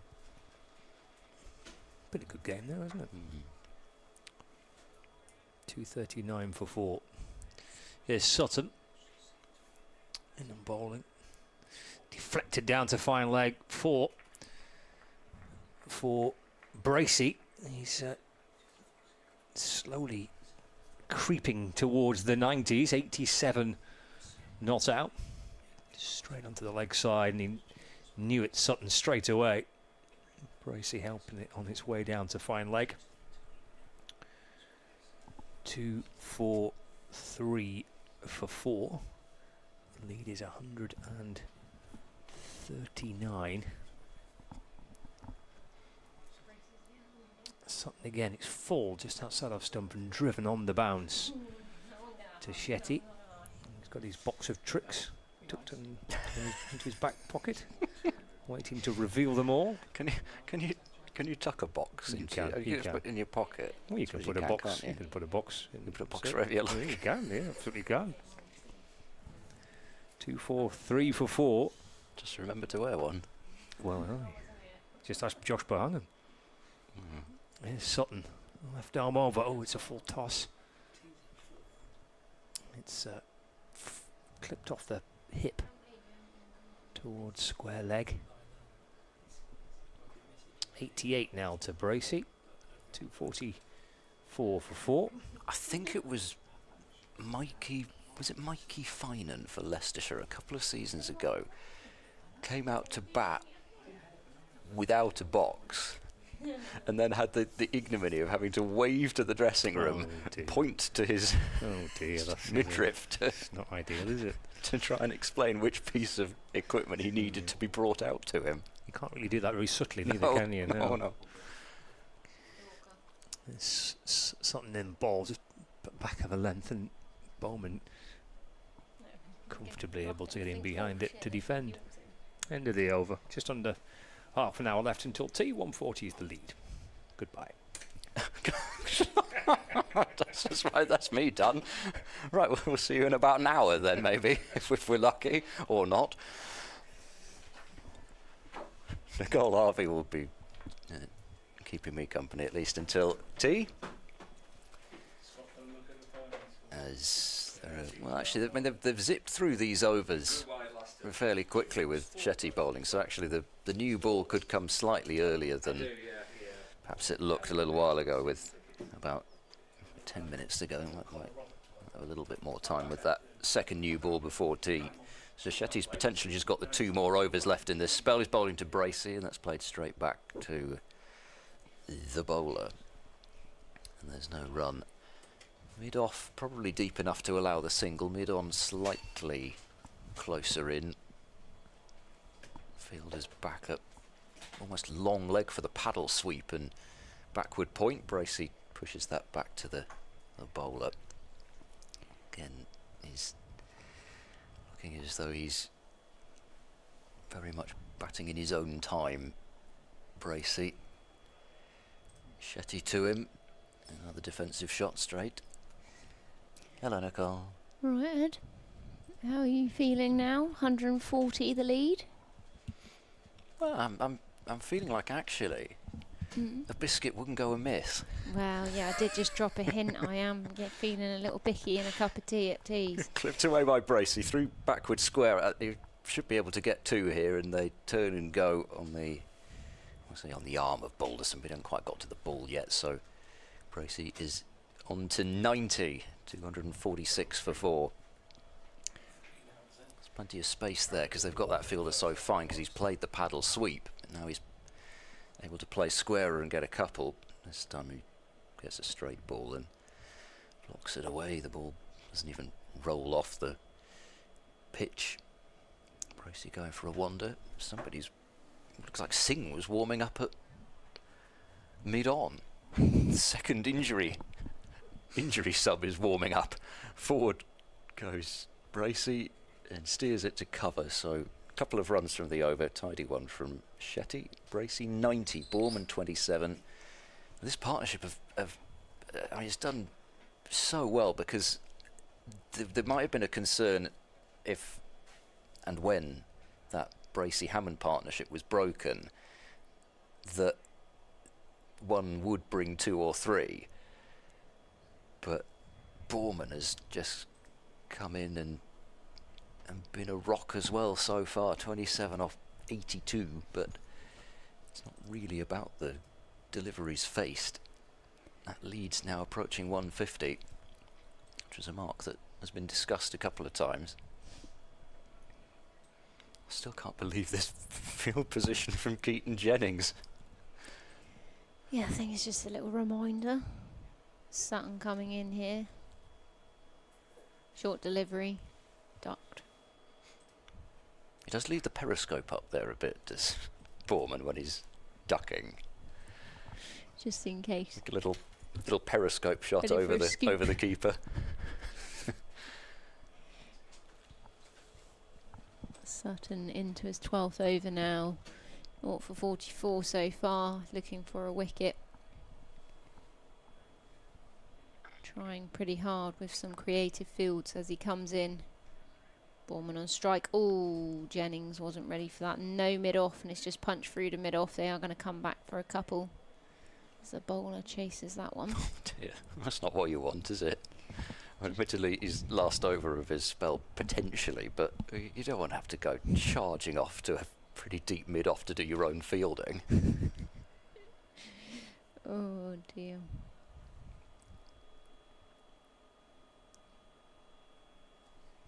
Sutton's in. Just back of a length, hit straight again. So he's going to have to chase after that one as well. Oh no! Just a single there as that's swooped up. That wasn't a great dive from Bahanan either. Slight mistiming there. Yes, he went down a little bit early there, and fortunately he wasn't travelling very quickly, but then just pretty much stuck his knee into the ground, which is never the greatest. No, that's where those dislocations happen. Sutton's coming in here. Bracey on strike. Full delivery, worked off the legs nicely into mid-wicket though, well fielded.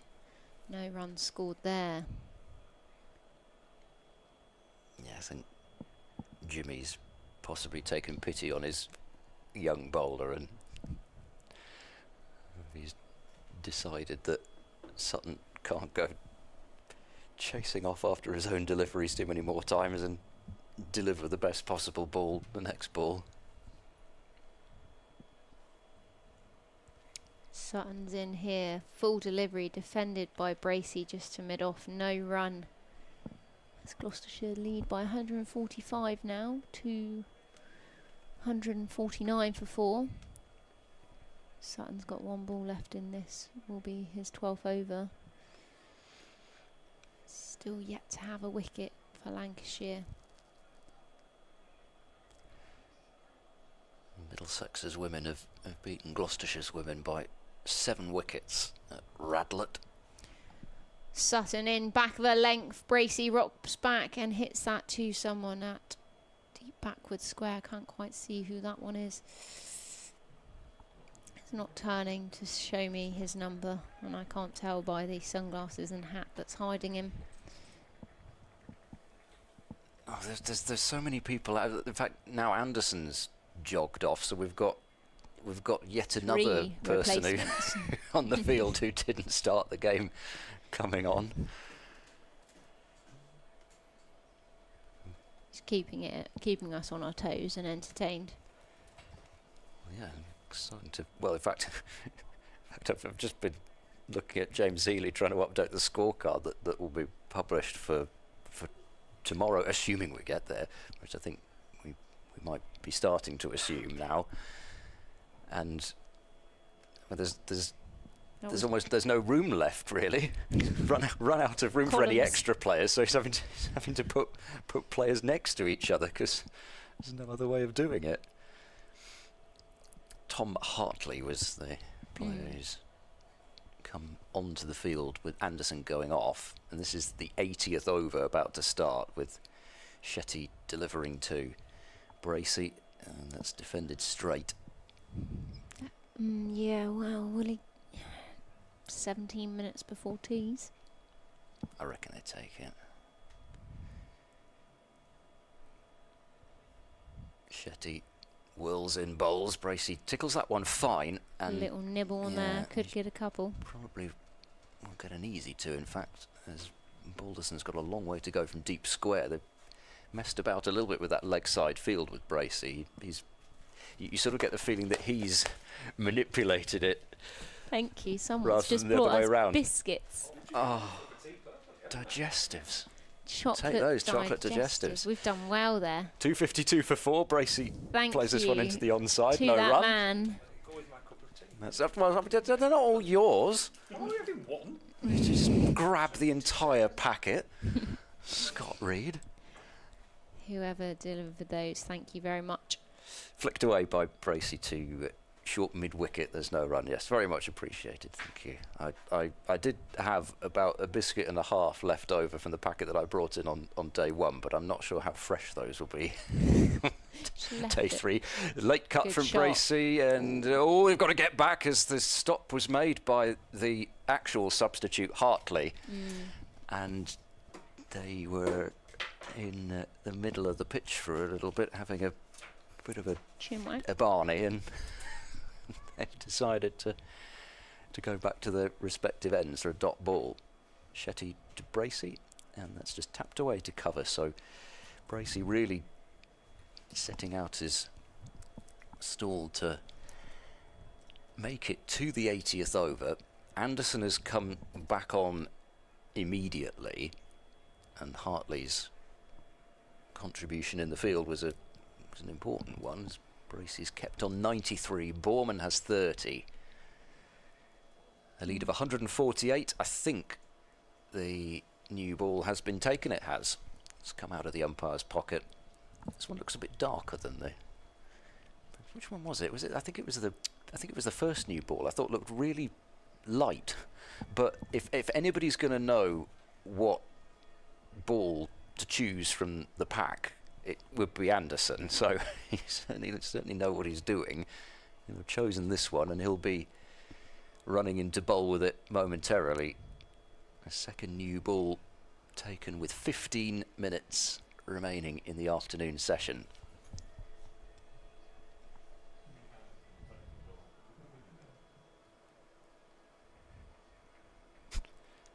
Anderson's ready, but the slip Gordon aren't. Anderson in here, full delivery, lovely defence there from.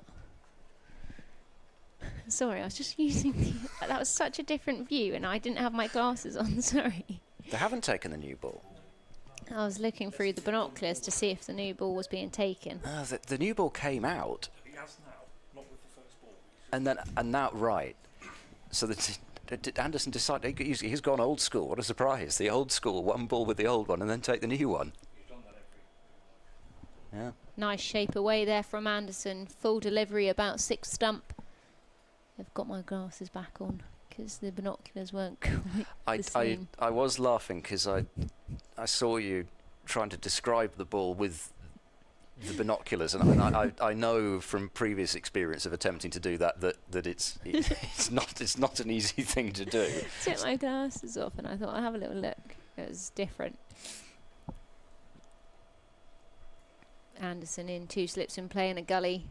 Back of a length, rocks back, lovely shot as he's timed that one through covers. And that's going to race away for 4. Just didn't quite hit the length there, and the young 21-year-old from Gloucestershire has maximised on that one. Yeah, the Dumblies enjoyed that one down below us. Anderson is not quite in full flow yet. A couple of deliveries into his spell, and you say he wasn't missing out on that one. Anderson in, good length delivery, left alone there. Borman had to think about it, but left it alone. About 6 stump again, just tempting him. 2 slips in play, new ball. I think this second new ball will tell us a lot about how many runs Gloucestershire might need. I know Lancashire have been in the field for a bit of time now, but if this new ball does a decent amount, then 150 looks pretty good. But if it looks flat still, you start to wonder. Anderson in here, good length, shape away. Left alone there by Borman.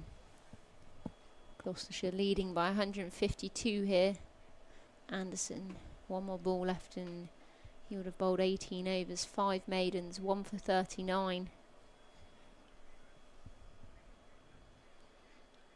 Yeah, that's pushed his economy, that boundary, I think, hasn't it? Above 2 and over. Just. Anderson's in here. Defended by Borman. Just into the covers and no run scored. Gloucestershire 256 for 4 now. It's just having the pads taken off. Keaton Jennings just taking the pads off. So I would suggest there's going to be a bowling change from the other end as well. No, they're going to, I think by the looks of things, they're going to give it to Coghlan, this second new ball. Balderson took the first one last night, and I wondered whether they might go Balderson just because there are only a couple of overs left until tea, and have the Anderson-Balderson combination going, but actually Coghlan, in terms of his figures, he's been the pick of the bowlers in this innings, 2 for 36, so he's won the case, if there was one, to take it with Anderson. 2 for 36. Coghlan round the wicket with 2 slips and a gully, and he bowls way down the leg side, and Hurst has to go tumbling away to his right. He's still down on his knees with his gloves on his hips, thinking, "Oh, why did I decide to be a wicketkeeper?" Not sure why anyone decides to be a wicketkeeper, really. I like catching. Not to be in the game all the time, I suppose. Different personality. Coghlan to Bracey, edged, and that I think just fell short of gully. Harry Singh diving away. Bracey comes back for 2. I'll move him on to 95, but that was a bit of a flashing shot from Bracey. I think it was short, and actually Singh did pretty well. Better look from this angle, yeah. Judging by the way his hand goes, I think was short, and he did quite well to parry it and save 2 runs, because that would have been a boundary if he hadn't. Lead of 154. Coghlan to Bracey, shoulders arms. I don't think somebody of Bracey's experience would be thinking too much about 5 runs for the 3 figures, 9 minutes to go until tea, but it might just cross his mind in the next couple of overs if it doesn't happen naturally before then. Would be nice to just tick that one off before tea. You know, you don't want to be sitting there on 98 thinking I don't want to eat too much. Coghlan in, edged again, and between second slip and gully, and down to the boundary for 4 this time. Bracey's on to 99. Gloucestershire 262 for 4. He's just started to look a little tentative outside his off stumpers, Bracey, and let's have a look at this one. Little bit of shape. I don't think it would have been catchable for a third slip even if Lancashire had one, but at the same time he's bringing them into play with that sort of a shot. It was just a little bit away from his body, which in general, you know, it's a surprise because we haven't seen that from him. You know, in general he's very tight, not really loose playing, wafting. Outside is off stump. So they're going to keep backward point on the boundary and long leg on the boundary. Coughlin to Bracey on 99. He flicks it away, down to fine leg. And James Bracey reaches another Bristol 100 on his home ground in his home city. James Bracey is the first centurion for Gloucestershire in 2026. And what a marvellous knock it has been. An exercise in patience. Put the bad ball away when it's been there, but there hasn't been too many for him. 200 balls exactly. 14 fours, and Nicole Harvey is very pleased next to me. I told you so, Ed, and I'm delighted because I think that's such a brilliant innings and he deserves that. He's really worked hard, concentration. Coughlin to Borman, and that's well left to complete the over. So 7 runs from it. Yeah, 263 for 4. And what a brilliant piece of batting here, and a real shift he's put on for Gloucestershire to put them in this position, leading by 159 so far, 263 for 4 in what this morning looked quite a dire situation for them. He has really put in such grit, determination and concentration for 200 balls to get that 100. He's worked so hard and thoroughly deserved against what has been quite a good Lancashire bowling attack, you know, considering they've had some injuries and other things happening as well. They have bowled well, and no, really well deserved. And I did call it. Ed thought I was going to jinx it. Yeah, I mean, you know, I'm not saying it's because it happened. I was feeling exactly the same thing, but I couldn't say it. He knew this morning. I said, you know, he knows there was a lot of weight on his shoulders to perform and go on and make a big score. Anderson in, just back of a length, great delivery, cuts him in half there. Bracey, a little bit of doubt there. But yeah, I mean, we said where Gloucestershire have been going wrong so far this season, no one's really gone on. There's 20s, their 30s, maybe low 40s. Haven't really seen anyone go on. You know, they've had a start and then got out. And also, well done to Borman so far. 34 from 92 deliveries. Only 21 years old. Great innings from him to build this partnership. Anderson in, back of a length off the hip there of Bracey. Doesn't get bat on it, but almost looked like a bit of glove. No runs scored. And almost actually, now you sort of feel as Bracey's just fought it a little bit, even though he's brought up his 100, that tea might come at quite a good time for him. If he just get through to tea, then he can really reset.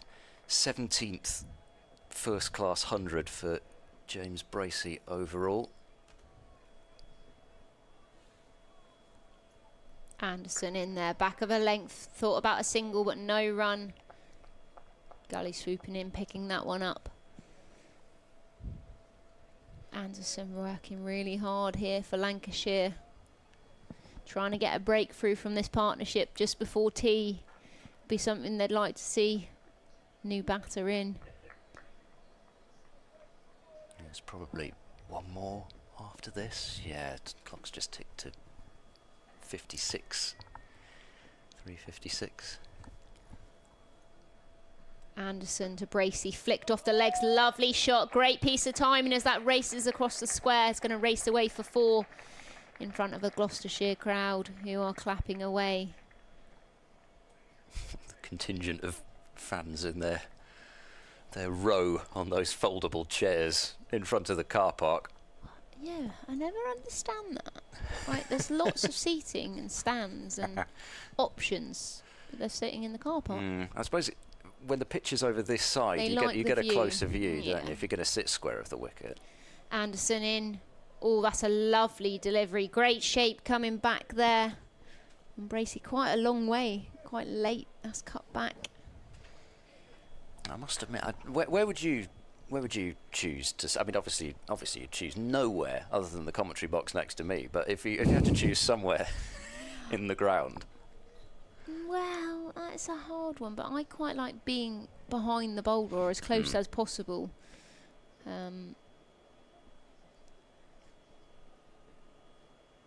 As Anderson's in. Good delivery again. Shaping into Bracey. Shouldered and arms. Outside the off stump. And 1 for 43. Anderson now from 19 overs. Gloucestershire 267 for 4 from 83 overs. Borman on 34 and Bracey on 104. For any of you who have just joined us, Gloucestershire are now leading by 163. Well, I suppose the obvious answer. Have you been down to the terrace? Where would you sit? Yeah. Well, I think now I quite fancy the Zahir Abbas stand now that that's being used for the championship, because you're pretty close to the bowler's arm. You get a good view of the players going to and fro. Coghlan bowls a very wide delivery and slammed away through the covers for 4 by Tommy Borman. That was lovely shot, like a very loose delivery. It was. I was trying not to say the word rank, but it was, I'm afraid, a rank delivery from Coghlan. To be fair to him, that's a very rare from his spell so far. He's actually been pretty bang on the money with his line and length. Borman Charging towards tee now, seemingly. He's accelerated a little. 38 to him, 271 for 4. They've put a fielder back at deep point now, as well as the long leg. Coghlan bowls to Borman, and he gets on top of that one and just nudges it to the right of gully and picks up a single. 272 for 4. I think Lancashire need to be a little bit careful here with the runs are ticking up, and at the end of the day they've still got to get them. And I know 168 doesn't seem a lot, but you lose a couple of wickets. 40 overs tonight as well, because it's lose a couple of wickets early as well. Gloucestershire have still got plenty of time here, 6 wickets in hand.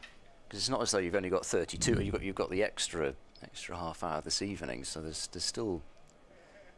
Well, there's still plenty of ways it could go in the evening session, that's for sure. Coghlan into Bracey, that's whipped away, down to fine leg for 4 more. Coghlan switching to round the wicket, straying into the pads, and Bracey just glances it away with, again, Lancashire setting this quite square, long leg. There's been quite a few boundaries down to a fine leg. 276 for 4. It is very hard at the opposite end to defend that straight boundary, because it is so short, and it's also so flat in terms of the angle that you almost can't protect it, but you can more so this one. Coghlan bowls wide of the off stump, and Bracey doesn't offer a shot. 9 from 4 deliveries from this over so far. It's been a handy one from a Gloucestershire point of view. It will be the last before the tea break, as the clock moves to 4 o'clock. 5 after tea.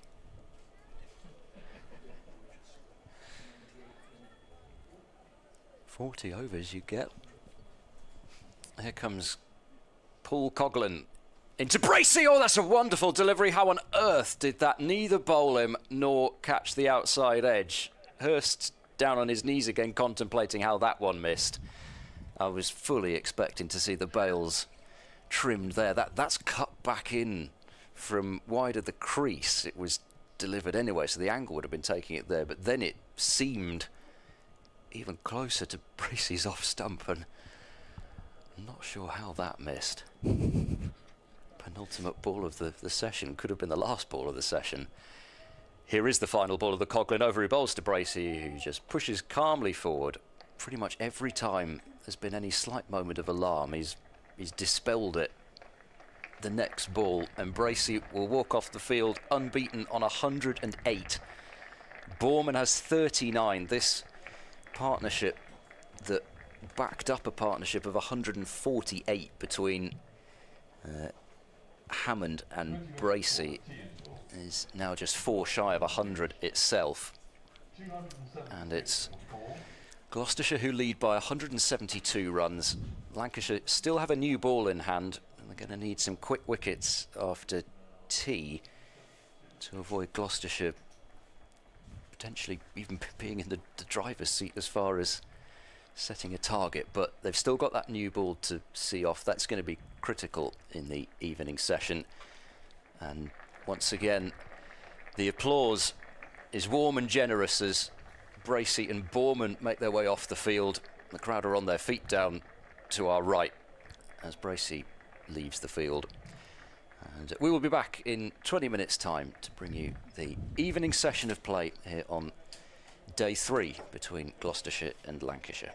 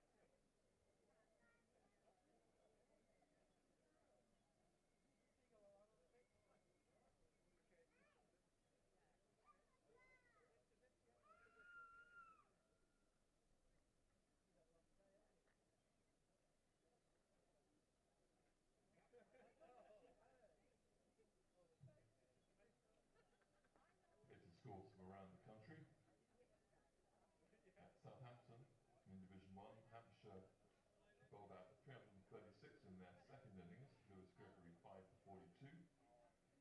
And Somerset needing another 263 runs now. They're on 24 for no wicket. Birmingham, Warwickshire in their second innings are 101 for 5 and lead Essex by just 86 runs. And in the other Division 2 match, Middlesex 341 and 7 for no wicket. Trail Northamptonshire by 61 runs. Northamptonshire bowled out eventually for 409.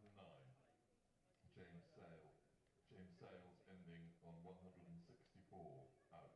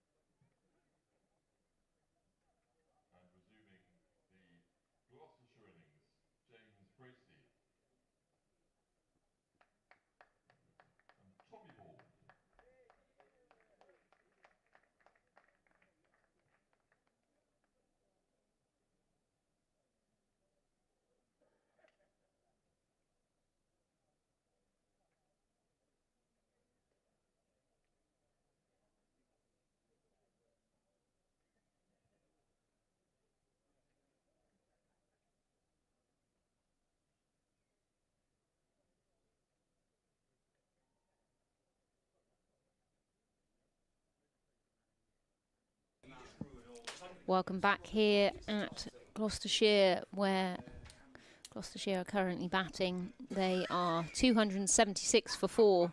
Bournemouth is on 39 and Bracey on 108. James Anderson and his team out on the field. Anderson's going to take the first over after tees. And Gloucestershire lead by 172. Bournemouth on 39 from 94 deliveries, just 21 years old. And so far it's been a fine innings from him. James Bracey, very gritty, 108 from 210 deliveries. As Anderson comes in here. 2 slips in play. Just back of a length play and a miss outside the off stump. Around about 5th, 6th stump delivery. As Scott's just joining me after his little sing-song karaoke. Just lifting the mood, lifting the spirits. Final session of the day. Bringing some positivity. Absolutely. He's had a little second wind. I think those chocolate digestives just really perked him up. They perked me right up. So thank you very much, whoever delivered those to us. As Anderson comes in, Bournemouth on strike, just rocks back, defends that one into the offside to backward point. No runs scored. Gloucestershire 276 for 4 for anyone who has just joined us, leading by 172. Well, talk me through what you would like to happen for Lancashire here, Scott. Oh, blimey. A wicket would be nice. Well, yeah, that would be handy, wouldn't it, for Lancashire? Anderson in. Full delivery, big swing outside the off stump by Bournemouth. Quite a lot wider there, a little bit loose from Bournemouth, but he's seen it full and thought he'd go for a big drive. Misses out there though. Yes, the ball's still new, isn't it? They took the new ball just before tea, so they've had a little burst with it before the tea break, and now able to come back and have another go with it. It was Coghlan that took it with Anderson. It might be potentially Balderson after tea with the new ball. Anderson in, full delivery, worked off the legs there by Bournemouth. 2 mid-on, no runs scored.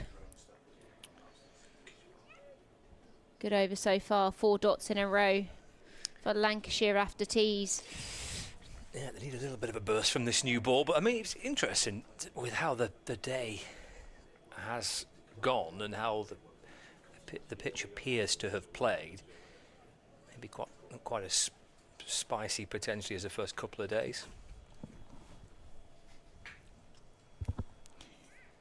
Anderson here for the 5th delivery of this over. Bournemouth on strike, full delivery, off the leg, slight half appeal. That's going to be a leg by, down to fine leg. Going down leg, so a little bit of a half appeal. They knew it wasn't out, but just a little bit of pressure there. Possibly make the batsman doubt their single. Bracey's batted beautifully, hasn't he? Lovely century. Well, and to be fair, you did tip it, didn't you? You said nice and early today, I think he might get a century. Yeah, I did. And I think he knew he had to, it had to be him, I think, for me, that had to stand up and say, you know, I'm gonna see this through for a while. So I think he thoroughly deserves it. It's not been easy. Lancashire have bowled actually really well. And Anderson in, just down the leg side there to Bracey. Left alone though. Just 1 leg by off that over, so Gloucestershire move on to 277 for 4. Yeah, and I think he has batted well, and I think what they've done is built a couple of fairly good partnerships, which they hadn't before. You know, they were losing wickets in clusters. And we talked about it this morning. They needed someone to go on. They've never, so far this season, no one's really done anything, you know, 30s, 40s maximum. They've got a start and not really kicked on, so it's good for them. Well, they're on the brink of back-to-back century partnerships, Gloucestershire here. They're 148 between Bracey and Hammond, and now Bracey and Bowman have added 96, so that's just what the doctor ordered, isn't it, for Gloucestershire in the second innings, especially when they were 30 for 3. It's a perfect response. They've fought back really well with the bat yesterday and today. It will be Balderson with the new ball after tea. Yeah, and I think that as well is going to give them a little bit more freedom to sort of play a few more shots now after tees. 173 lead, possibly get to the 200 mark and maybe start thinking about playing with a bit more freedom, a few more creative shots possibly, maybe be a bit more aggressive towards the bowlers when this new ball gets slightly older. 277 for 4. Balderson in, that's carved away. Good It stop. was, wasn't it? Yeah, it's a backward point, I think. Poor Coghlan. It was Coghlan. Cut pretty sharply off the bat of Bowman, and it's a new ball, and that's gone pretty quickly to Coghlan. No wonder he's shaking his hand. It's a bit chilly out there from what I've heard, so Aye, yeah, true. stinger on the hands. Yeah. Bowman moves on to a really gutsy 40 here, playing his part in this. Always still partnership. holding his hands and his legs. 278 for 4. It's wide and chopped away into the offside, and another awkward bounce this time for Shetty. It's bouncing off one of those used pitches on the edge of the square. Yeah, it was a bit loose, that one, wasn't it, from Balderson, short and wide.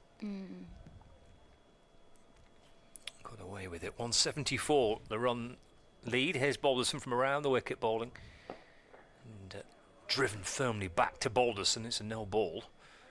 There's been a few from that actually down road end through the course of this game. Another one there just overstepping.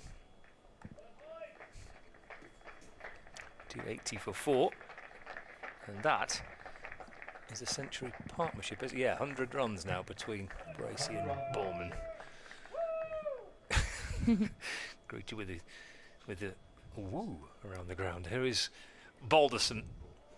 Now Bracey clips the ball down to fine leg. Harris fields Bracey to 109. 281 for 4. Lead of 177. Brings Bowman back on strike.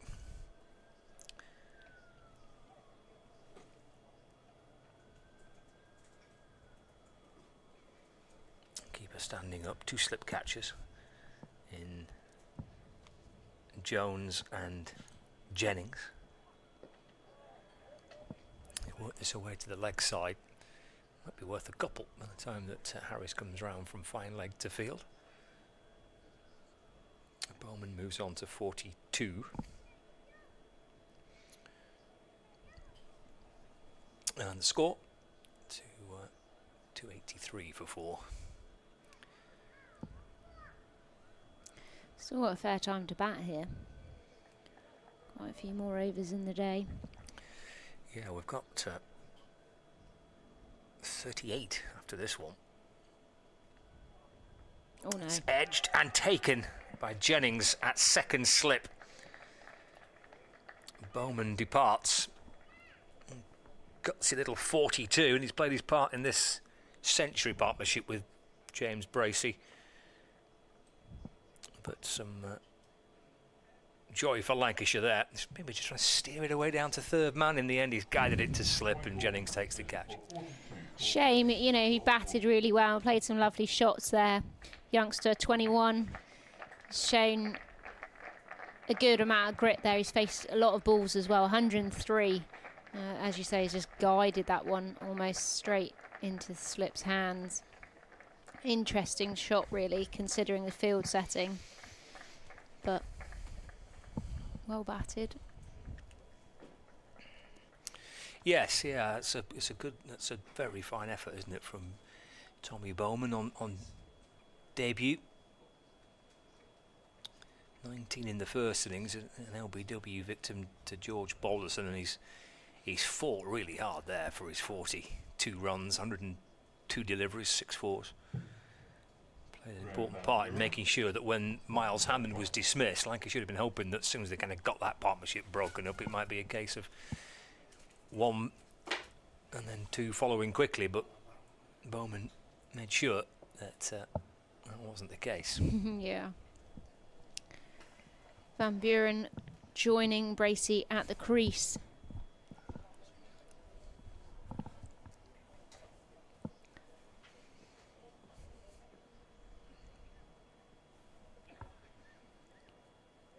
Anderson coming from the pavilion end for his 21st over. 1 for 43 so far. 2 slips in a gully in play. Wide fine leg.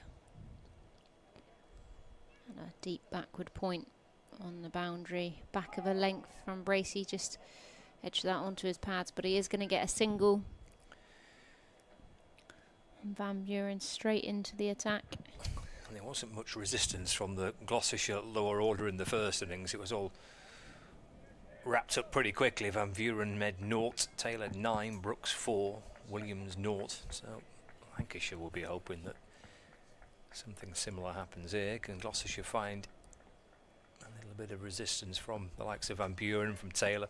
If Bracey can hang around, push that lead towards 200.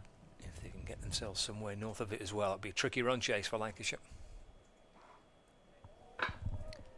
Left that one alone outside the off stump. Anderson just trying to tease outside the off stump. Van Buren will be looking for a few runs. I think, as you said, in the first innings, didn't get any.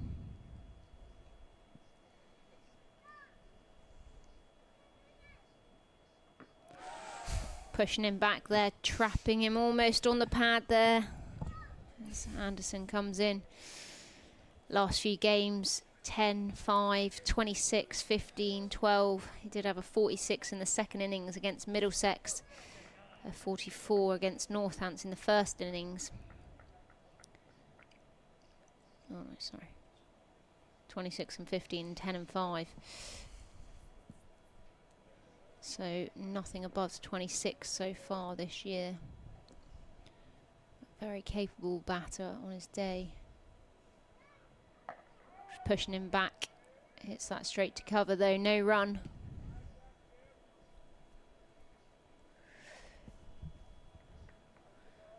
But a lovely day here in Gloucester. Some people enjoying the sunshine.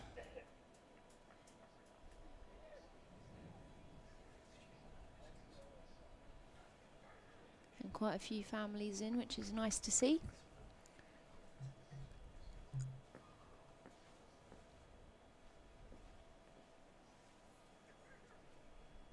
Anderson in.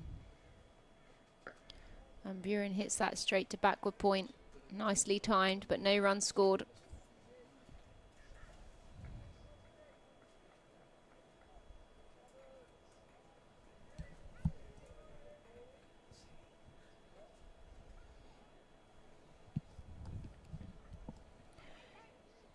Who's going to be your next bowler from this end? Probably Coghlan, the thought.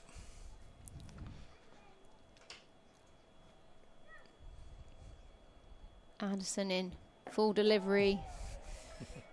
Not convincing from Van Buren, but he's just played that into mid-wicket. No run scored.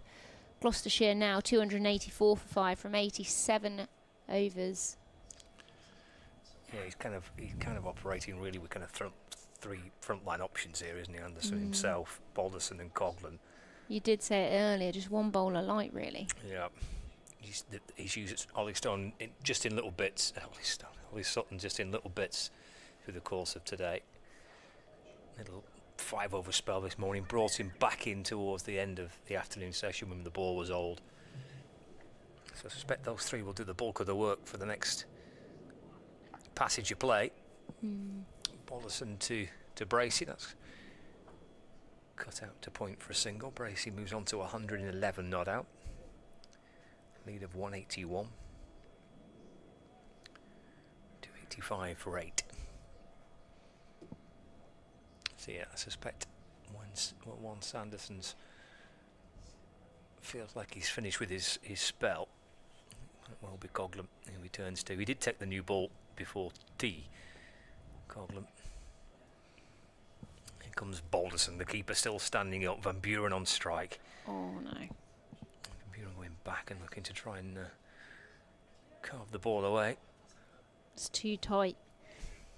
He's trying to cut that. It's too tight. Rehearses the attempted cut shot. And a slip in a gully. And Coghlan at backward point, who actually is limbering up now. There's a cover mid-off, mid-on, mid-wicket. Balderson to Van Buren. He's overstepped again. It's another no ball. And down towards the boundary below us. He's gone for 4 byes as well as the 2 for the no ball.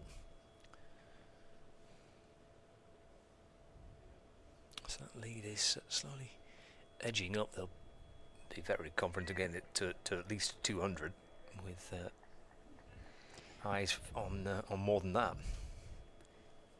187 the lead now.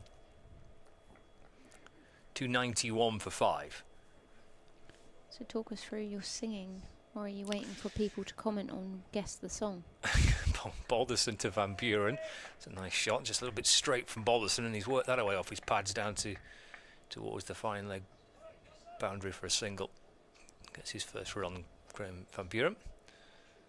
292 for 5. Well, I just don't you have this, sometimes you have a song that goes around in your mind, and the only way you can get rid of it really is to play it and sing it. I'm sorry about that. Yeah, I enjoyed the singing. I thought it was quite uplifting. It was only Ed who had an issue with the singing. Yeah, he got very grumpy, didn't he? Very grumpy, isn't it, in the minute? He's a grumpy man. Yeah. 188 the lead. Balderson to Bracey. Do you know what they call that? Some children, they call people that are grumpy grumpalumps. No, it's genuinely a thing. It's a description that fits well, I think. It's a thing. So I just played it during the tea break. I did, kind of sang a little bit, but I shouldn't have subjected you all to that. I thought it was fun. 292 for 5. Balderson to Bracey. It's eased up towards mid-off and there's no run.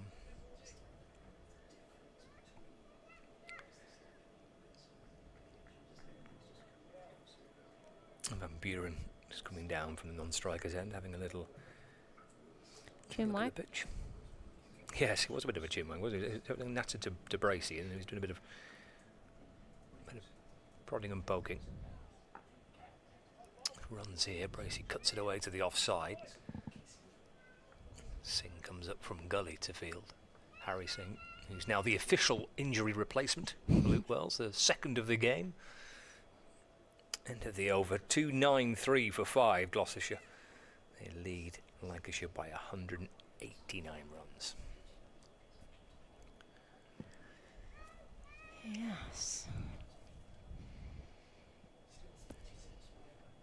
Anderson's going again. Over 22 this will be. I think he fancies Van Buren.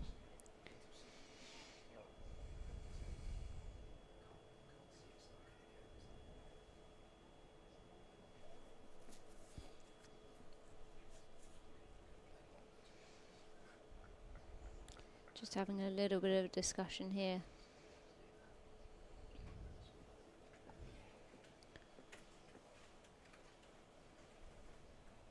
Anderson coming around the wicket. Bracey on strike, just hit to cover, no run scored.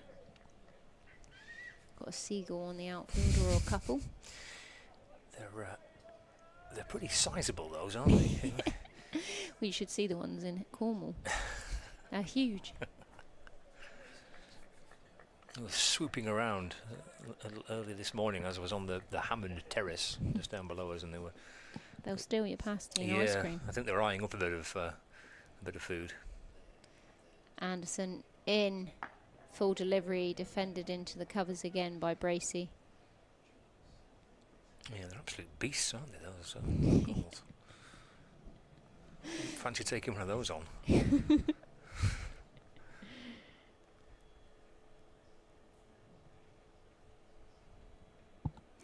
Ed, have you had a biscuit?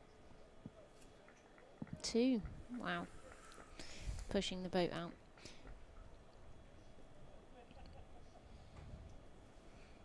Anderson in just back of a length there. Well bowled, cutting back onto Bracey. No run. Just drops down to gully.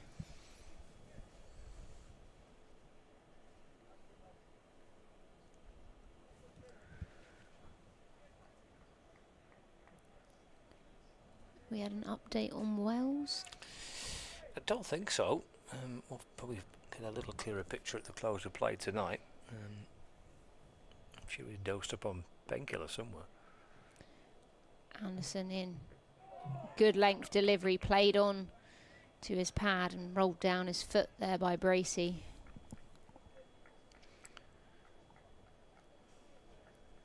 Some really tight lines and links here by Jimmy Anderson. Not expecting anything different.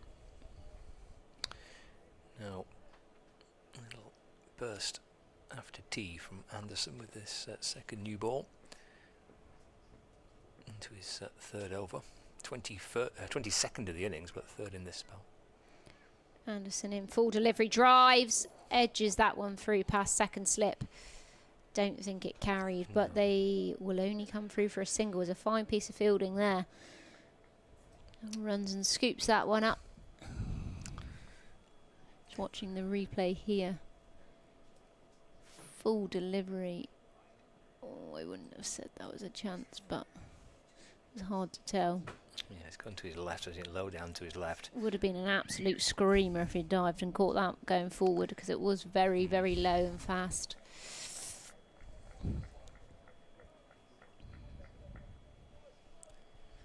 Some very bright hats going on today. I've seen a bright purple one, a yellow and black stripy one down there. I saw the yellow and black stripy one, yeah.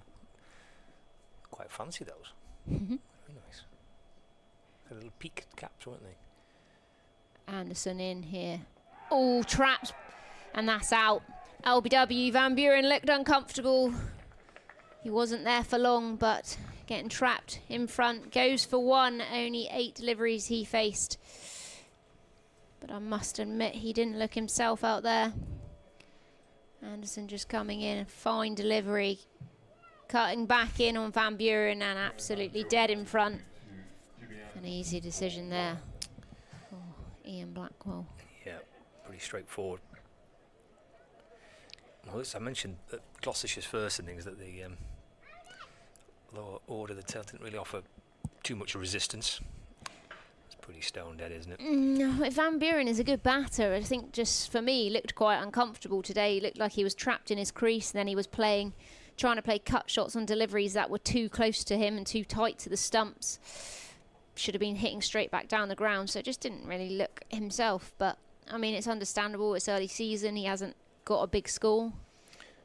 Yeah, 0-1 in this game. 26, I think, is his highest score so far this year. Coming back to Matt Taylor. Matt Taylor's going to join James Bracey. As Gloucestershire are now 294 for 6. Anderson now 2 for 70 from his 22 overs. Oh no, sorry, that's apologies. 2 for 45. 2 for 45. Balderson is 2 for 70, and that was the over bowled. Yeah, Lancashire's bowlers used. Anderson 22 overs. Yeah, both of them. Likewise, Balderson, Coghlan 18 overs, 2 for 52. Shetty 15 overs for 63, and Ollie Sutton 12 overs for 48.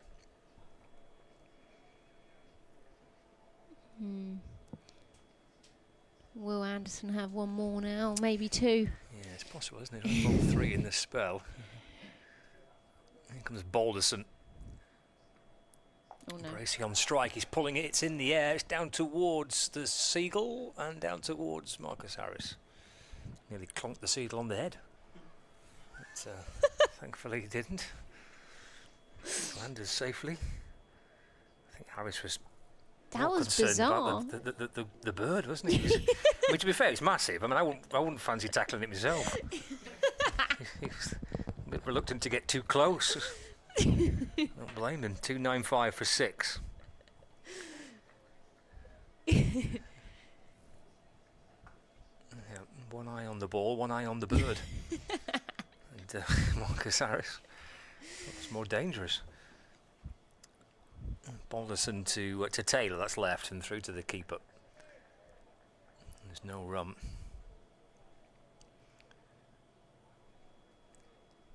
Jennings looks a little bit cold. He's got 2 hands deep in his pockets. It's chilly out there. One of the photographers came in earlier running and saying, oh, it's a lot warmer in here. Balderson shuffles back in, balls again. Punched away by Taylor. He's overstepped again, another no ball. There's quite a few in the last few. Yeah. And they all seem to be from that top end. It's like the 10th no ball, I think, of the innings.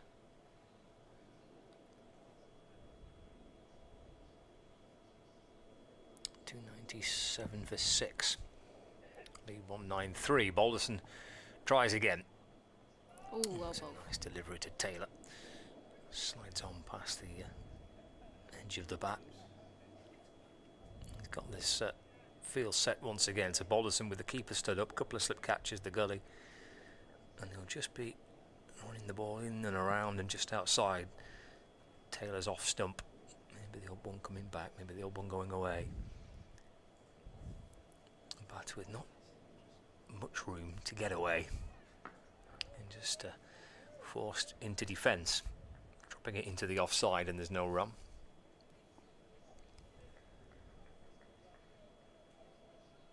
.297 for 6. Decent start to the evening session for Lancashire. A couple of wickets have fallen. They'll feel a little bit more content, but they're determined to get this as wrapped up as quickly as they can. Already pushing to 200, the lead. That's driven by Taylor. Again, an awkward one for Coughlin at backward point.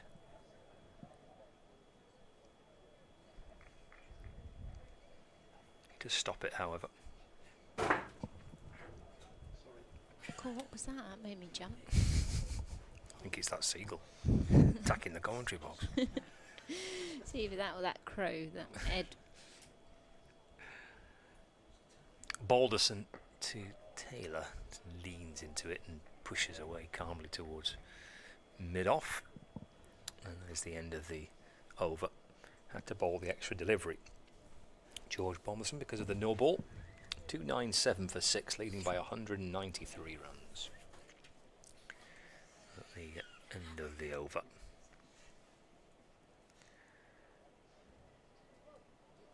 Elsewhere in Division 1, Somerset 51 for 2.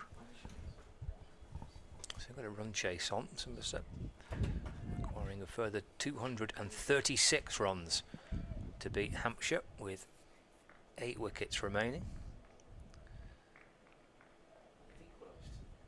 Somerset lost Vaughan and Thomas early on, but Lavenby and James Rue are batting. 51 for 2, require a further 236 to beat Hampshire.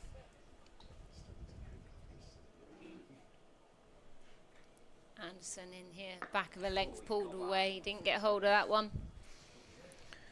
Warwickshire 130 for 5 in their second innings. They lead Essex by 115 runs. And Middlesex are batting in their second innings, 18 for no wicket. They still trail Northamptonshire by 50 runs. Northampton's making 409 in their first innings. Century for Nathan McSweeney. Oh, a big score for James Sales as well. He made 164. Anderson to Bracey. Oh no, plays on. Not a short delivery at all, and that's one of the... We haven't seen a lot from that from Bracey. It's a strange shot. He's tried to pull on a very full delivery, and he plays on. Just watching the replay here. Well, it was shorter than I actually thought. But came onto him a little bit quicker than expected. Rushed him a little bit. Anderson now 3 for 45 from 22.2. But what a fantastic innings from James Bracey. 114 and 227 deliveries. He's really steered Gloucestershire into a great position, leading by 193 now. Gloucestershire 297 for 7. Fantastic innings, and just, I'm sure he'll be disappointed, but what a brilliant innings. He's put them in a great position. 114 to his name. Yes, shared 2 big partnerships. James Bracey, one with Miles Hammond, worth 148. And we're making 82, and then a 103-run partnership with Tommy Bowman as well. Bowman making 42, so it's been the kind of beating heart of that middle order for Gloucestershire in this second innings. For listeners and viewers who may just be joining us, Lancashire back underway after tea here in Bristol, an afternoon session which the home side had been got themselves a tea in a pretty strong position, but Lancashire fought back. 3 wickets since the tea break. The first innings for Gloucestershire did kind of melt away pretty quickly, with Van Buren, Taylor, Brooks and Williams all not really contributing much. Lancashire will be hoping that something similar happens here. However, the lead is pushing up towards 200. It's 193, the lead for Gloucestershire. We've got 3 second innings wickets remaining. Anderson just a wicket so far from this over. Third delivery in to Brooks on strike left. Oh, he's on the appeal. It actually looks like he's left it, but he's actually edged that straight to first slip. Or was it to the wicketkeeper? I think it went through to Hurst, I think. Let's have a watch on the replay. That was strange. Looks like he's leaving it. Lifted his arm way too late and straight to the wicketkeeper. Not quite sure that Brooks was really with it there. It looked quite a strange dismissal, Scott. I think it looked half-hearted at best, didn't it? It was a leave, and then all of a sudden he lifted his bat too late and edged it straight to the keeper. Couldn't buy a wicket this afternoon, could they, Lancashire? They bought one there. That was quite odd. Yeah. On a hat-trick, Jimmy. To say the least. So far for Gloucestershire, we've had second innings, Bancroft only 4 from 8 deliveries, Charlesworth 13, Price 5, Hammond a fine 82 from 169 deliveries, Bracey just going for 114, 227 deliveries he faced, Borman 42, which was a great innings from the 21-year-old, Van Buren went for 1. Taylor is now going to be joined by Williams as Brooks goes for 0. That was quite strange. It all happened very fast. It's gone to shoulder and arms and has edged it straight to the keeper. Ed's looking rather confused. is the only word I have for that. Gloucestershire now leading 193. For anyone who's just joined us, they're 297 for 8. Taylor and Williams both on 0. Anderson's got 3 deliveries left in this over. 2 slips and a gully in. I think they're thinking about bringing a 3rd slip actually. So they're just moving the field around. Yep, 3 slips and a gully in play. The only fielder out on the boundary is Fine Leg. As Anderson's in.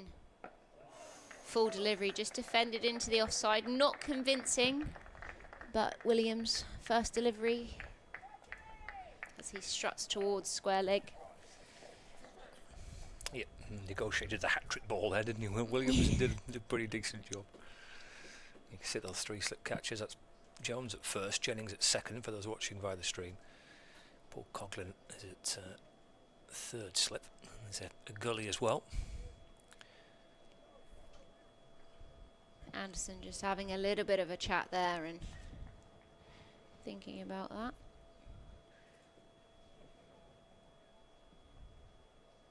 Anderson in. Full delivery, driven straight down the ground. Nice on drive. That's going to race away. Fielder's chasing it, but is not going to quite make that as that goes for 4. Williams moves to 4 from 2 deliveries. And the Gloucestershire crowd enjoying that one. Just a little bit too full. But I think Anderson might be trying to wrap him on the pad. It looks like he's batting on Almost middle and off.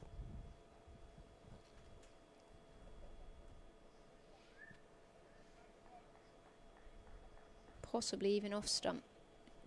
Get a zoom in on that. As Anderson's in. Full delivery, defended into mid-on. No runs scored there. Gloucestershire now 301 for 8. 91 overs gone. Leading by 197. 4 for 49 for Jimmy Anderson. Balderson 2 for 73, and Coghlan, the other wicket taker for Lancashire in this innings, 2 for 52. We've used off spinner Avash Shetty and the injury replacement Ollie Sutton as well. But it's been the three frontline seamers that have done the bulk of the heavy lifting for Lancashire.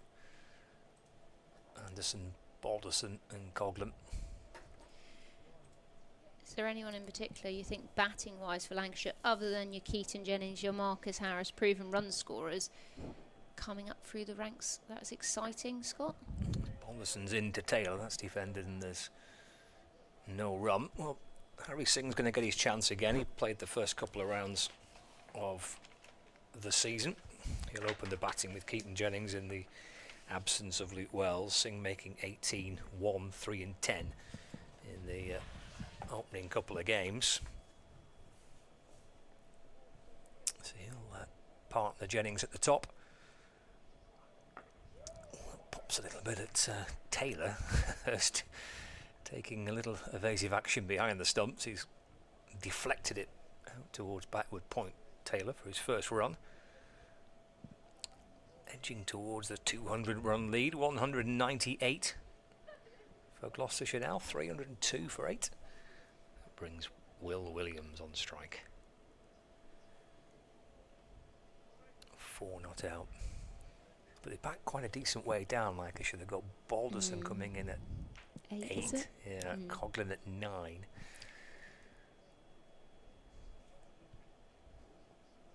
But when they come out to bat, whenever that might be, as Balderson's into Williams, he drives away into the offside. Nice little stop there. Yeah, Shetty at cover.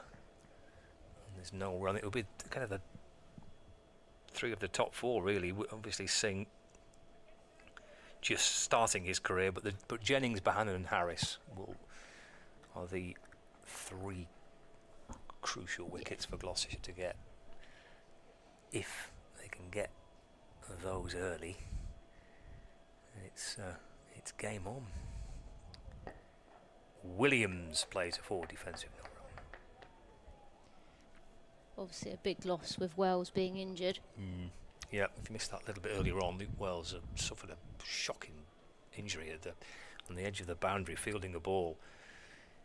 With quite visibly distressed and in pain. You could actually hear him kind of crying out in pain. I think it's a dislocated shoulder. Bonson wants the LBW. Keaton Jennings is jumping up and down. Yeah. He's always pretty enthusiastic, is Keaton Jennings, and he wasn't lacking for enthusiasm there neither. I tell you what, that looked quite close.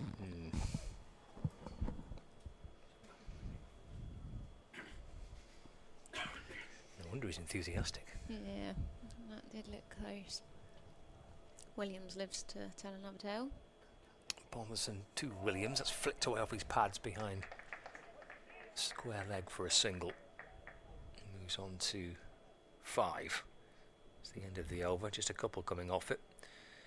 303 for 8. Lancashire, if it was wrapped up now, would need exactly 200 runs to win, with Gloucestershire leading by 199.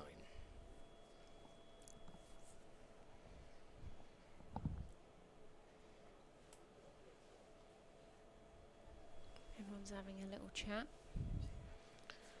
It's going to be another Jimmy over. He's bowled 4 overs, 1 maiden, 3 for 6. There's in this spell, it was following on his work against Derbyshire last week. He picked up 4 for 7 in the a little spell against Derbyshire last week, and in the first game of the season he picked up 4 wickets in 22 balls against Northamptonshire. So he's in the first 3 games he's had this little sequence where he's picking up 3-4 wickets for no runs. For no runs, yeah. Still 3 slips in play as Williams is on strike. Short delivery. Oh, and a good delivery, and I think Jimmy. He's almost ducked into that and made him look quite uncomfortable. What Will Williams had done to deserve that? I'd like to see the little replay there. Ooh. Yeah. That didn't look comfortable for Williams. I think he enjoyed that, did he? No. Good delivery, and is he going to go full next ball? Short one again.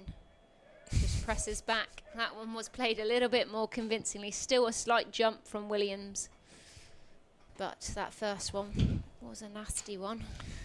Should pick this lad in the first Test match this summer, shouldn't they, really? Picking on form, aren't you, as the leading wicket taker? Elsewhere, Somerset versus Hampshire. Somerset are 64 for 3, requiring 223. 7 wickets remaining there. Anderson in full delivery, inside edge there to mid-on, but will come through for a single. Warwickshire are 144 for 5. Warwickshire lead Essex by 129 with 5 wickets remaining. Northants, Middlesex are now 29 for 0 in the second innings. Middlesex trail Northamptonshire by 39 runs. 10 wickets remaining there. Williams has done well there. He's got off strike. Watch it from the other end for a little bit, and he's pushed the lead to exactly 200 as well in the process. Anderson in full delivery. Just defended there by Taylor. I think he's sitting on the back foot after watching Williams just get peppered a little bit. He's not looking like he's pressing forward too much, Taylor. Almost waiting for the bouncer.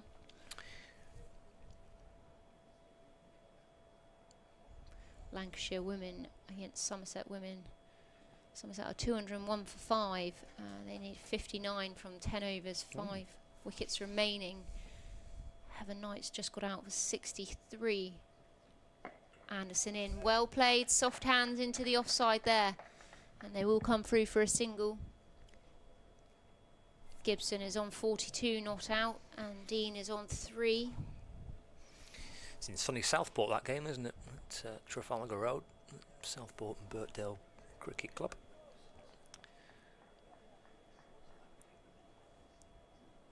A regular venue for Lancashire. Both the men's and women's sides play there. Lancashire will play 4-day red ball cricket there this season as well. Plenty of Lancashire women's games at Southport this year, and at Blackpool as well. Just bringing up square leg into mid-wicket. Still 3 slips and a gully in here. Anderson, short delivery and well ducked by Williams. He's had 3 short ones in that over. And Gloucestershire now 305 for 8 from 93. Just watching the replay, if you can see the stream there. Williams didn't look very comfortable, but he did avoid it as Taylor's on 2, Williams is on 6. Gloucestershire 305 for 8 for anyone who's just joining us. And they lead by 201. I'm going to leave you there. They do lead by 201. And that lead of 201 kind of 24 hours ago was about 30 for 3. Still a mile behind. That's chipped up in the air. It should be caught. I say it should be caught. He's made that look so easy. One-handed Jimmy Anderson just kind of jogging backwards. What on earth is that? So Taylor's gone for 2. And Gloucestershire lose their 9th wicket.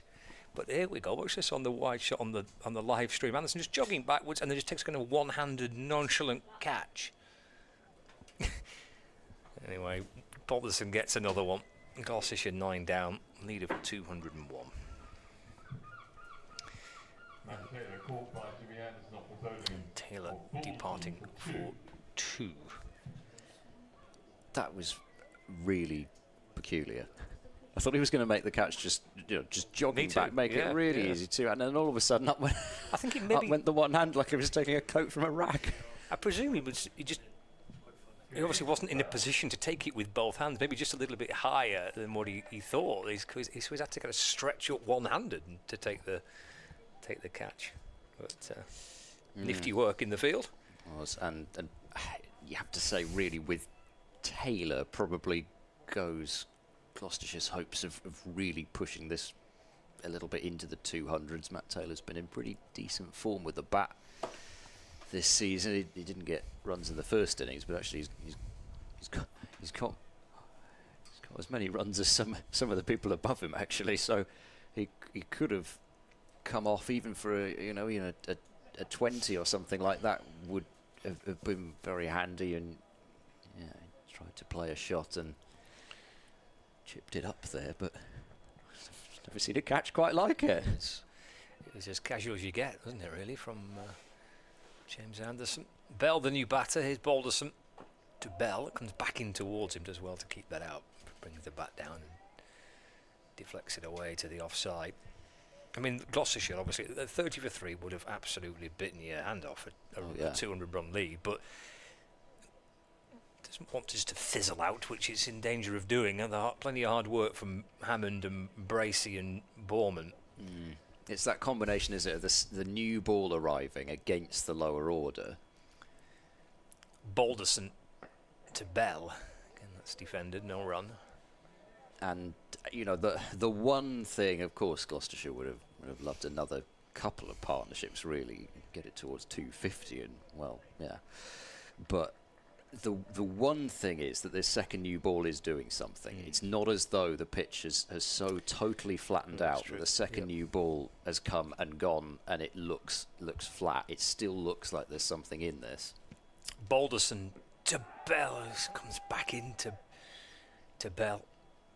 As if to illustrate the example. Yeah, I'm not sure if that was an inside edge onto the pad or whether it's just come back in and hit him on the 5 pad somewhere.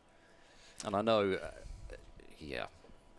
Graham van Buren will look back on, well, we probably won't look back on that dismissal, but even that one did, even though the feet maybe weren't going where he hoped it would, the ball did come back at him. Balderson to Bell, and he's bowled Bell with another one that comes back. Maybe off an inside edge, I'm not sure, but either way, that is the innings wrapped up. Balderson finishes with 4 for 75. Gloucestershire are 305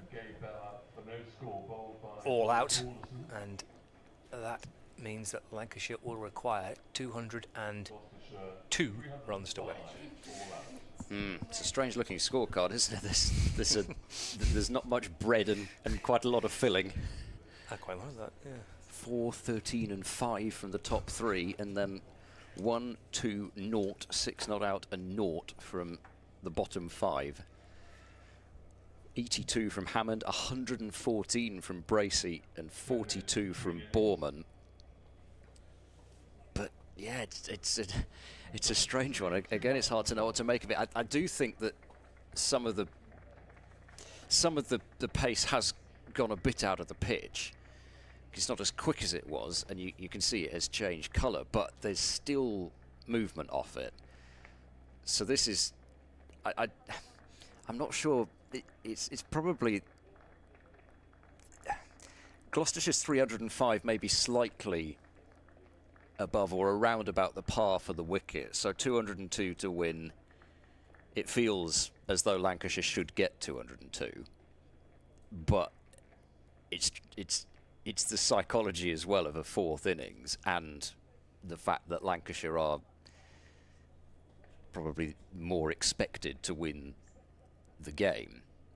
So it should be an exciting one. There's still another dose of heavy roller left, so that might take a little bit out of it. Again, we'll see. Lancashire have been able to call for that, so they still have one of their allocation to use. And in a short while, the Gloucestershire bowlers will be out to try and defend this score. They've been given something to bowl at.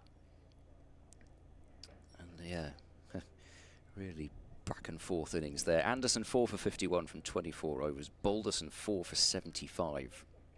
Got through some work. 25th over. Coghlan 2 for 52. Shetty none for 63. Sutton none for 48.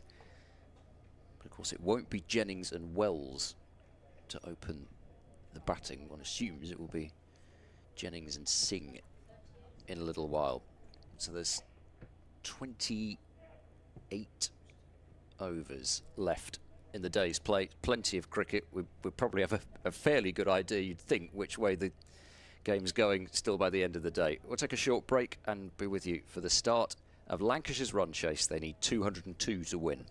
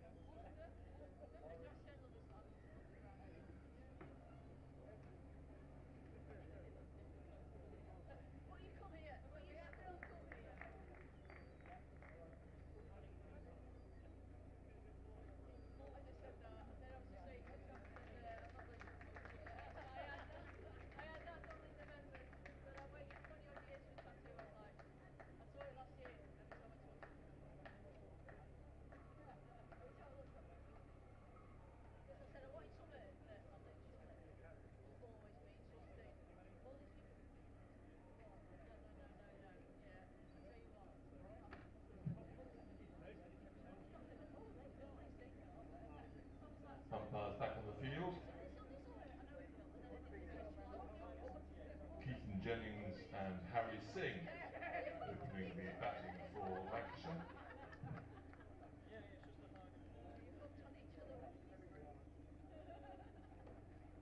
Cameron Bancroft leads out Gloucestershire into the field.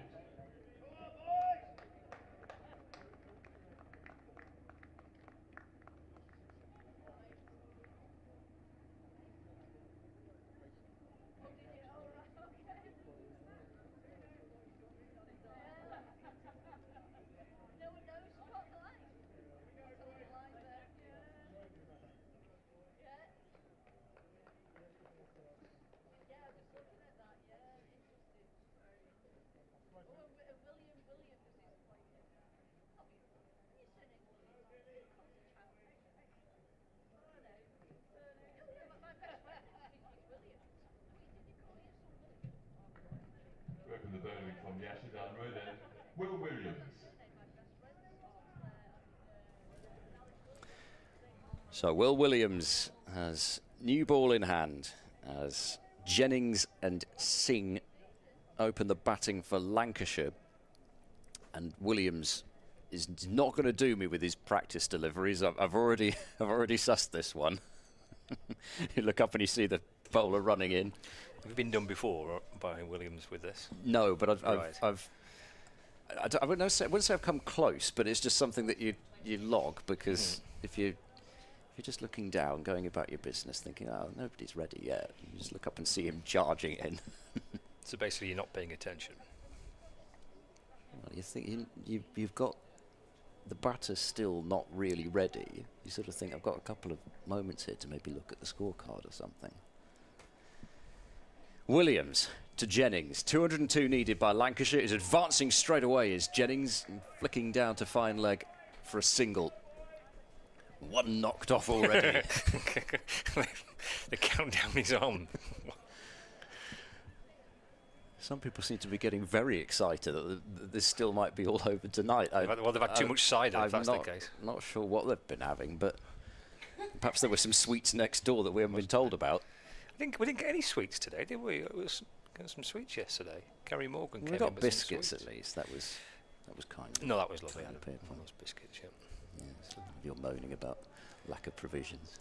I just enjoyed the sweeties. 2 slips. Jelly babies, weren't they? Well, more like 4th slip really hammered than gully. Backward point cover mid-off, mid-on, mid-wicket.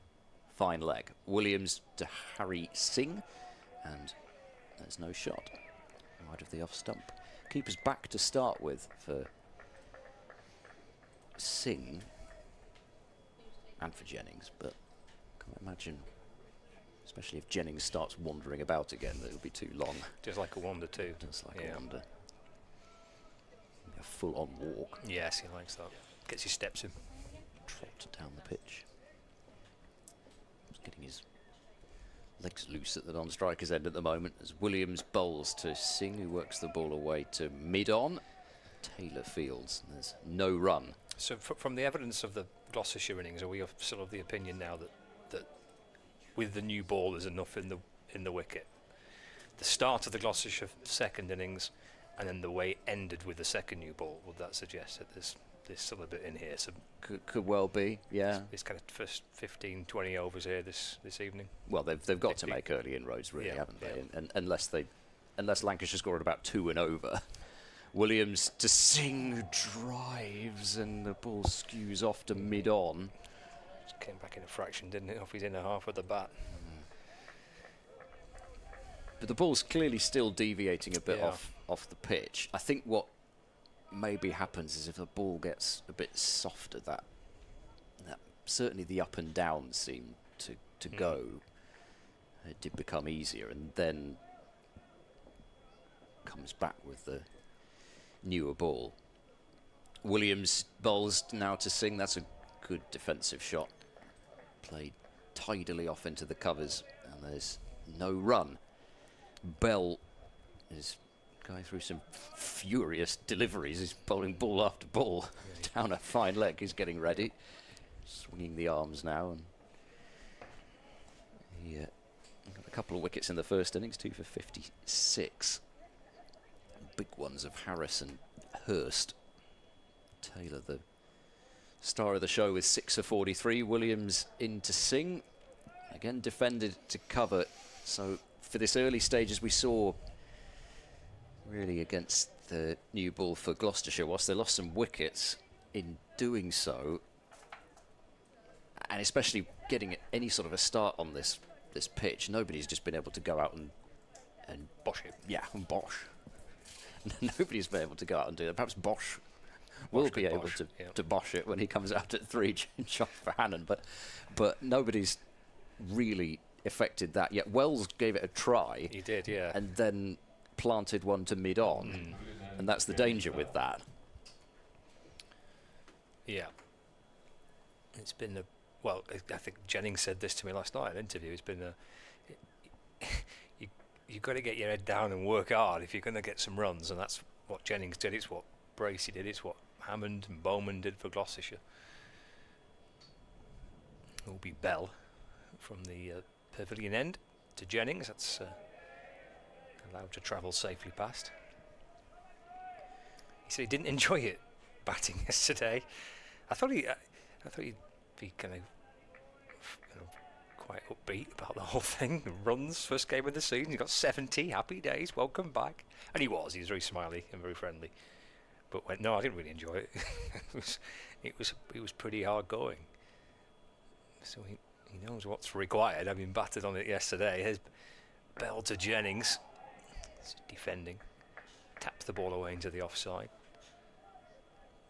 And there's no run. I bet you there's a small part of him that really did enjoy it, actually. Because you sort of got to, haven't you? Because if you've still got to be out there and scoring runs, which he was. There's got to be a part of you that actually, looks back and thinks, I got 70 there. That was tough, and yeah, I don't know. Bell to Jennings, angled across him and left, and there's no run. Yeah, I think it was more he didn't enjoy the shots he was having to play to get runs, the way he was having to do it. I think that's what he was suggesting. He was absolutely chuffed to bits that he's back out there playing and has got some runs, and having missed the first 2 games with a calf problem. But yeah, he just said it was a bit of a tough test. 2 slips in the gully. Bell to Jennings. He's on the wander. He's a step down the pitch and then allows that to slide on past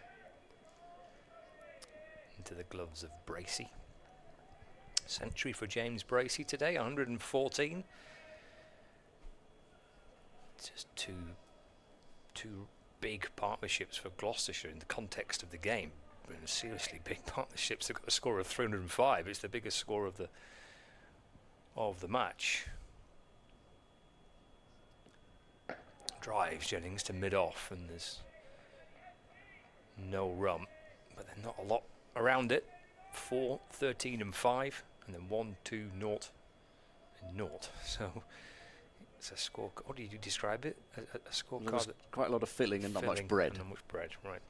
The filling of 82, 114 and 42. A Hammond, Bracey, Bowman filling. Jennings on 1.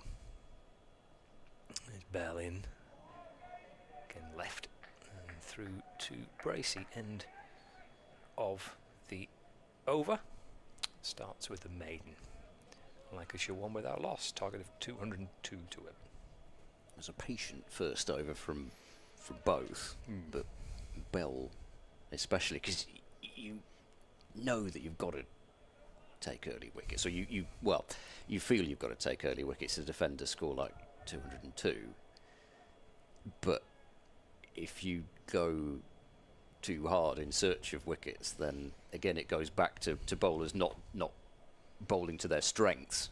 Williams to Singh, another defensive shot out to cover, and Singh's job probably very different from what Wells's would have been if he'd been able to bat at this point, because Wells probably wouldn't have gone out charging, but he probably would have thought, okay, let's really be positive and take a bit of a chunk out of this total, possibly. I don't know. I mean, he might have gone about it completely the other way, but I'm imagining that yes, he just put down the blockade.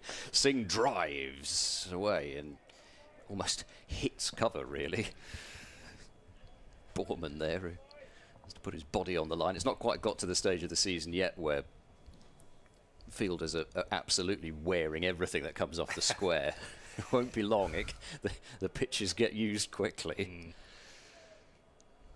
Even on the green strips, as I say, which are pristine in that area, because that's the very centre of the pitch, which is being saved for the international summer.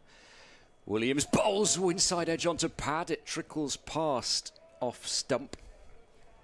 Missed by too much. It was a... Well, in fact, no, maybe it was just off the toe of the bat, was it? Not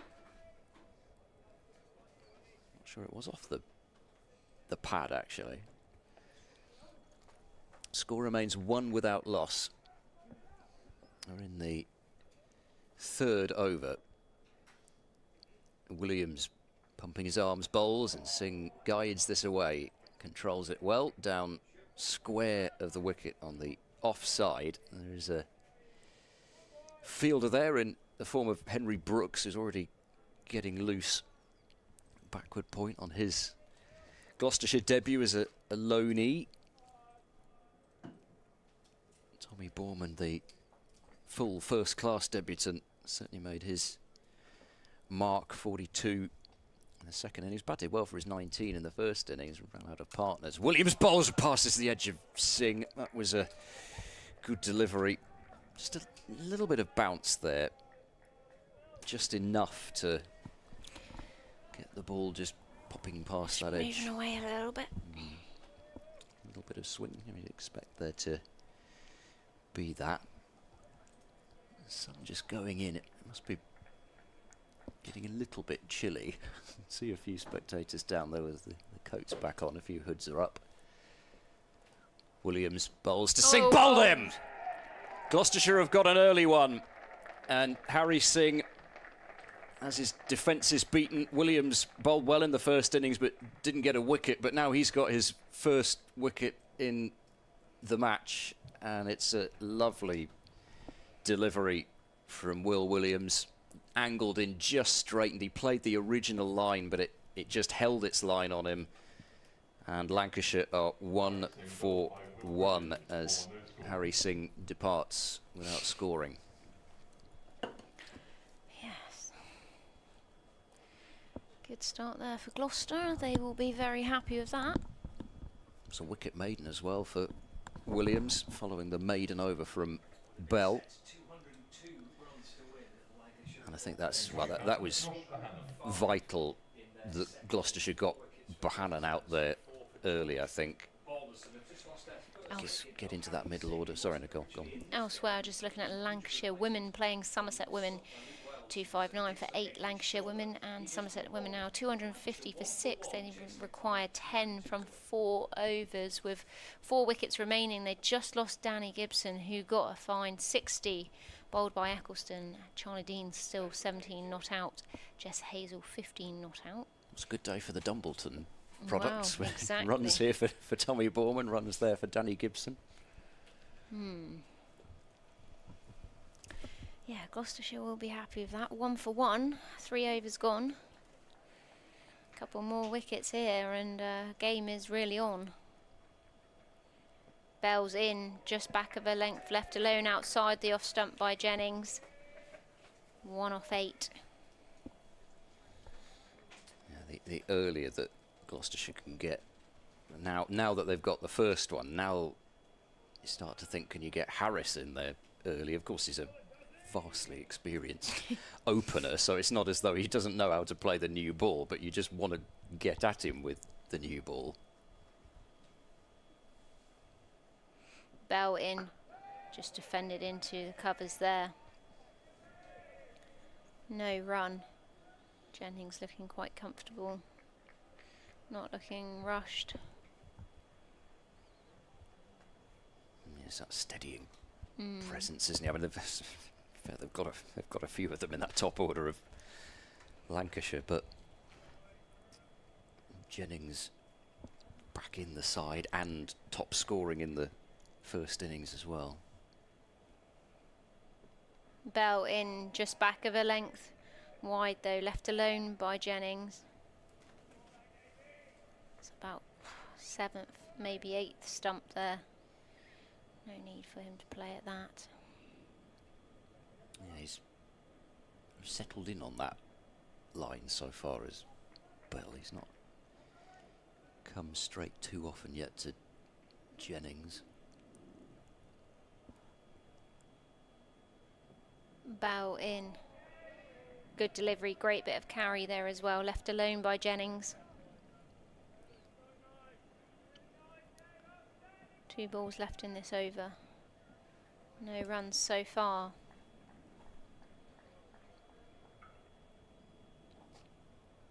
Ground staff sitting by the heavy roller and the tractor. I suppose they've got a few overs that they can sit down and relax before the work needs to be done at the end of the day. Bell in, that's quite wide. But left alone by Jennings, not given a wide. But certainly wasn't going to play at that one. Once again, produced a surface here that's making for a fast-moving but a fine game of cricket. And I think, as everyone's acknowledged, probably the scores in the game haven't really reflected what is possible on this surface. Bell in, left alone by Jennings. Maiden over there. 1 for 1 Lancashire here, off from 4 overs. Yes, I think even the 3 in overs looking a little way off at the moment. Bell and Williams. I mean, this is what at the start of the season. If you're to take, even to be honest, even if you were to look at the Middlesex match, if you were to take the Durham match and pretend it didn't happen, this is the sort of these are the sorts of spells just in the first couple of overs that Gloucestershire signed Williams and Bell for. An attack with control and being patient. Williams to Bohannon, who steps way down the pitch and then tucks the ball to mid-wicket. And I think Bohannon, he's come a very long way down there, but in some ways Gloucestershire won't mind him coming that far down, even if he's beyond the danger area. The umpires will always get on it. They love that sort of thing, but Gloucestershire won't care. They'd rather there was something to bowl into at this point. Last innings of the match. Williams to Bohannon. He comes a way down the pitch, but then just gently pats it away into the covers. Williams just, I think, inquiring of umpire Peveril whether his front foot's close to overstepping, but not exactly sure what it is. He's just carving out the line again by the looks of things, the umpire.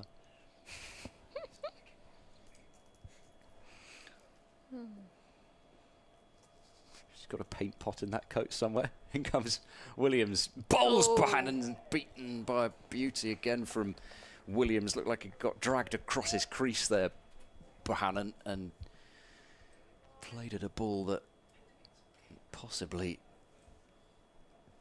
yeah, that's at least a couple of stumps width outside the off stump, but it swung from Williams. He's getting this ball talking through the air. Away swing. Interesting, the slip cordon. Williams to Bohannon, who drives off a thick edge, and it falls just short of backward point. That was I mean, it was a shot of a sort of someone who's cornered, you know, just get away from here. I guess he was looking to go straighter, but it was a strange looking drive from Bohannon. Unfortunately for him, the edge was so thick that it didn't go into the vicinity of the cordon. Bowls now, and that's close to wrapping him on the pad. I know he's a long way down the pitch, but it was very full and very straight. And as you say, I don't know if that was that the one that didn't swing? It just went straight on, but Williams is right where Gloucestershire need him to be in the early going. Still 1 for 1. There's only 1 ball left in the 5th over. Still the target over 200 runs. Keeper's come up, so they've had enough of Bohannon walking at Williams, and he drives. Does Bohannon? The fielder was a little bit late setting off at mid-on, but Taylor's able to scramble across at the last second and get down and stop it. So it's another maiden over. The run was scored in the 1st over, wasn't it? So we've had 4 consecutive maidens. Lancashire 1 for 1, needing 201 to win. Well, you did say 40 from 28 overs. So who said that? That was either you or Scott, wasn't you? I don't think that might have been Scott. Well, I said go out and block it. Currently 1 from 5. It's a current run rate of 0.2 3. and over. Bell, and edged, and just to the left. Golly, I don't think that's carried, and it's gone for 4. But a really good delivery there from Bell. Bracey really giving him some encouragement, just watching the replay here. Just back of a length, really well bowled. Hit up high on the outside edge of the bat. Definitely not convincing from Jennings. Well, that's done wonders for the run rate.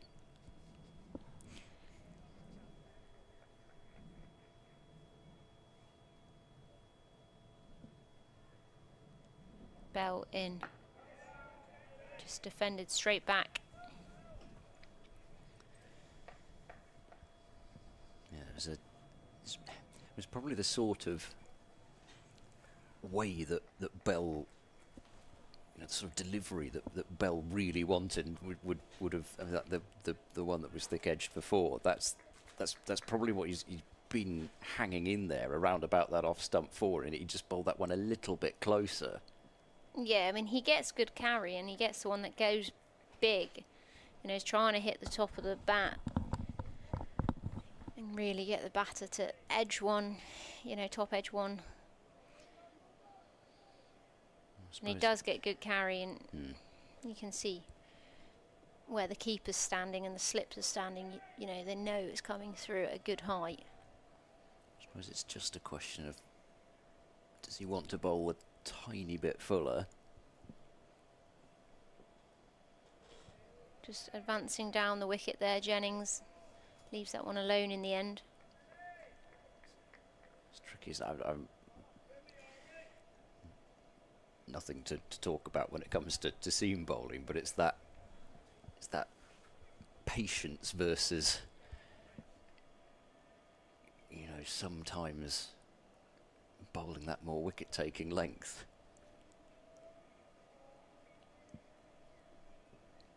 Bell in, driven straight through the covers. Great piece of fielding there. Just stops a 4 there. That's good work from Borman. Looked like a diving to his right. Sharp fielder in that one-day cup last year, and Jennings hit that clean. Yeah. Heading for 4, no question. Bell just went a little bit too full there. As he's in.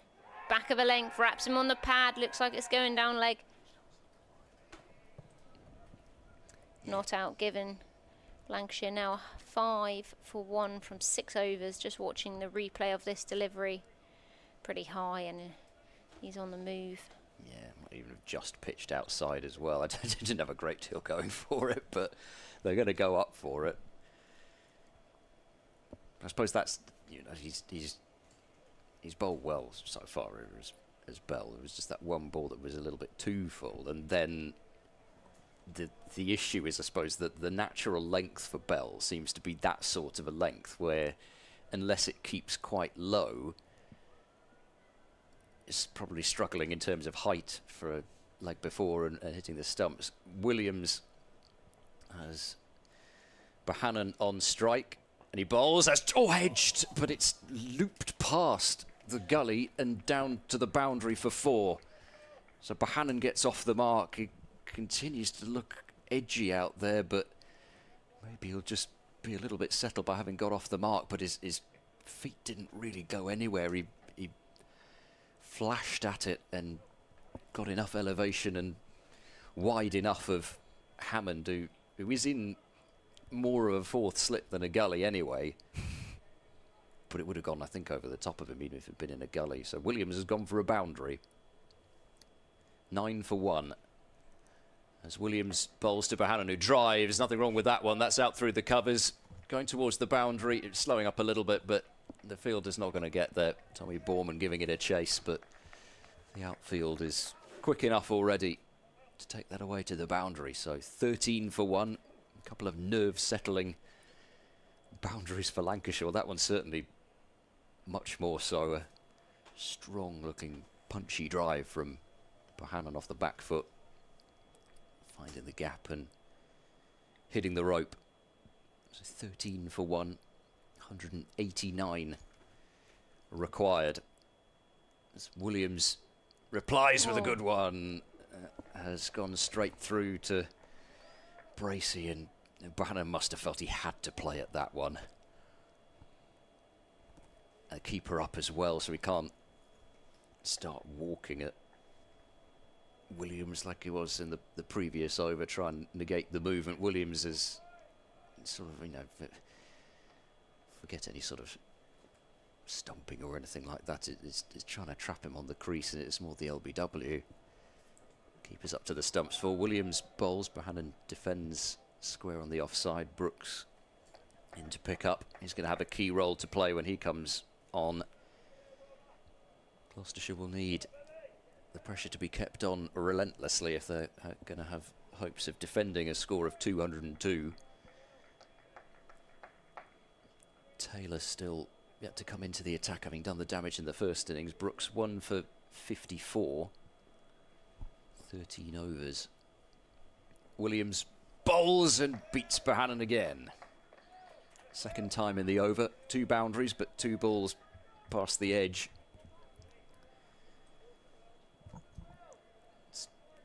Yeah, he's not gone following that as Bohannon, but that's a pretty hooping away swinger from Williams. This new ball is already doing a fair amount through the air. Price, Bancroft, Hammond settle in the cordon. Williams runs in, bowls to Bohannon, who defends, and Williams vaults the ball. He's quite demonstrative, actually, is Williams when he's bowling, but usually at the end of an over. Despite 2 boundaries from it, and another good over from Williams. He did find the edge and passed the edge a couple of times. 13 for 1. Lancashire 189 more. Scott mentioned they bat deep to Lancashire, so even with few early wickets, they still back themselves here.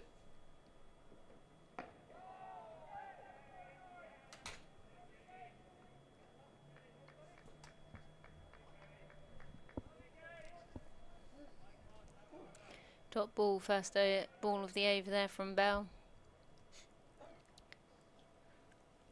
Jennings 5 from 20 deliveries.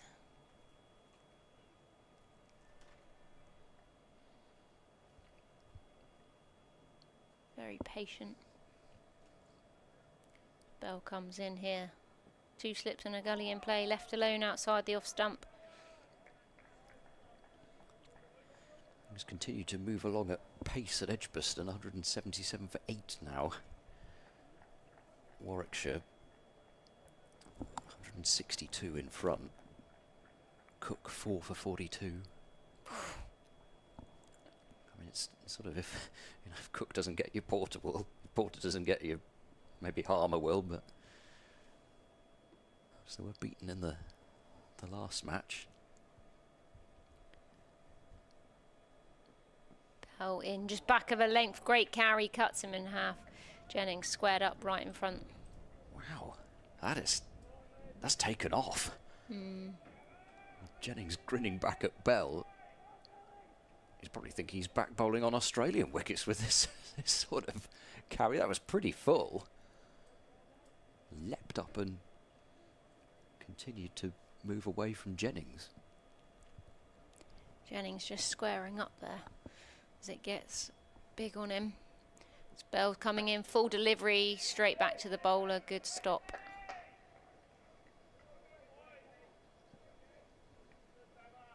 Lancashire 13 for 1 from 7.4.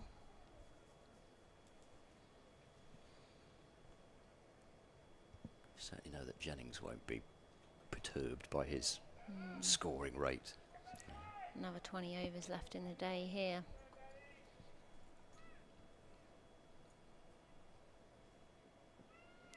Bell in, just defended into the offside. Fine piece of fielding, one-handed pickup.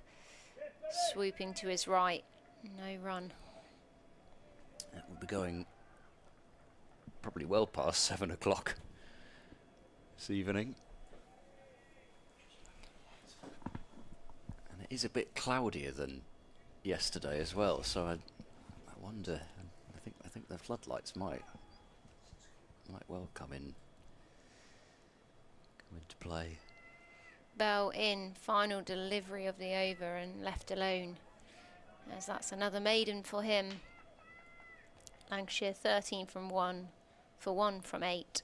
Jennings 5. Buchanan 8. That might be Bell's 4 overs, 3 maidens, 4 runs, no wickets for him so far. as the Gloucestershire bowling coach Shane Jurgensen, excuse me, easy for me to say. Shane Jurgensen making his way around the boundary. I'm sure he'll be pretty pleased with what he's seeing from his 2 opening bowlers so far, and Williams to continue with the keeper up. Buchanan facing, cutting away, and that's gone out towards the cover boundary. Again, it's going to be a bit of a teaser, but I think the ball's just going to make it. It does. It's over the boundary rope, just with Bournemouth a yard or so away. But another boundary for Buchanan. He's looking a little jittery early on against Williams, but that one was quite a friendly delivery for Buchanan, and Williams annoyed as he saw that ball find the gap. 17 for 1. Bracey's going to stand back now, so almost sometimes having the keeper standing up to the stumps can almost, if you're feeling a little bit jumpy at the crease, you can see sometimes batters just it sort of fixes them and gets their feet moving almost, whereas now he's going to walk again and he's going to inner half of the bat down to fine legs, so it's probably a good move from Bracey to stand back, but a rare turnover of strike. So Jennings is actually going to face Williams here, 18 for 1. Yeah, I think Gloucester just need 1 wicket, preferably in the next 5 overs, to sort of get a little bit of a shake-up here. Yeah. Just looking a little bit easier, a little bit more relaxed from Lancashire. Obviously losing that first wicket early shook things up a little bit. Keeper back as well for Jennings. Williams to him. He comes so calmly in organised fashion forward, just defending. Does look as though he has an awful lot of time, Jennings, to see every delivery. Williams's predominant movement would come across and into him if he bowls the same way as he was to Buchanan. In now and clipped away through square leg. There'll be more runs here. Should just be the couple. I think Lancashire are pretty much just going to settle for 2. It's Bournemouth once again called into action to do the fielding. Jennings is on to 7. Lancashire 20 for 1. 182 required.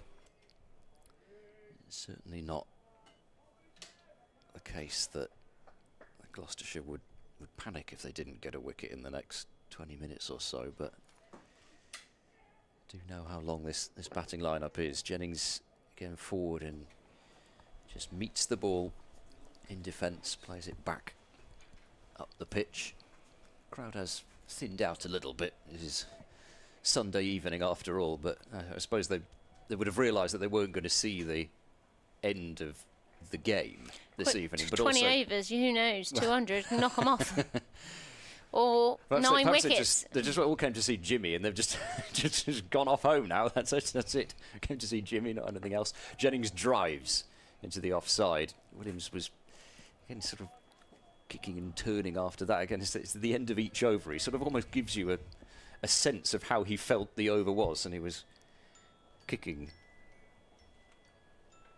What on earth is that noise? There's like a music box in here or something. It's 20 for 1 after 9 overs.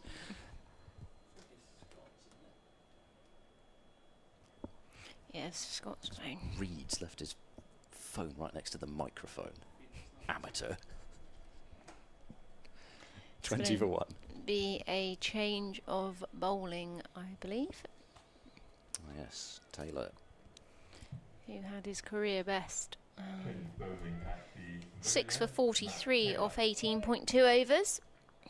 So he's probably thinking, can he do something similar? I'm sure Gloucestershire would love that. He did have Wells as his first wicket, but he started the fight back really when he bowled Bohannon with a ball that just clipped the top of off stump from round the wicket.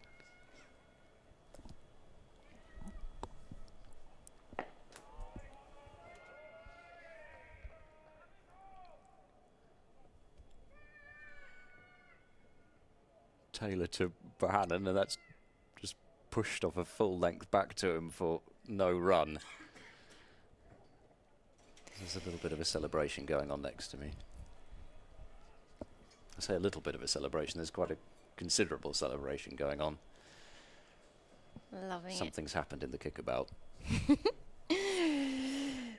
Taylor's in. Good delivery, good pace there. It's edged away, unfortunately. It goes away for 4, but nice bit of pace from Taylor. A little bit more exciting. I was listening to something earlier, actually, and they were saying the county championship now, they seem to be, you know, we talk a lot about the pitches being flat and so on, but actually, if you look back into the 80s and the 90s, there's probably more actual real raw fast bowlers, a lot of West Indians in that time, who were actually bowling around 90 clicks, whereas now you have a lot of people bowling late 70s, early 80s, and not so many people bowling at 90 mile an hour, which I thought was quite interesting. We had those big star overseas players. Taylor in full delivery and driven down the ground, no run scored. You know, I don't know what would be the equivalent. We could have, I don't know, KG Rabada could be playing for one team, and I don't know, Mitchell Stark playing for the other. Yeah, so that was interesting. And I mean, even the likes of Darren Gough, he bowled fast, and the county championship now, we don't tend to see those many people bowling at 90 mile an hour. Taylor in, just pushing Bohannon back onto the back foot. And of course the issue is that if you produce somebody that bowls that pace, and somebody else goes and nicks them. Well, I realise I'm being a bit silly with Singdale having started this game and having gone to Lancashire, and of course Mitch Stanley, who they signed from Worcestershire as well. 2 bowlers of raw pace. It's sort of the easiest way, isn't it, to just go out and get them. Nottinghamshire, Josh Tongue. Taylor in, good delivery. Didn't really carry though, just outside the off stump. Nice length though, left alone by Bohannon. 17 from 19 deliveries so far for him. Jennings 7 from 29. Lancashire 24 for 1. You sort of get the feeling Bohannon's settled a bit, but there's still just a little bit of jumpiness every now and then. Taylor's in. Oh, and that's come back a long way. Cut him up. Nice delivery from Taylor. No run though, no wicket. 24 for 1 Lancashire from 10 overs. Ooh, yeah, I thought that's actually Was that more off the pitch than through the Jared air? back. It was live. I thought it was swing, but I think actually, see again on the replay. Oh, no, it's both probably, isn't it? You can see it starts in the air a little bit, but then it just continues on its way. Good delivery there from Taylor to finish that over. Williams is going to come again. Gloucestershire were 276 for 4 at tea. And as much as, you know, as we said, as much as goodness knows that had taken setting Lancashire 200 from many positions in this match, but after tea, lost 6 wickets for 29 runs. Just as they really looked as if they were going to be able to push this lead to something really quite formidable. They've got to work with what they've got. Jennings to face and gets a wide ball from Williams, and that's cut away to the sweeper that they've just put back on that deep point boundary. So they're allowing singles pretty much square of the wicket on either side. Jennings has 8, 25 for 1. I suppose you do see this, I guess, quite a lot when you've got a total around about this amount to defend. You sort of think make it a trickle rather than a flood, but there are now quite a lot of gaps for Lancashire to rotate the strike with, and they do have a right-hand, left-hand combination out there for what that's worth. Still the deep point and the fine leg for Bohannon. Price and Bancroft at first and second slip. They seem to be almost shuffling about every ball, shuffling forward, shuffling sideways. Williams bowls to Bohannon, and that's played defensively straight back to Williams. And there's no run. Lots of blue sky, but no late sunshine as more spectators wend their way home, with Monday beckoning tomorrow. We'll be back here on Monday. Williams bowls down the leg side, flicked away. That'll be four somethings. I think leg buys. Yeah, it came off quite softly, but it's 4 more on to the total. And after that wicket of Singh to end the 3rd over, Lancashire are steadying things. I'm not sure if that was Williams looking for the magic delivery, because he's getting that away swing, and it did swing. Well, it swung into him, but because it was down the leg side, whether he was looking for the one that pitched middle and leg and trapped him middle and off. But it was leg side and 4. That's a better ball from Williams, as Bracey's right hand clasped behind his helmet, standing up to the stumps, but Bohannon's in line and defending. Gloucestershire trying to do to Lancashire what Lancashire did to Derbyshire last round.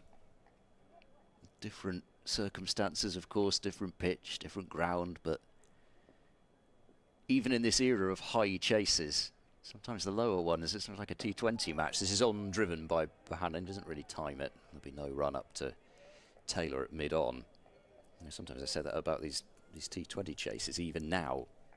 We're seeing 250 scored on a semi-regular basis in T20, even a score of 150 just sometimes, because you have that knowledge that you should get there. It can be tricky, but Bohannon and Jennings getting to work. Williams into him, worked away into the onside, just to the right of Taylor at mid-on. Bohannon comes through for a single, so 6 off the over, 4 leg buys and a couple of runs off the bat. Lancashire 30 for 1, needing 172. A couple of Lancashire's big guns in Jennings and Bohannon starting to get set. 12,500 first-class runs for Jennings. Bohannon recently had his 100th first-class match, over 6,000 runs at a very impressive average of basically 43. Quality players in the middle.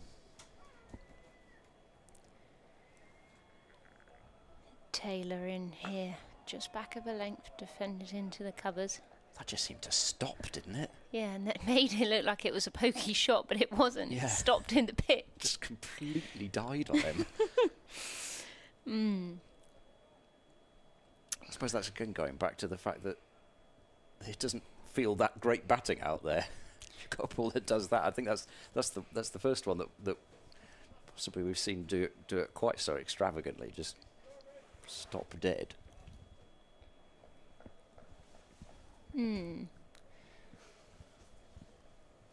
Taylor in here, full delivery, driven straight back to him. No runs scored, one-handed pickup on the way back through there. Scott, I think Scott hasn't quite had enough of a sing-song today, from what he's saying. It was going off during the tea interval, and I think he's got in the mood. some more singing later on. Plans for the evening. Taylor's in, full delivery, driven, skewed through to backward point. Didn't quite mean for it to go there. He's been out of the box for about 20 minutes, so we've been warming up the lungs, possibly. He's done a Going lap through some vocal exercises. Oh, has it? and sung. Sung around the whole round. Walking Live entertainment. Walking some Gloucestershire wickets, maybe.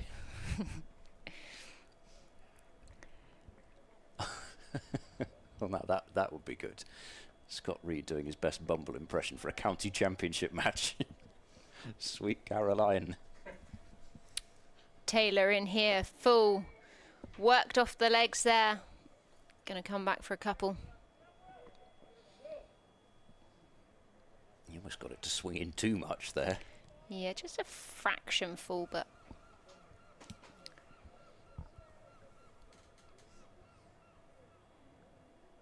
Lancashire moving on to 32 for 1 now. 2 balls left in this over. Bohannon 20 from 29.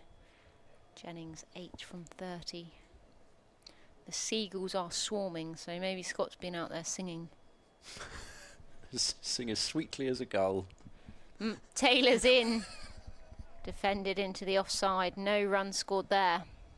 Yeah, they recognise good singing when they when they hear it.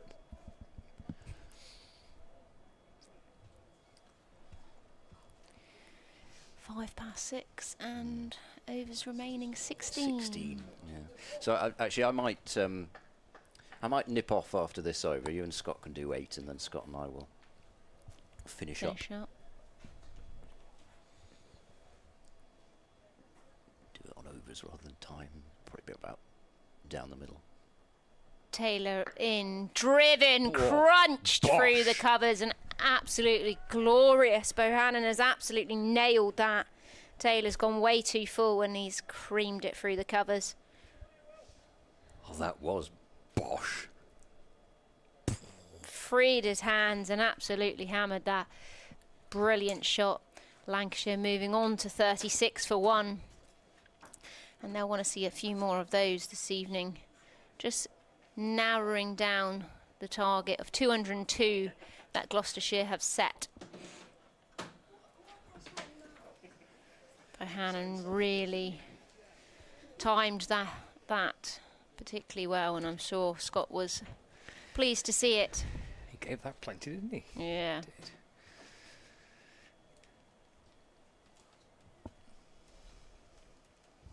Nice looking shot. Is it chilly out there? Have It you is a been bit. out? Ah, yeah, I have. I've done like, well, I've done the lap, but not like a full lap. I kind of went half and then retraced my steps. Oh, okay. So it kind of constitutes a lap, but not an actual Yeah, got you. lap. Like 2 halves. Yeah, got you. That's an odd way of doing it, but maybe you wanted to see the same people twice. Williams in. And that was you, Scott, Was but it? it's All okay. right, sorry. It's all right. Williams in, and that one's just cut out to cover on the boundary. But yes, it is. Chilly. It is chilly. Yeah. You missed a phone call as well. A phone call. Yeah, your telephone was Oh, tweaking and singing. Oh, like sorry you. about that. I was just- Gary Morgan, what's he ringing me? He's only next door. It's missing you. Williams into Bohannon, and that's driven, skewed just behind backward point. And they will come through for a couple.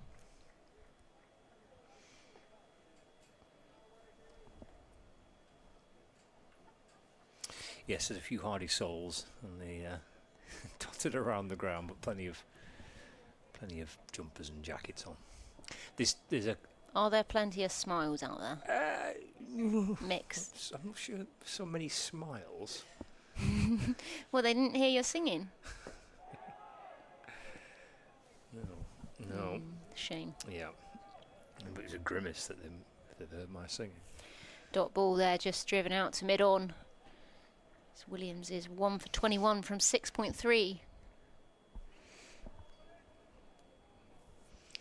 Yeah, it's quite a lengthy stint, this, isn't it, Williams? But he's not shy of long spells, Will Williams. But his 7th over. Ooh. Nice bit of hands there from Brace. It was. Yeah, he did really well there, didn't he? Just down the leg side. He did. Give it the full works. Quick feet and quick hands. He's not tiring after his innings, which would have required a lot of concentration. Straight in with the gloves.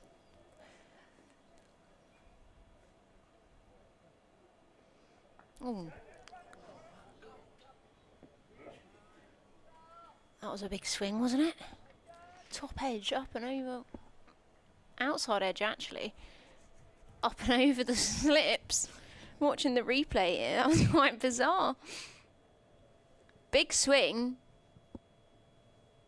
Almost out of nowhere. It's not a very out of character so far from what we've seen. It's a bit of a yahoo, wasn't it, from Josh Barn? Don't know where that came from. No. For a quick head rush, but it did go away for 4. And Lancashire move on to 43 for 1 now from 12.5 overs. That was a little bit out of character from what we've seen so far. Williams in, just back of a length and a great ball. No run scored. Yeah, well, that was his 7th on the spin. With that opening spell, he's coming to an end. He's picked up the 1 wicket to fall. Will Williams, Harry Singh, ball for naught. Singh in the side as a replacement for Luke Wells, the Marcus Harris, who's due in next for Lancashire. 15 overs left, so the thick end of a 45 minutes, maybe a little bit longer than that, of play tonight. If the light holds, we're still playing at 7:05 last night. And it was lovely. We probably could have played for another hour. It was bright and sunny. Didn't have any problems with the light last night. So if it's something similar, we should be fine getting 15 more overs in. Albeit the floodlights are on now. They weren't on this time last night. As Taylor left arm over the wicket, balls off the back foot goes Jennings, just taps it away into the offside, and there's no run. So felt pretty bright on my lap around the ground, but floodlights are on, and there's just a little outline of shadow being cast from the players. Oh, it's quite glary from here. Yeah, maybe just a few clouds starting to rumble across. 2 slips in a gully. Taylor to Jennings. He's got right forward. The slips are appealing, and maybe there's a bit of padding there first. He's got forward and right across the stumps as Keaton Jennings. And he's got a long way across. Here we go. Watch this. Yeah, might just about hit a second set. That was enthusiasm. I'll give him that. that. It was. Yeah. 43 for 1. Jennings 9 from 33 balls. Taylor hustling in balls. Jennings half on the walk. It's full and wide, and it just swings a little away. It nestles into the gloves of James Bracey. And there's no addition to the score. A couple of slip catches there for Gloucestershire. Ollie Price at first slip. I don't think he can quite get his legs further apart. He's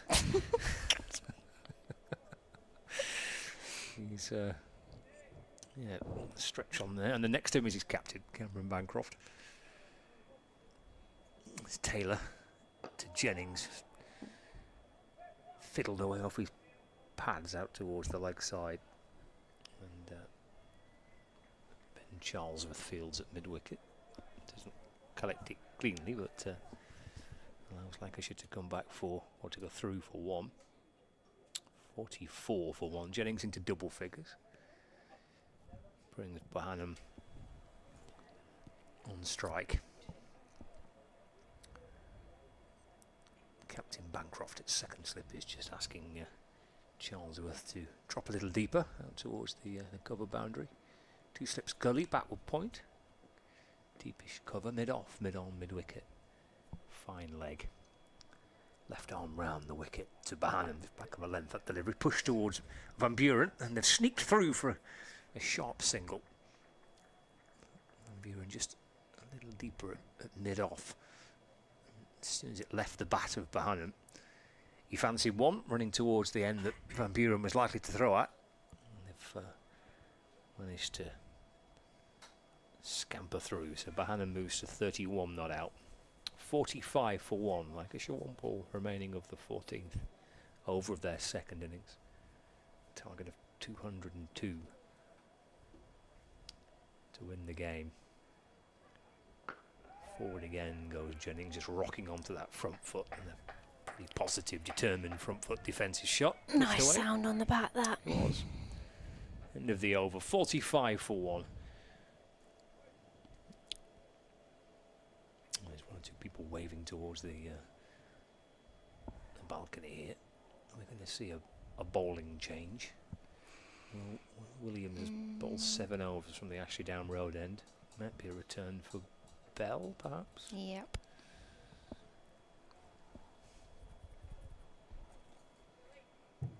Yep, opening spell from Gabe Bell was 4 overs for 4 runs.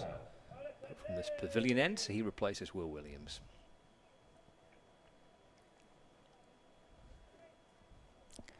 $14 overs gone, 14 overs remaining, 45 for one. What was the estimate? I think I said something if Lancashire could get to about 40, you said. Yeah, say 4. I thought, oh, well, I've been a bit conservative. I said 82 for one. Well, stays on 45 for one, they'll be happy with that.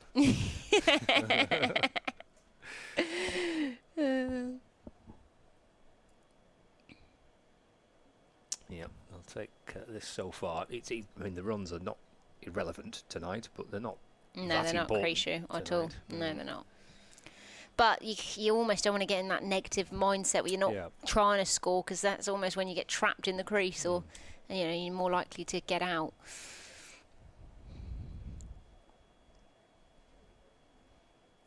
Bell in. Ooh. That was an interesting shot again, just taking the bottom hand off.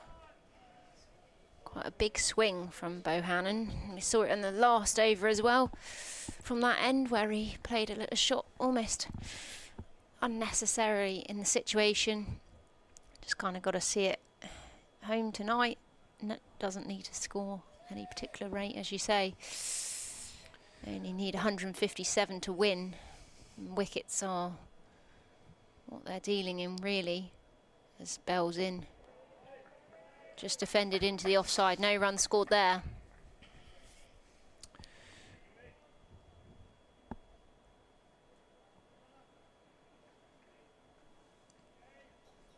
Yeah, Gloucestershire need a couple more, don't they? Yeah, they do. Absolutely. At least one, ideally 2, to put them in a good position going into tomorrow. At the moment, it just seems to be running away a little bit. As Bell's in, just back of a length, defended straight there to mid-wicket. He's got a lovely follow-through, hasn't he, Bell? I quite like the way he follows through. Smooth. Little hand gesture too, isn't there?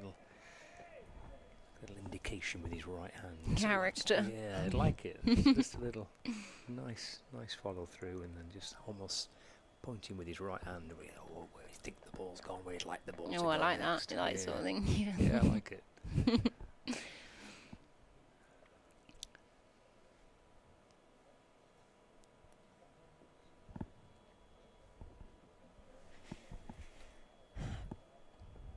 Bow in, and he's bowled in middle stump. What a fine delivery that was by Hannon.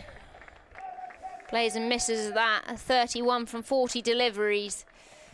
And that was exactly what Gloucestershire needed. Just if you can see the replay here from a different angle. In, comes back, takes his middle stump, stays slightly lower compared to others that were carrying through. But that cleans him up. That's come back in a long way, hasn't it? Bell's first wicket. 1 for 4 from 4.4. Did keep a little low as well, and that's come back in quite a bit. Yeah, so, it just didn't carry the rest of his, because he's got that height, that extra bit of height. The rest have been carrying quite well, but that sort of 2/3 up the stump, was it roughly?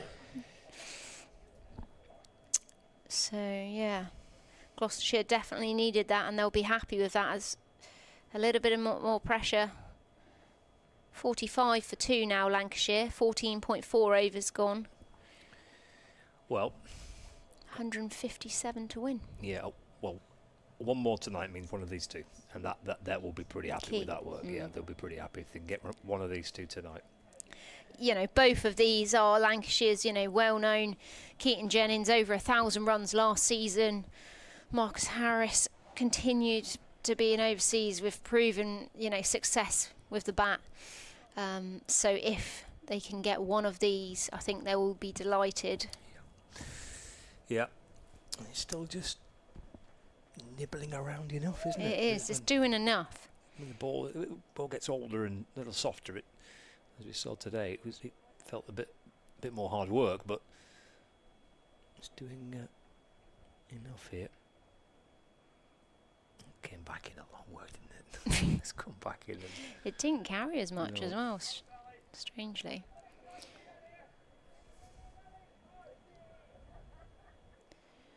Bell to Harris. Ooh, and that's not convincing for me. He's gone at it quite hard-handed. Played with it almost half the bat. A bit of an inside edge. He's gone at that quite hard for his first ball. One ball left here and Bell's over. 1 for 4 from 4.5. Bell in just back of a length, defended there by Harris. Into the covers. And that finishes his over. Lancashire now 45 for 2 from 15. Jennings on 10. Harris on 0. Lovely start back into the attack for Gabe Bell. Is that a wicket? Is that a wicket maiden? I think it was. Yeah, wicket maiden for Bell. The ball 4 overs from the pavilion end and starts his latest stint with a wicket maiden. There's 13 overs remaining tonight. It's just given Gloucestershire a little timely boost at the back end of this third day, that dismissal of Josh Bahan, particularly the manner of it as well. 2 slips gully. Taylor left arm over. Pushed away by Jennings. Fielded by Brooks at cover, and there's no run.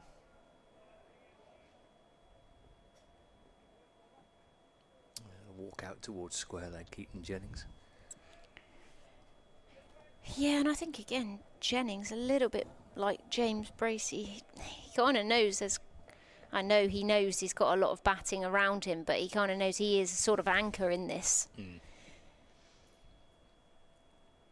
Waits for Taylor, shuffling back in. Just pressed away gently off the front foot, leaning into it. Times it even so nicely, just defending it, doesn't he? Yeah.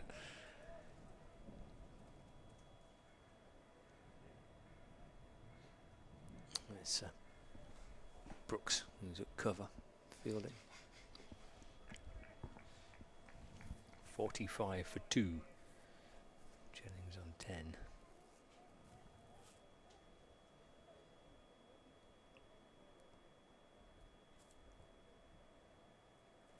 Taylor sets off again. Okay, Jennings just a half step forward and defends carefully out to point. There's no run.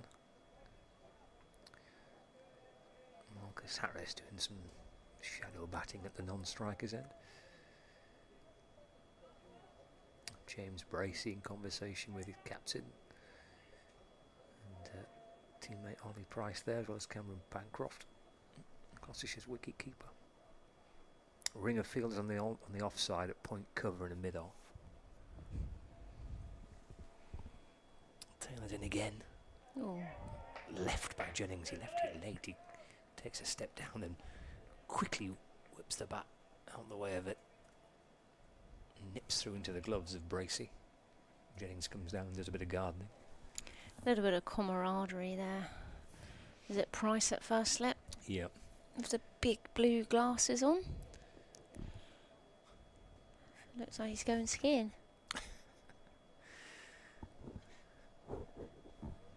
Crouching forward now, hands on his knees as he waits for Taylor, who's in and bowling to Jennings. Fiddled out towards fine leg for a single. And Jennings moves on to 11 and score 46 for 2. One ball remaining of the 16th over.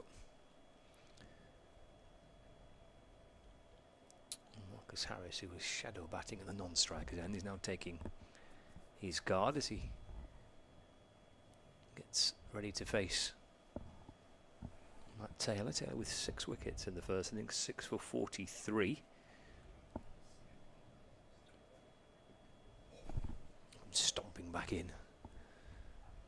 Oh, that's nipped back in, and he's got Harris. That's out. Harris goes LBW for naught off the bowling of Taylor. And Lancashire are 46 for 3 now. 2 wickets in quick succession.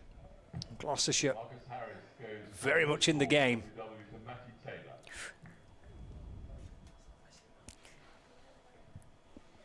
Key wicket of Marcus Harris.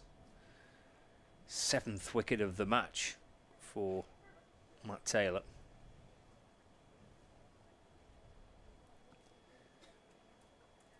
Lancashire 46 for 3. Still require a further 156 to win, but plenty of the Gloucestershire boys there bouncing around in that little team huddle. They are in this match and then some. Michael Jones. Jones coming out to bat here. Gloucestershire looking very happy. A few Cheshire Cat sort of smiles out there.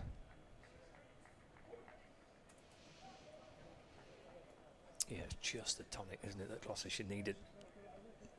Jennings and Bohannon kind of calmly just getting about, went about things. They were 45 for 1, it's now 46 for 3.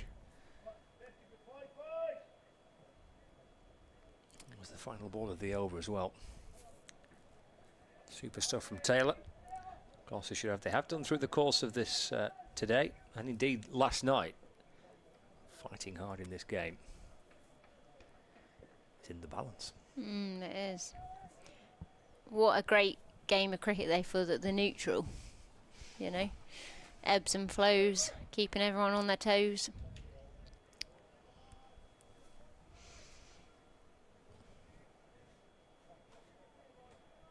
Jones joining Jennings here at the crease. Bell coming again for his 6th over. Full delivery, driven away. Bit of an edge, but it's going to race away for 4. Just between the slip cordon and gully. Jennings, another 4 for his total, and that's Lancashire's 50 runs within 67 minutes, 16.1 overs. Lancashire reached 50. Great reaction from Bracey. It's brilliant from Bracey, leaping up. Puts his hands, finishes with his gloves on top of his head. He can't quite believe, how's that not gone to second slip? It's a great reaction from Bracey. Love the enthusiasm. Bell in, Just defended into the backward point, who swoops around and cuts that off. No run. Man City won. Sorry. That's all right. Very happy about that.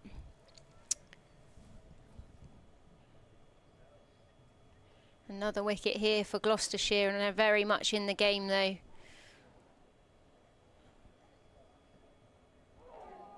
Good ball there, just about sort of fifth stump there, coming back in a little bit on Jennings. Fifth, fourth stump, and a great line and length from Bell. 11.3 overs left in the day.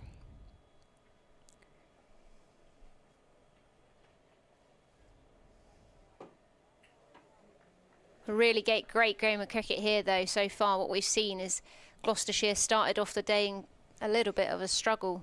They were in a situation that they needed something drastic. Big appeal there is that hits Jennings in front, but it's pretty high. And then some great partnerships from Gloucestershire batting. Put them in a very good position. Yes, they've fought really well, haven't they, to get themselves back into this match. Yeah, gritty as well, because it hasn't been the easiest batting out there. As Bell comes in just back of a length outside, wide outside the off stump. Left alone though by Jennings. If listeners and viewers are just joining us, it was the partnership involving, well, two partnerships, both involving James Bracey. The first, Bracey and Hammond putting on 148, and then Bracey and Tommy Borman adding 103. It then all got wrapped up pretty quickly when Bracey was dismissed. Oh, that one is wide, left alone though. Jennings did come down and advance down the track, left that one alone though. But those two partnerships helping Gloucestershire reach and post the highest total of the match.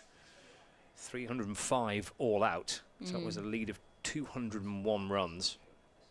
Anderson finished with 4 for 51, Balderson 4 for 75, and they've picked up 3 Lancashire wickets already with this new ball. Taylor's got 1 for 13 after he got a career best in the first innings, 6 for 43 from 18.2 overs. 2 of those 3 wickets are Bohannon and Harris. Key wickets to prize out before the close of play. Michael Jones, who's on strike, will be Taylor. Left arm round the wicket to Jones. That's tapped away into the offside. There's no run. The other dismissal was Harry Singh.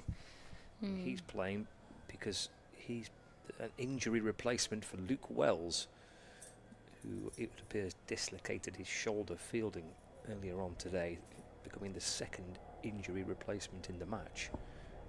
The other, Ollie Sutton, replacing Ajit Singh Dale on the first day for Lancashire. So 2 of their 11 have been changed in this game. A hamstring injury and looked like a horrible dislocation. Wobbling its way down towards Jones. That delivery from Taylor, it's defended up towards mid-on. There's no run. No, they have been unlucky in that sense, Lancashire, you know. No one wants to see that. Yes, it was a pretty unpleasant sight, wasn't it, watching Wells leave the field with his left arm in his shirt. It was like a makeshift sling that they'd put together to... Yeah, he looked in agony. He did. Ferried off to the hospital and hopefully feeling a little bit more comfortable. Taylor to Jones, swinging in towards Jones's pads as he tries to work it to the leg side. Nice bit of movement out there still, wasn't there? Yeah. Floodlights on, the ball's still pretty new. Left arm round the wicket, angling in towards the pads of Michael Jones. 50 on the board for Lancashire, 50 for 3. And 152 more runs required.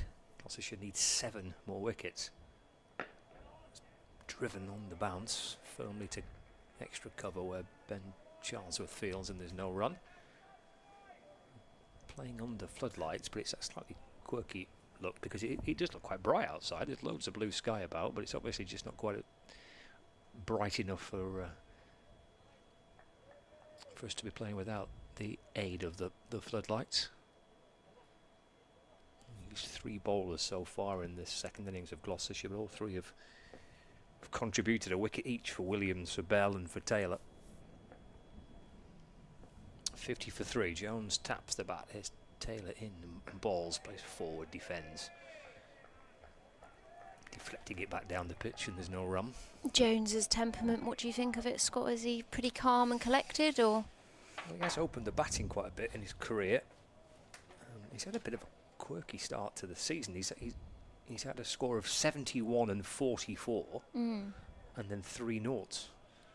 Duck against Northants second innings, against Derbyshire second innings, and in the first innings noughts. So he's on nought here still. 50 for 3. 1 ball left of the over. Just trying to run it into the offside. Bouncing down towards gully.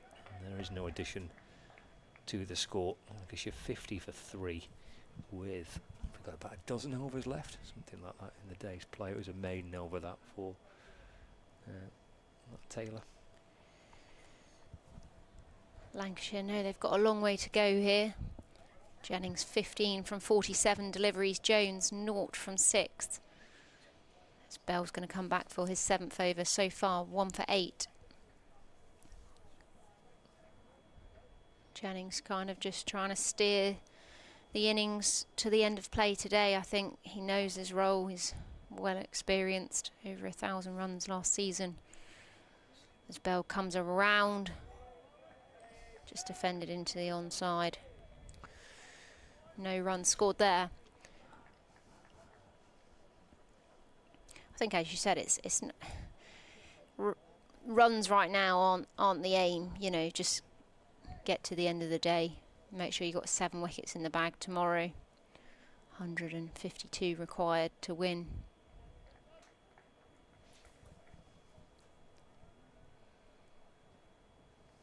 Bell in, left alone outside the off stump. 6th, maybe 7th stump line. Just tempting him, but left alone. Jennings wasn't interested. Yeah, well, Hammond and Bracey showed the way, didn't they? 24 hours ago, Gloucestershire are 30 for 3, and it's in danger of potentially kind of unravelling, but they got through that session leading to the close of play last night, and then they showed that following day, different conditions, not quite that sense of energy that Lancashire had last night, and they battered on through the morning. That's going to be 4 runs as 2 wide from Bell. Gave a little bit too much width. Jennings just thrown his hands outside the off stump. Raced away behind, backward point. Didn't quite get all of it, but got enough. So as tricky as this is now for Lancashire, as it was for Gloucestershire last night with the new ball, they've seen already that if they can find a way to get to the close of play and be no more than 3 down like Gloucestershire were last night, then potentially it could be easier tomorrow. Bell's in, just back of a length, left alone outside the off stump. Little bit variable carry here. We've seen already this evening in this innings after tea, Bell's wicket didn't really get up. It did come in a long way, but it didn't really get up as much as his normal deliveries are. No, it didn't. Came back in, didn't it, bowling Josh behind him. Bell in. Full delivery, defended into the offside there by Jennings. Pretty solid. No runs scored.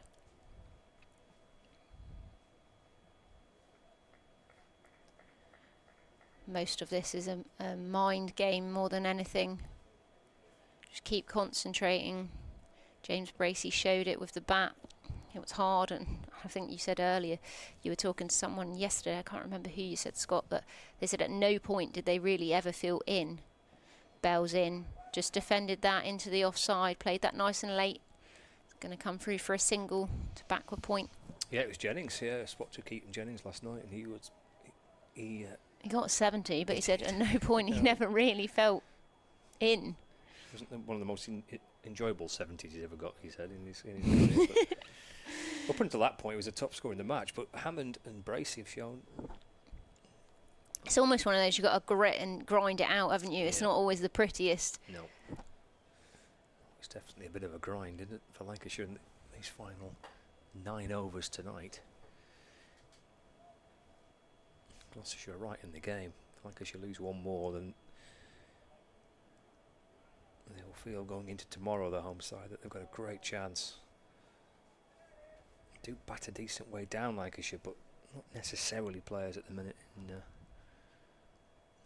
too much form. Taylor to Jennings, advancing towards Taylor and defends. Dropping it into the offside and there's no run. Got themselves up to 50 or 55 for 3 now of Lancashire.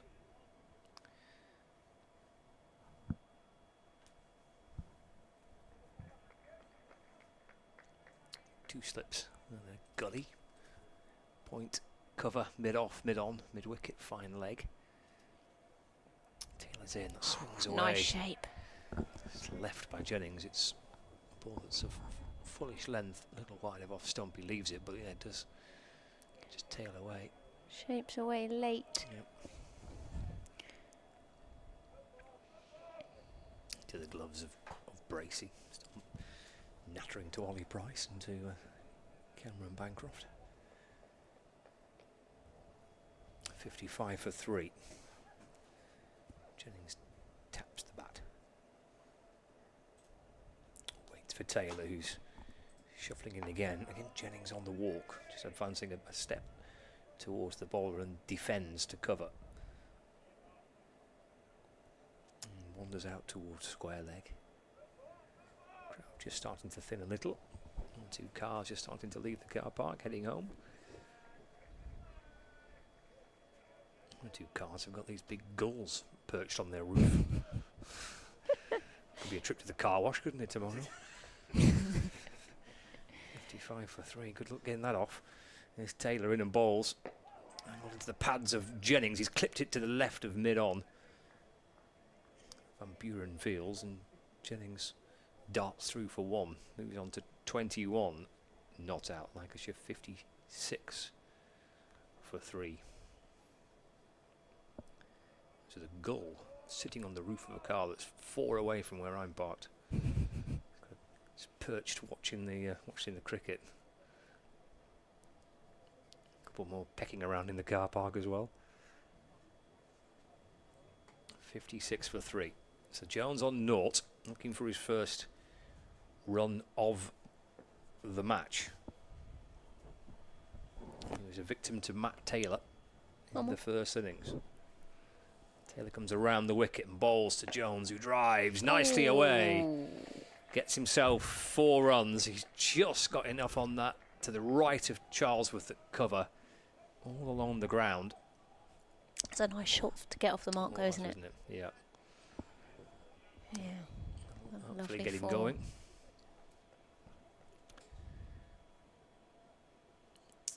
He's off a pair. It's always good. It's always good. Nice cover drive, though. I bet good one for the confidence, that. Michael Jones didn't go for the plum and pear crumble at lunch. 60 for 3. Apple as well in there, apparently. Taylor in. Oh, he goes for the Yorker and off stump, and Jones brings the bat down. He defends it into the offside. And that is the end of the over. It's a nice one for Jones, but a lovely shot through extra cover for 4. And Lancashire are 60 for 3. And we have 8 overs remaining. It's 142 more runs to win. 7 wickets for Gloucestershire. Can they prize one more out tonight? I'm enjoying myself so much. I'm staying for an extra over. I don't blame you. Yeah. Bell 1 for 13 from 7 so far. Lancashire probably just thinking, let's just see these next 8 overs out. If we can get another 10, 20 to our score, not lose any wickets, we're in a good position here. Oh, and there's somebody deciding to walk just behind the side screen, so Jennings just pulling out there. Bell was almost about to release the ball. Yeah, she's about to walk through Legends Walkway, isn't it, on the far side there? Is that where your halfway point was for your walk? That was my halfway, yeah. I walked through Legends Walkway and then stopped by the blotter, the side of the screen, and came back again. Lovely. Bell in, left alone outside the off stump. Still 2 slips in and a gully. There's some lovely artwork around the ground here, isn't there? Nice and bright. Yeah, it is. Brightens up your day. Are you good at painting? Absolutely hopeless. I'm sure Ed didn't paint them either. My teacher at school, my art teacher at school. Bell in, short delivery, pulled away. What a fine piece of fielding there at mid-wicket. Exciting, nice leap jump by Borman.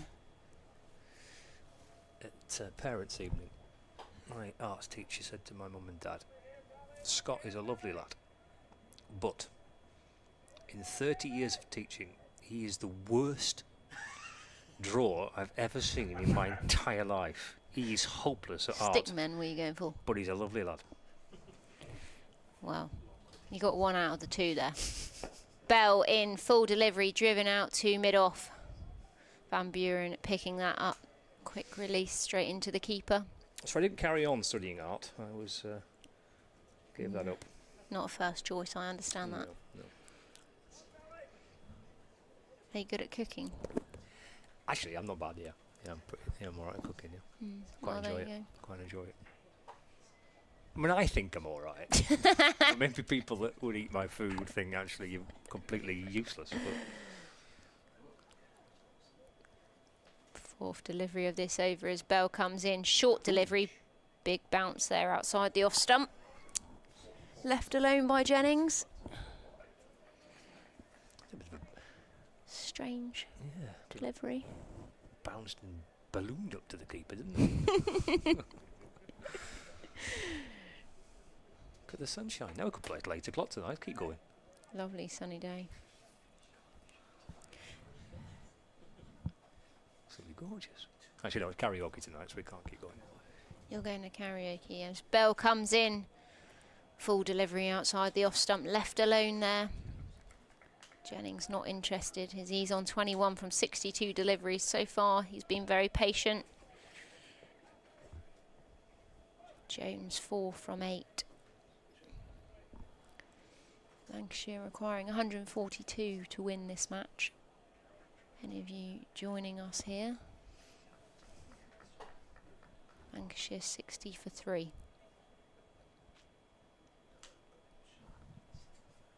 Bell in. Comes back on Jennings, driven straight back and stopped. No run scored there as Bell finishes his maiden over. 8 overs, 5 maidens, 1 for 13 so far. Lancashire 60 for 3 from 21. And I'm going to leave you there for the last few overs with Ed. Thanks, Nicole. Through good work between these 3 bowlers that Gloucestershire have used. Williams, Bell and Taylor, they've all picked up a wicket each. Are we going to see anything other than 3 bowlers used tonight? Got 7 overs left. It might be unlikely, but we'll see. It'll be Taylor to continue.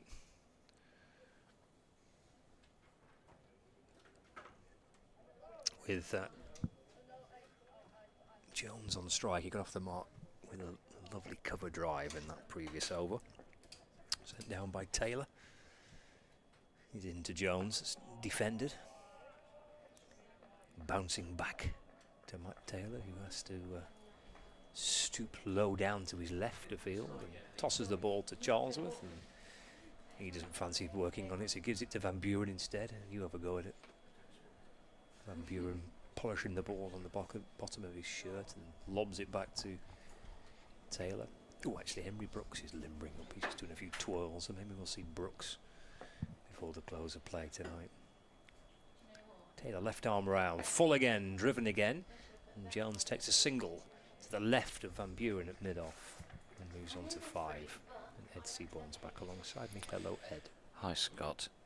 Yeah, I think it's going to be a short spell for Brooks, but even just, you know, an extra 10 runs here or there this evening may change the psychology heading into tomorrow.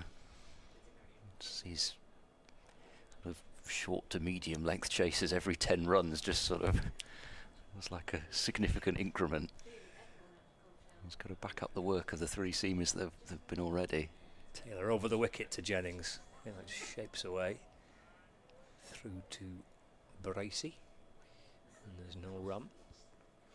Yes, it's nicely balanced, this game, isn't it?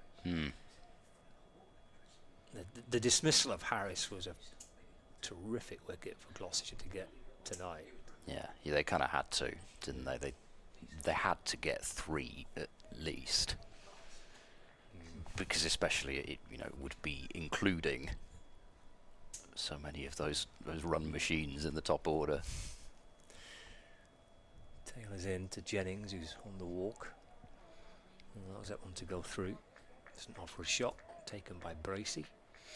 I wonder if they'd go night watchman or not, because Sutton would, from what we saw from Sutton in the first innings, it'd be quite an obvious choice. But I suppose the only issue then is that because Lancashire have such a long batting lineup anyway, that you're ending up with quite decent back coming in at 10. What, Coghlan would come in at 10 then, would he?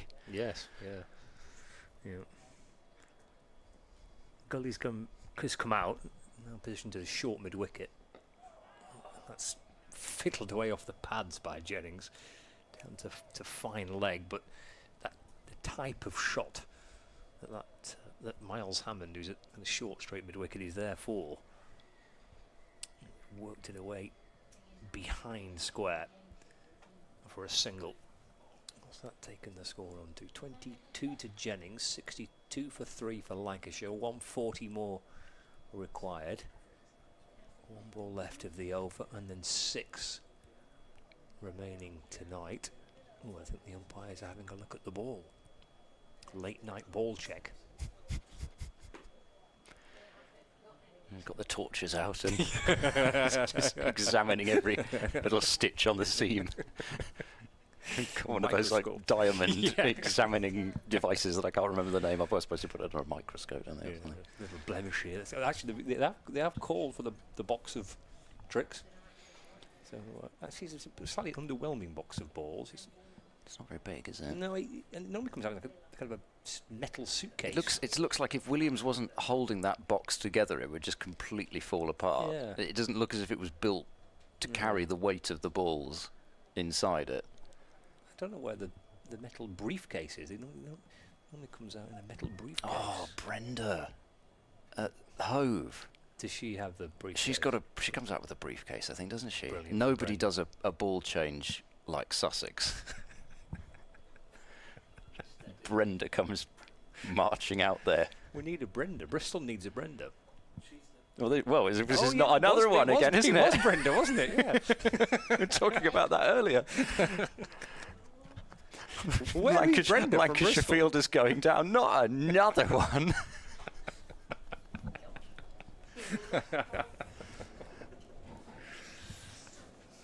Not another injury substitute. Please. No, it's a ball substitute. It's a ball substitute, yeah. We'll substitute commentators in a minute But if we're not careful. Probably for the best. Chucked off. It's probably for the best. All for 1 ball left in this over. Yes. We should have waited until the end of the over. There is a bit. There is a bit to that, isn't there? And I would take us 1 ball away from the end of a 7-over spell. Well, he's got a new ball, and here he is to Jones. Oh, it's back into Jones. Thuds onto his pad, deflects away into the offside. That's probably Taylor done, I think, isn't it? Surely. I wouldn't say surprised, because the situation, and as good as he was bowling, sort of dictated that he had to go a 7th, but it really does tend to be 6 these days, doesn't it? But you know, I don't think Matt Taylor's in the sort of mood where you'd be getting the ball off him easily. He's got 7 in the match. He knows Gloucestershire really like another one before the end of play. 6 overs remaining. Gabe Bell round the wicket, bowling wide of off stump, and Jennings allows it safely through. So are there anyone's left now? Oh, wait. They've knocked off at Edgbaston with Essex 11 without loss, needing 195 to win tomorrow. Somerset need 148 to win with 7 wickets in hand. Rue yet more runs to a fantastic start to the season. Good finish, isn't it? And then Middlesex 109 for 1. That's a lead of 41 at Wantage Road as Bell bowls to Jennings and no stroke there. So, well, that one. That's the one that's where it's probably going to go deep. It's just a question of whether there's a match alive tomorrow. The others, there'll be some exciting chases, but probably going to be over around about tea time, if not sooner. That's what we said about this guy. Today, yes, it's true. I'm not quite sure how slow Warwickshire going to have Essex score as Bell bowls and Jennings leaves again. 195. Just scored about 2 and over. Might eke it out to the evening session. I think the forecast. Well, I don't know what the forecast is like elsewhere, but I think it's set fair here. Lovely. It's less than 5% chance of rain all day, according to Lovely. this one. Pretty similar to today, really. Sunshine. Sunny spells. Sunny spells. It was lovely this morning. I was going to walk up to the ground this morning from the city centre. Bell bowls, Jennings calmly forward, defends back to the bowler. And I kind of got about a third of the way. Yeah. And then I thought, you know what? Yeah. Having walked down it last night. Yes, with a few stops along the way. With a stop or two along the way. I'm not sure if I... So I got the 76 bus. Number 76. Where does that go to? I've not got a clue. Bell over the wicket now, and Jennings is forward again, just sees off another one. It was a tap-on, tap-off situation. It's that's very exciting. Don't have those where I live. They're not. No. Tap on, tap off at the. You can pay by your on card. the tram in in the tram, Manchester, but yeah. not the buses where I am. You can pay by your car, but you can't. But you have to go to the driver, say, Okay. I want to go to wherever. It'll tap on, tap off on the bus. Number 76. Bell bounding in. He bowls, and Jennings with a little hop up onto his toes just to get on top of the ball. Plays it down into the ground. It's a maiden from Bell. 5 overs to go this evening. Lancashire in a similar position to where Gloucestershire were. You mentioned it. I was kind of feeling it at the back of the box. It feels so similar to yesterday evening.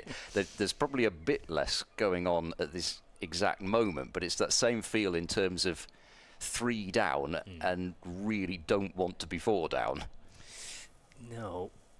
3 feels all right. 4 feels like it's almost kind of advantaged bowling side, but I mean, I think it still would be in the balance, wouldn't it? But yeah, 3 from a batting point of view, 3 feels going in with 7 wickets tomorrow to get 130 runs. That feels like would feel okay, I think, for Lancashire. So lose one of these 2. Big 3 overs from Brooks. Well, he's got 3 overs to bowl. I assume he will bowl them. Trying to impress his lone county. Here comes Brooks. Bowls to Jones. Drops it out to mid-wicket and there's no run.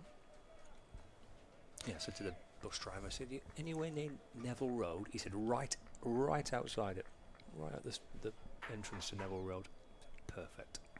Right near the pedestrian crossing at the end of it, isn't it? Ideal location, yeah. I did quite like, we wandered down Neville Road and there was one of those dustbins with the paint on it. Half of the N in Neville had gone, so I thought, well, we'll just knock the other half off. Evil Road. Brooks to Jones. Defends away into the offside. There's no run. I think probably at about at 9:30 in the morning, 5 deep in the queue to get into the ground. It probably feels like Evil Road. Definitely was busy on day yesterday. It wasn't yesterday morning. Yeah, it was in the. What was it, day 2? I can't remember. Whatever day it was. It was. That was Was it yesterday? I think. 4 or 5 deep. The cars on down Neville Road and people queuing to get through. Brooks striding in, balls left by Jones through to Bracey. He gets it. It's a bit lively down Gloucester Road on a Saturday night, isn't it? Mm. There's a bit going on around there. There's a lot of places to choose from. There is, yeah. But they all manage to be packed. They do, yeah, they do. Are the students back now, probably? Well, they were last night. Yeah. Well, I'm not sure they leave, to be honest. Why would you head home for Easter when you can stay in? Stay in Gloucester Road. Plenty of choices in Bristol, isn't there, for evening's entertainment. There's Brooks. Oh, Jones leaves. Ball sliding on past the off stump and through to Bracey. Lots of different food options down Gloucester Road. Drinking establishments. Everywhere was pretty loud. If you wanted a quiet pint, it's not your place to go. No, you've probably got to head over the hill or even at the top of the hill, sort of Redland, Clifton area. You can find some quieter pubs along there. The posh area, says James Healy, camera operator. Brooks in to Jones. That's clipped away off his pads out towards the leg side for a single. Jones moves on to 6. 63 for 3. Tonight I need my car back at the hotel tonight because I'm not lugging up the case tomorrow morning. So tonight's challenge is actually finding the hotel and not going around the one-way system twice. Or 3 times. It's tricky, isn't it? I mean, if you miss your turn, you're on it for a bit, aren't you? You know what I mean? It's quite difficult to get off it. But that doesn't excuse the reason why I did that 3 times. Brooks to Jennings. Chopped into the offside by Keaton Jennings, and there's no run. 63 for 3. Jennings 22. And Jones on 6. 4 overs left.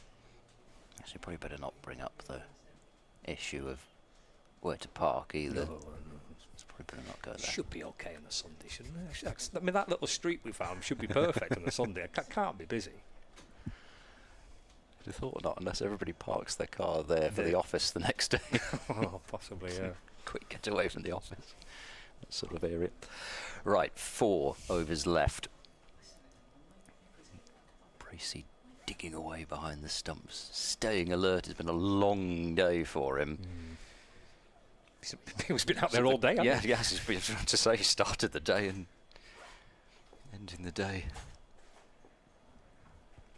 Gabe Bell into Jones, flicked away, through backward square leg. The ball's going out towards the boundary. Brooks trying to get there, and he just about slides down and almost backhands the ball as he's facing the rope, stops just a couple of centimetres inside it and saves the 2 runs. A couple more to Jones, though. Lancashire moved to 65 for 3. 137 more runs required. What did you say? So he had 3 noughts this season, Jones. But if he gets off naught, then the trend is going to go on and score some runs. Bell to Jones. Forward defence, a positive move forward, looking for a gap in the offside as well. Though cover is in position. Yeah, 71 in the first innings of the first game of the season, then naught in the second innings. 44 last week in the first innings against Derbyshire, and then naught. And then naught in the first innings here, and now unbeaten on 8. And I'd gone back and done some digging because we were talking about Bell and Harris. Plenty of battles in Australia probably over the years. There's a good inducker from Bell to Jones, and he's done well to defend. He defends it so straight that the ball ends up hitting the stumps at the non-striker's end. No touch anyway, and the ball wasn't hit very hard.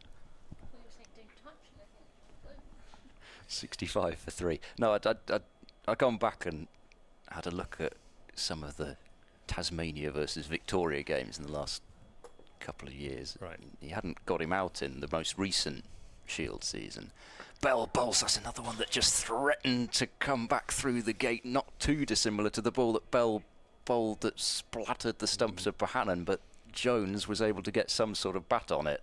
Maybe as much as it was well played by Jones, maybe that's already just the slight difference between the harder new ball and the ball that's a few overs older, just not quite doing it as quickly, or you're not quite in as high a position expecting some bounce. Bell to Jones, pushes forward, drives, doesn't beat cover cleanly, but Jones, some good running, recognised that there was always going to be a single available, so he gets to the non-striker's end with 1 ball to go in the over. 66 for 3. I did see you got him twice actually in a game the previous year though, but Right. but in the other game Harris scored a big 100 and a 50 not out. So so they have had some good battles. But well, Taylor ended up getting Harris in the second innings here and Bell in the first.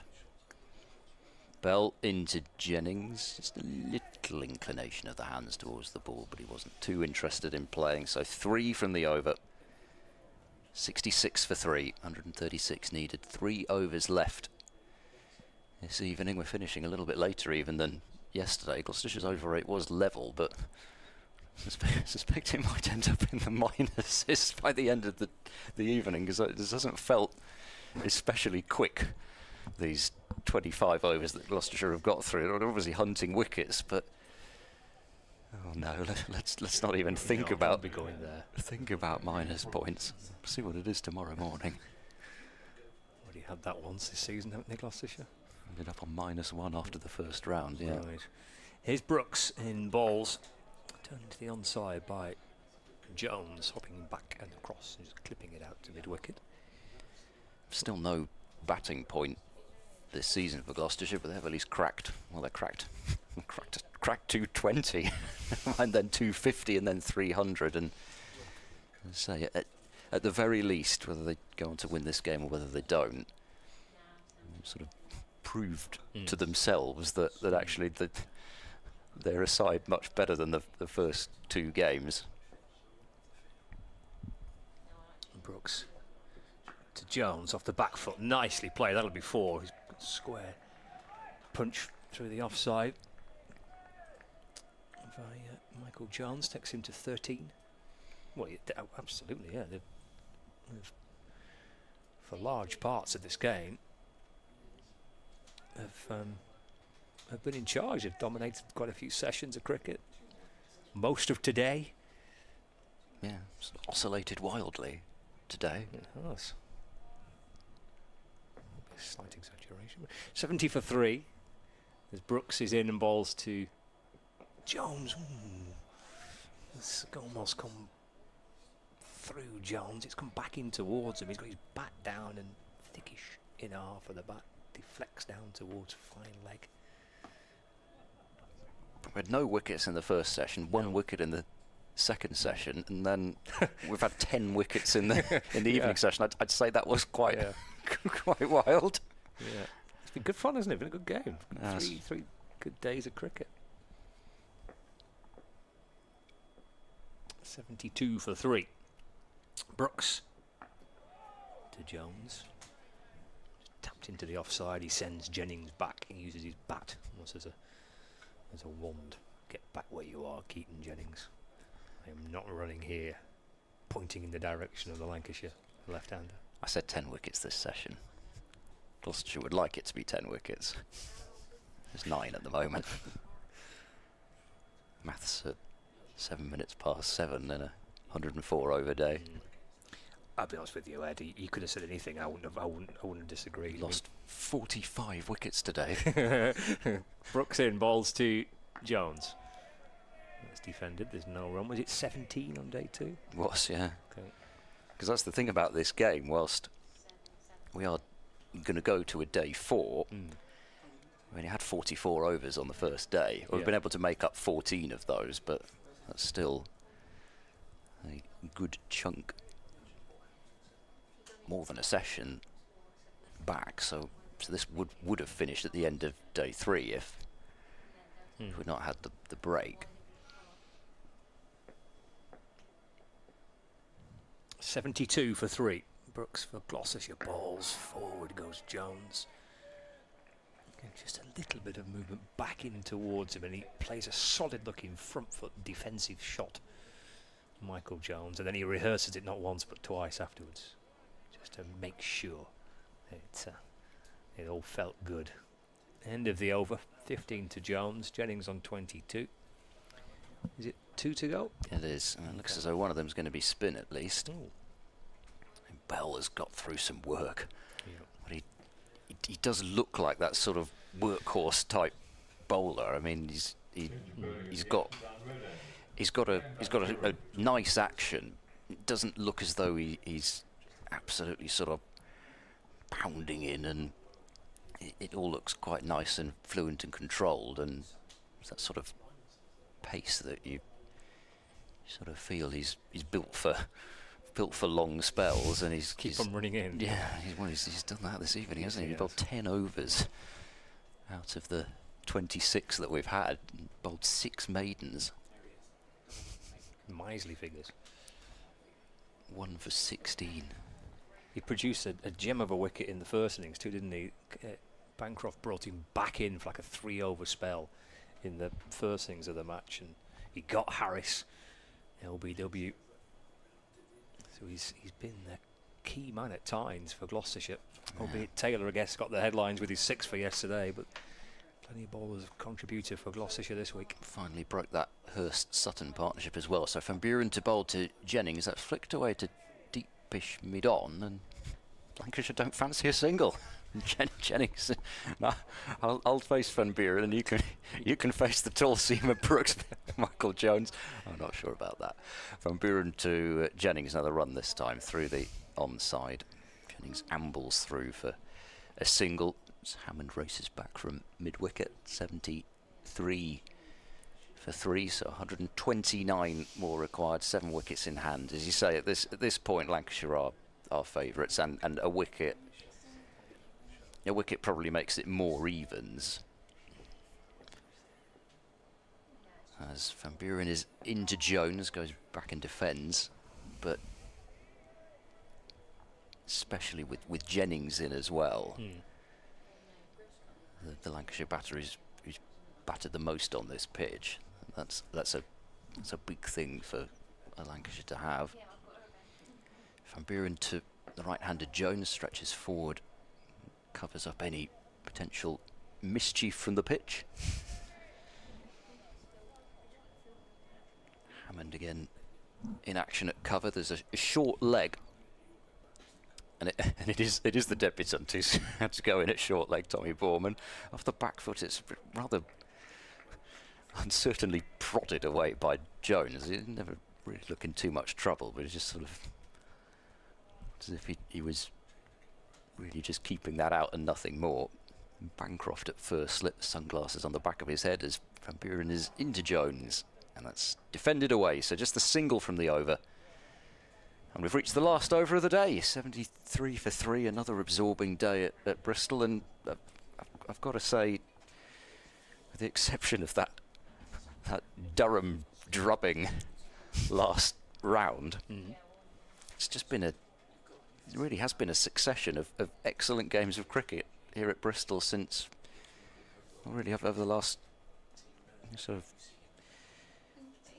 season plus now. I've had some fine finishes, some lower scoring games than we've been used to seeing here, some quicker moving games, but more pace in the pitches, a little bit more assistance for the seam bowlers, and it's produced some pulsating cricket. Nice. Jennings waits as Brooks sets off to complete the day's play with this final over. That's defended into the offside by Keaton Jennings, and there is no run. It'll be interesting to see what is produced for the Blast as well. I mean, there's some very high scoring games of one-day cricket here last year as well. Just everything kind of changed. Gloucestershire look as though they've got a fairly deep batting lineup in the T20, adding the likes of Liam Scott, David Milan to most of the current players. Brooks to Jennings, it's fallen wide of off stump, it just swings away and it's caught Bracey. A very uncomfortable blow at the top of his finger, and he removes his wicket-keeping glove on his right hand. First one for the season. Yeah. I think, pretty much. Have a chat to Matthew Hurst about that, can't he? They Oh can gosh, compare yeah. war wounds. Hurst had his thumb strapped up pretty heavily. Thumb made of tape. Yes. Yeah.